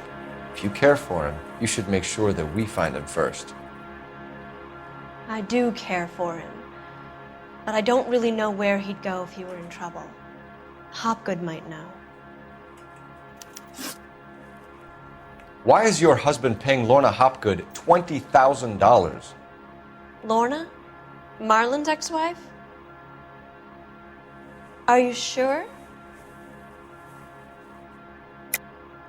You're lying, Mrs. Bishop. It's some kind of payoff. You know exactly what the money is for and who it's getting paid to. Do I? Would you like to prove that, Detective?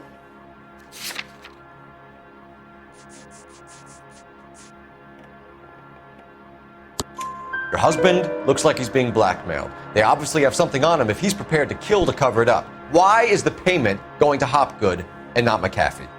Lorna works at a check-cashing place in Hollywood.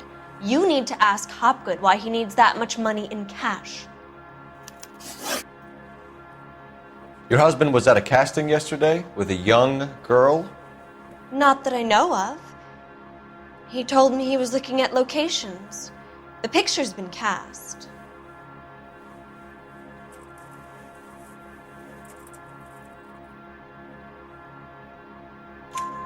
Jessica remembered a mermaid. The mermaid on the front of the prop store. You better come clean with me. This is a sick town, Detective. Are you sure you really want to know? The truth is, my husband likes them young. And you think that's okay? I was 16 when I first met him. I thought he was a genius, a magician with film. I was 20 before I realized he was just a B-movie hack. But he's nothing compared to some of the monsters at these big studios. My guess is Ballard sacrificed her little friend. Happens to a lot of girls. Your husband is in trouble. It could go easier for him if you were more helpful, Mrs. Bishop. He's a big boy, Detective, and so are you. This is Hollywood. There's always a deal to be done.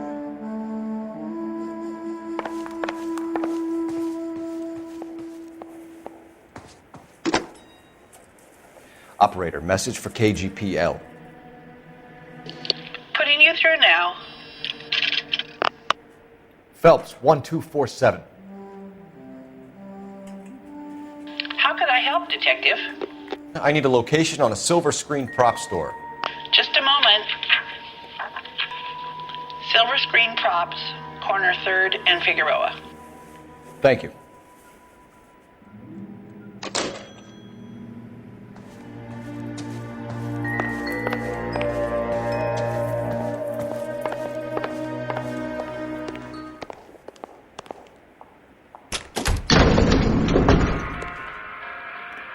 An aging movie star, a wannabe starlet, and a movie producer's wife, finally rubbing shoulders with the almost rich and famous. And from the stories they've given us, clearly none of them can act.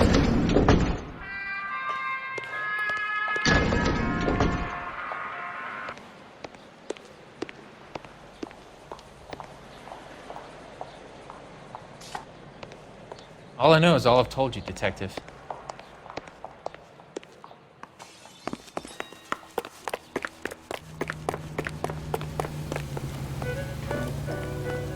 You know the way. You can drive. Do we know where we're going?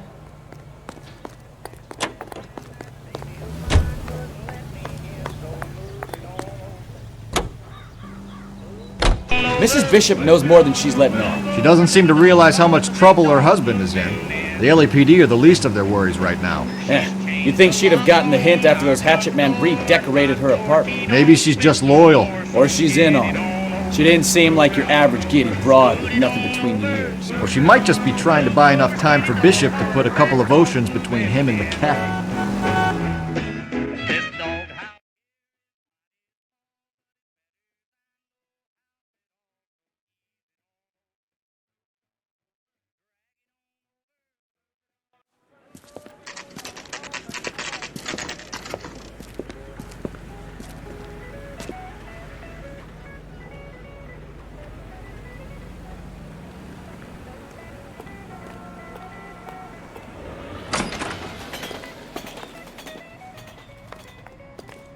Phelps and Bukowski, LAPD. We are investigating the attempted murder of June Ballard and Jessica Hamilton. Christ! I'm Marlon Hopgood. How can I help? You hold castings here? How'd you hear about that? I got a little soundstage out back. Lead the way.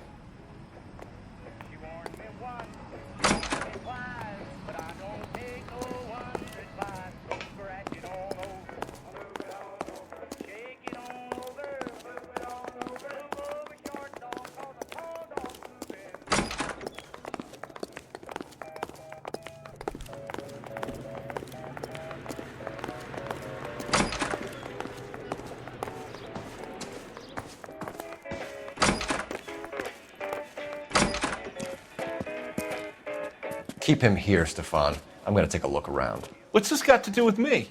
Don't try my patience, knucklehead.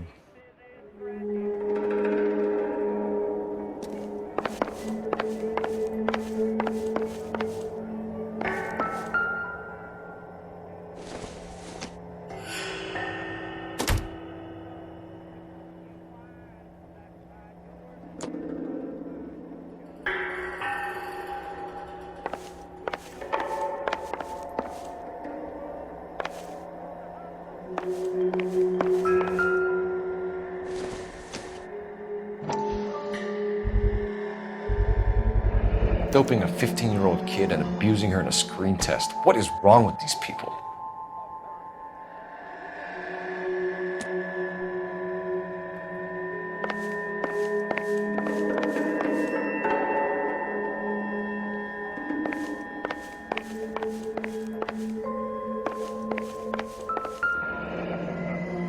Turn off the lights, Hopgood. Why would I want to do that? Humor him. One-way mirrors. There's a room on the other side. Huh. Well, well. Find a way into that peep den, Phelps. I'll stay here and keep our pervert company.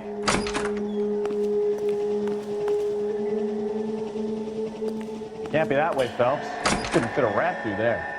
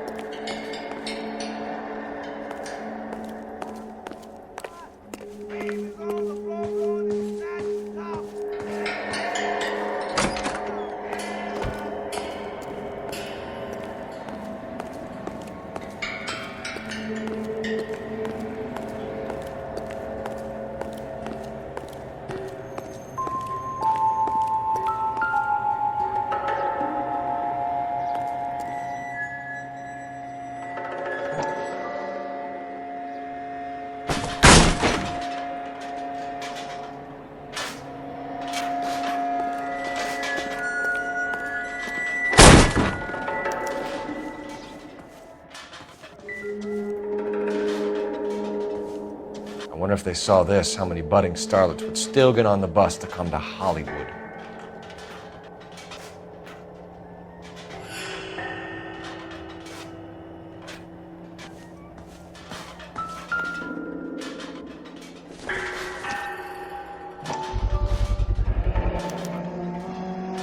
Jungle Drums, 8th and Francisco. Attention, Mark Bishop.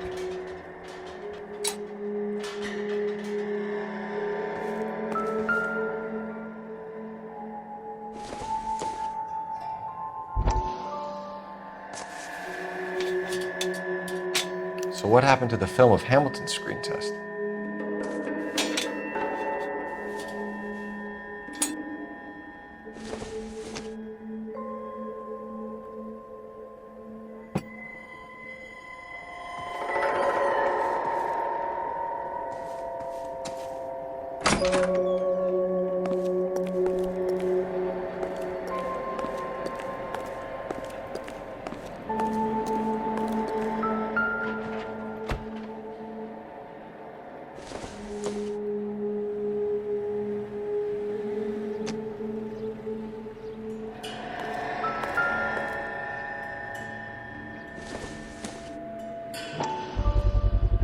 So this is where you sprang from.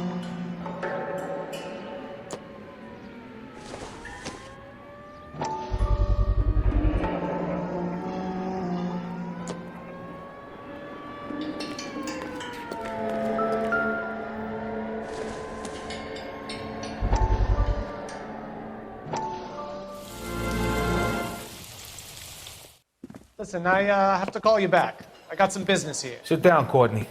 This is Mickey. Mickey, this is Courtney Sheldon. What would you like to drink? Scotch. Straight up. I hear you're back at school learning to be a doctor, kid. Yes. That's right, Mr. Cohen. So you want to be a doctor and a dope peddler. Interesting combination, huh?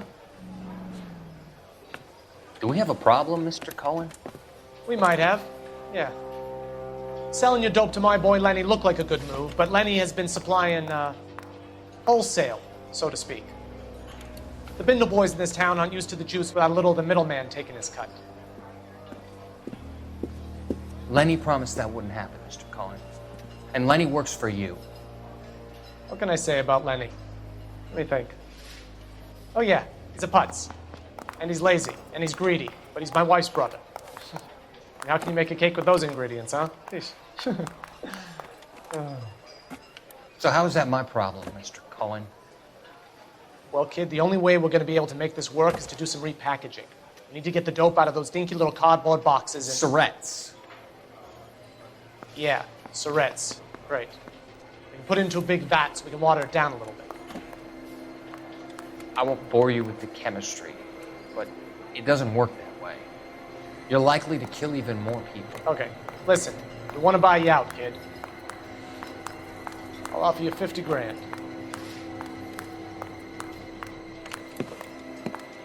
Hey! You don't like my offer?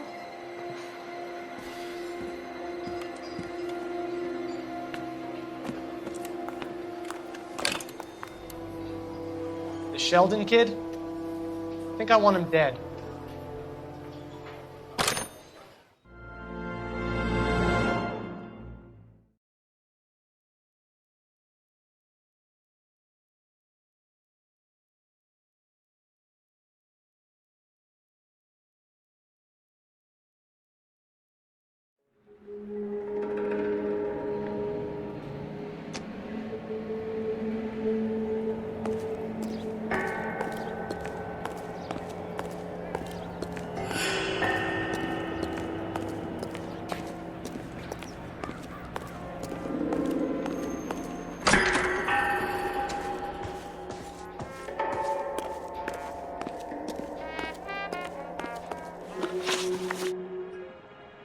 You ever do any work for Mark Bishop?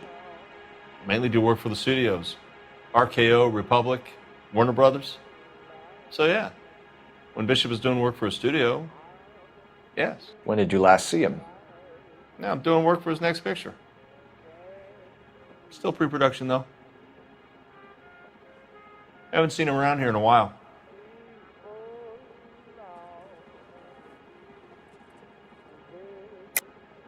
I know you're lying, Hopgood. Bishop was here, and you know exactly what he was doing and what he left lying around afterwards. You come in here without a warrant, and now you start throwing your weight around?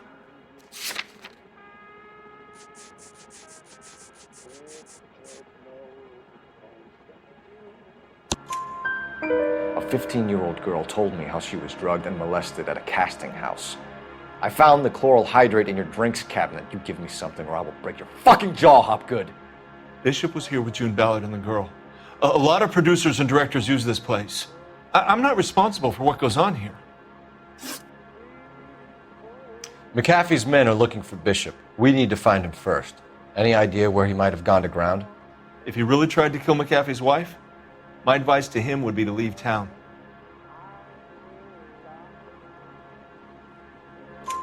You're delivering props to Jungle Drums on 8th Street? Bishop is using that old rundown wreck of a set. That place is dangerous. But it might be a good spot to hide. What's the deal with you and June Ballard? Look, buddy, I make props. I hardly ever meet the talent unless it's something tailor-made for them, like a sword or something.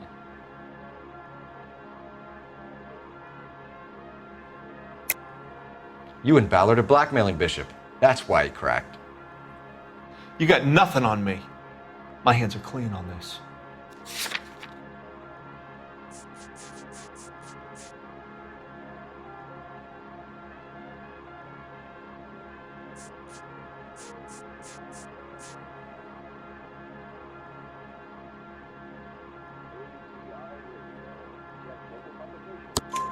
Enough!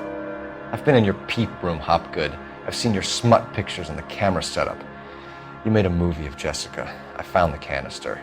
The deal is I get to sell the movies to burlesque houses and private collectors. These movie guys love seeing their cocks on screen. But part of the arrangement is I never film their faces. June had me film Bishop, and then she kept the movie for insurance. He went apeshit when he realized his face was front and center. Who has the film now? Who else? McAfee. Ballard had what she wanted. Where does the money come into it? What money? Enough of the lies. I told you I get my cut selling dirty movies.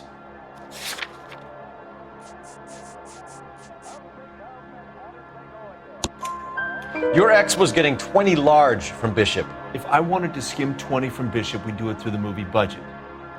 June said she'd sell him the film once the movie had wrapped, but Guy wanted cash. He's in a cash-only business. You think I had a choice in this?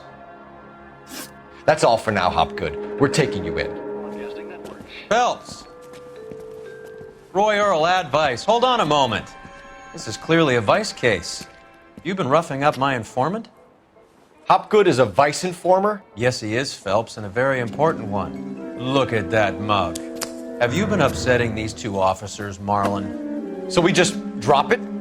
You do if you know what's good for you. You need to catch the movie producer before an angry husband does, from what I'm hearing. I'll be making a full report to the captain, Detective. You do that, kid. We're all very impressed with you. Let it slide, Cole. Let's get out of here. Detectives. Johnny Goldberg. You work for Mickey C. That's right, detectives. You wouldn't happen to know the guys who roughed up Mrs. Bishop earlier today by any chance? No, not us. We don't do that kind of thing. It's the husband we'd like to talk to. This is a police matter. You don't want to be taken in for obstruction of justice, do you, boys? You could try the obstruction rap, but it won't stick. We could beat that. You've had your 10 cents worth, gentlemen. Bishop knows how the world works. Mrs. McAfee hits him up for a movie part, happens every day. But Bishop takes it a step too far and tries to rub out Mrs. McAfee. Naturally, Guy is going to get upset. What made you think Bishop would be here? We figure he might be planning a little accident for Hopgood, too. Those two guys have got some unfinished business. You let us know if you find Bishop. Guy McAfee can be a very generous man. I'm only going to warn you once, gentlemen. Stay out of this. This is a police matter. We will be bringing Mark Bishop into custody. At least he's polite. Kind of dumb. but polite. But I'm a lot less polite, you smug son of a bitch. So let me put it in ruder terms that even a pair of blockheads like you might understand. The only reason that you don't have bars on your windows already is because you're small fry. And we don't waste our time on small fry. You stay away from Bishop, and you stay away from me. Is that clear enough for you, asshole? Now run along back to your boss so we can pat you on the head and tell you what good boys you are.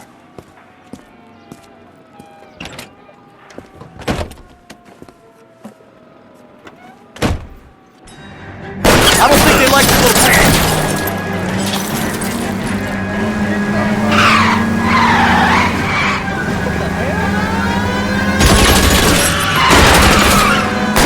Keep it steady, or try and bust his tires.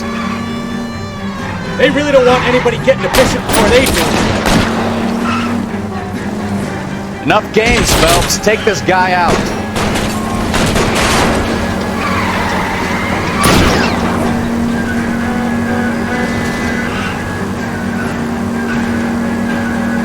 Play into his wheel arches. Come on.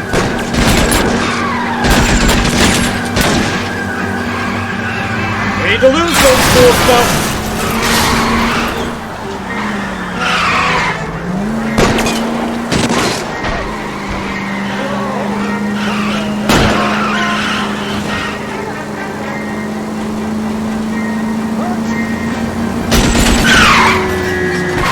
I'll try for the tires. Keep your foot down.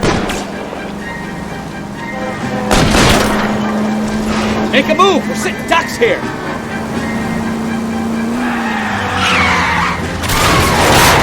Quit horsing around, Phelps.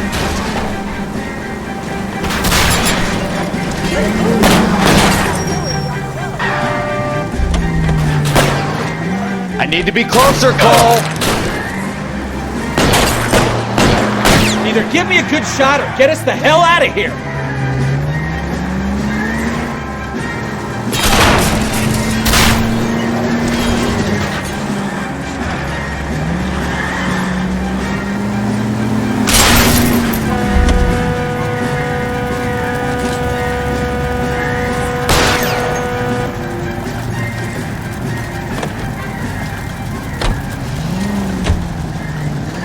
Let's see him chase us now. On to the movie set, Phelps. Let's roll. Oh, Christ. When they say working traffic...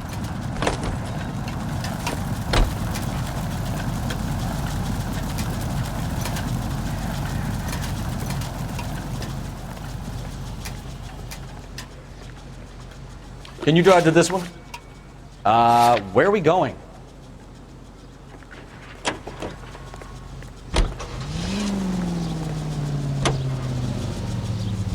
You know how to piss people off, Bukowski. Hey, if they're prepared to gun down cops in broad daylight, McAfee really means business. Seems like we're the only ones who want Bishop alive. I have a good mind just to let him go work on the son of a bitch.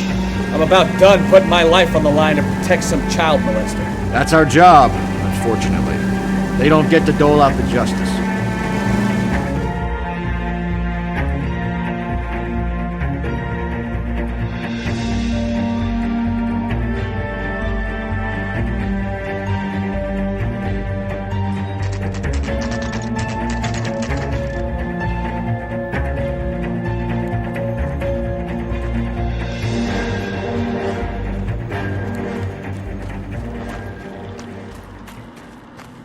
There's the slippery bastard now. No. God damn it! Mark Bishop, stop! LAPD! Get him, Phelps. I'll cover the exit. 11K calling KGPL, requesting assistance at 8th and Francisco, the abandoned movie set. My partner is pursuing suspect on foot. Code 3, KGPL. We're trying to help you, Bishop. This is all a big mistake.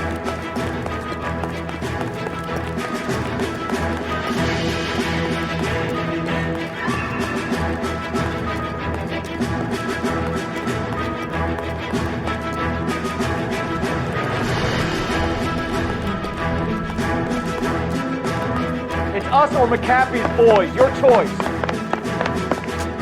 I didn't do anything.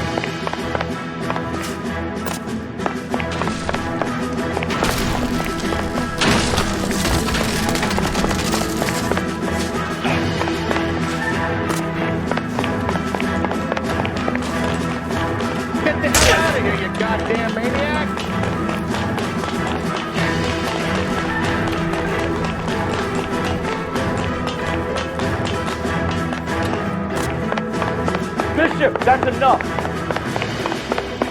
That girl made it all up.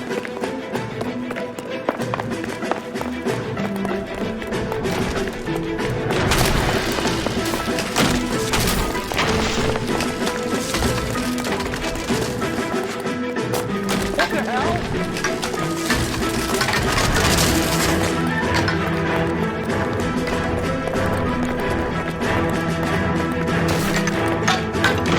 Don't make this any harder on yourself, Bishop. It's June Ballard. Mark Bishop, you're under arrest for the attempted murder of June Ballard and the rape and attempted murder of Jessica Hamilton. All right, I'll come quietly. Just don't kill me. If you found me, then McAfee's goons will too. Oh, we need to get out of here. All right, but you stay close. Any tricks, and I'll save McAfee's boys the trouble. Follow me. I know another way out of this place.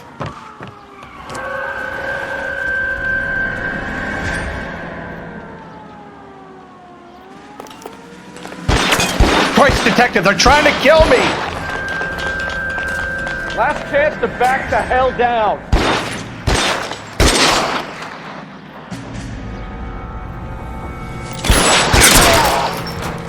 It's this way. McAfee doesn't make the rules. You hear me? Kill them for God's sake! I don't want to die! Weapons on the ground, now!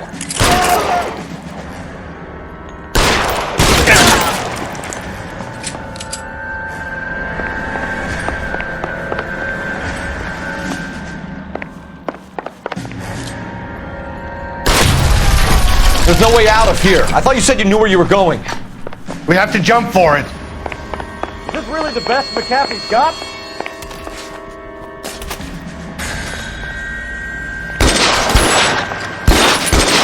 Kill a cop! And it's the electric chair. Come on, it's this way. Oh my God, they're everywhere.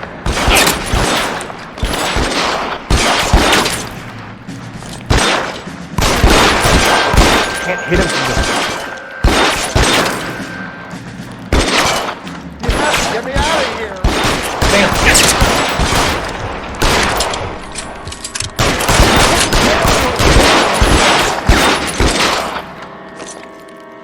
Hopeless at this point. This is insanity.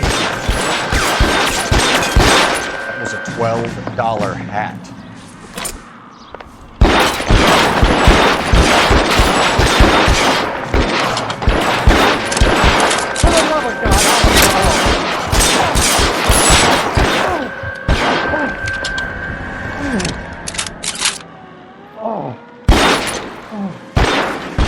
I don't want to die here.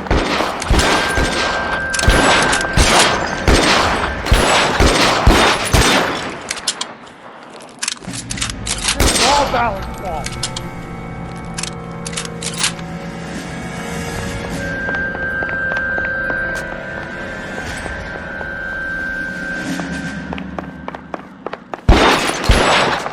Put your weapons down and your hands in the air. There's an army. We're done for. Who's got you there? There's a ladder leading to the ground. I should have known that bitch was trouble.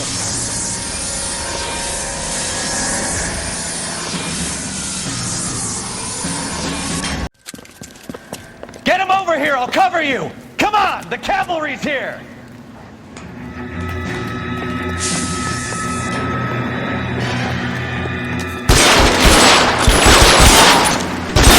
McAfee doesn't make the rules. You hear me? How long do you think you can hold out?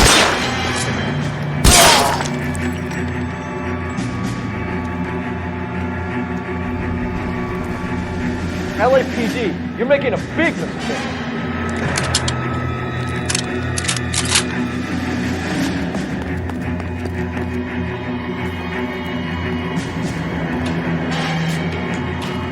Is this really the best McAfee's got?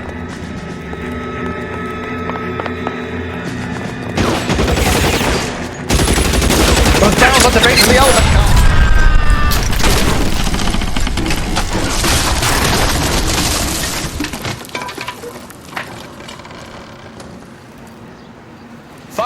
We need to get him to the car.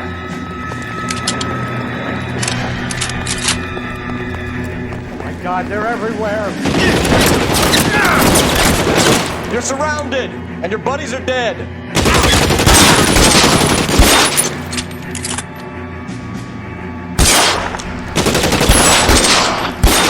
Get out of here.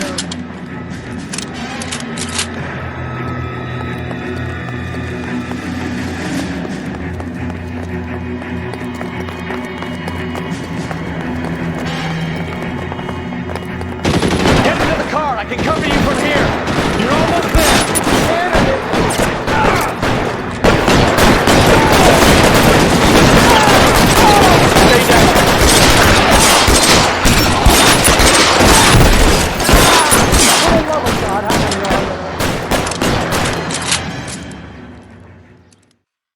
Now, this is what I call a result. Mark Bishop, erstwhile film producer and all-around piece of shit, catches a fast ticket to Quentin for statch rape and attempted murder, so he gets to spend the next 15 years playing sissy instead of sticking it to little girls. That is justice with a capital J, Detective Phelps. Developed such a reputation, I'm not going to be able to hold on to you any longer. You're getting promoted. Go on, get your new assignment. It was good working with you, son.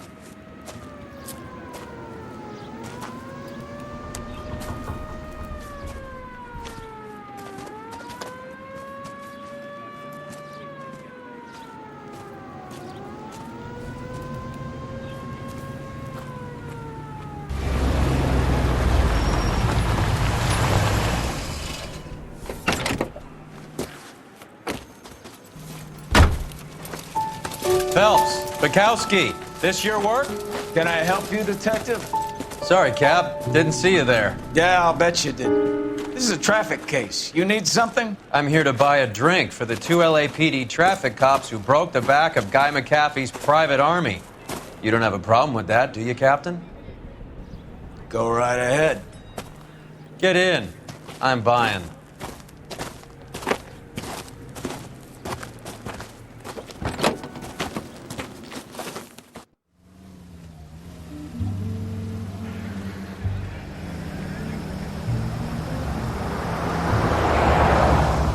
You'll like this place. A lot of movie people hang out here. You like jazz, Cole? The hopheads love it. Sure, I guess. Big bands and swing I can understand, but this bebop palaver? How are you supposed to dance to that? This is Phelps, Leroy. Be nice to him. You'll like this place. They treat you right. You like a table, Roy? What do you think we want to do? Stand at the bar like I'll chumps? get a table ready for you then. Don't look so happy to see me, Alphonse. I might get the wrong impression. Cole, this is Alphonse. He's a French Negro from Africa. Can you beat that? The Congo. A pleasure to meet you, Alphonse. Is Elsa singing tonight? Yes, she is. She has the next set. Come on, Cole. You can meet Elsa while they're fixing us a table. You'll like her. She's something else. Maybe another night, Roy. She's pretty beat up about it. Get your hands off me. Don't ever tell me what to do or what not to do, Alphonse. You got a nice club here. Don't spoil it. If you will follow me, detectives. Just through the door. He was my only real friend, Harlan. We went through it all. Do you realize what he meant to me? Of course I do. You have no idea. You said it was construction work. It was an industrial accident, Elsa. How can I be held responsible? Elsa, are you going on? Louis, for God's sake, he was my best friend. The only man who ever loved me without putting his hands on me. Hi, Elsa. Here's someone I'd like you to meet. Cole Phelps, war hero and crime fighter extraordinaire. And why would I want to meet another fascist from the LAPD? Sorry about this, Cole. What an evening I'm having. First a Negro puts his hands on me, and then this. Who do you think you're talking to, you German junkie whore? Don't you ever forget your place with me again. Do you hear me? Evening, Doc. How's business? Sanguine. Louis, help me here. I'm gonna have to give her something before her performance. Blow it off, Cole. These artsy-fartsy types always get a little flighty. Meet Dr. Harlan Fontaine, doctor to the stars. Mr. Fix-It to the mental wreckage of Hollywood. So what about that drink, boys?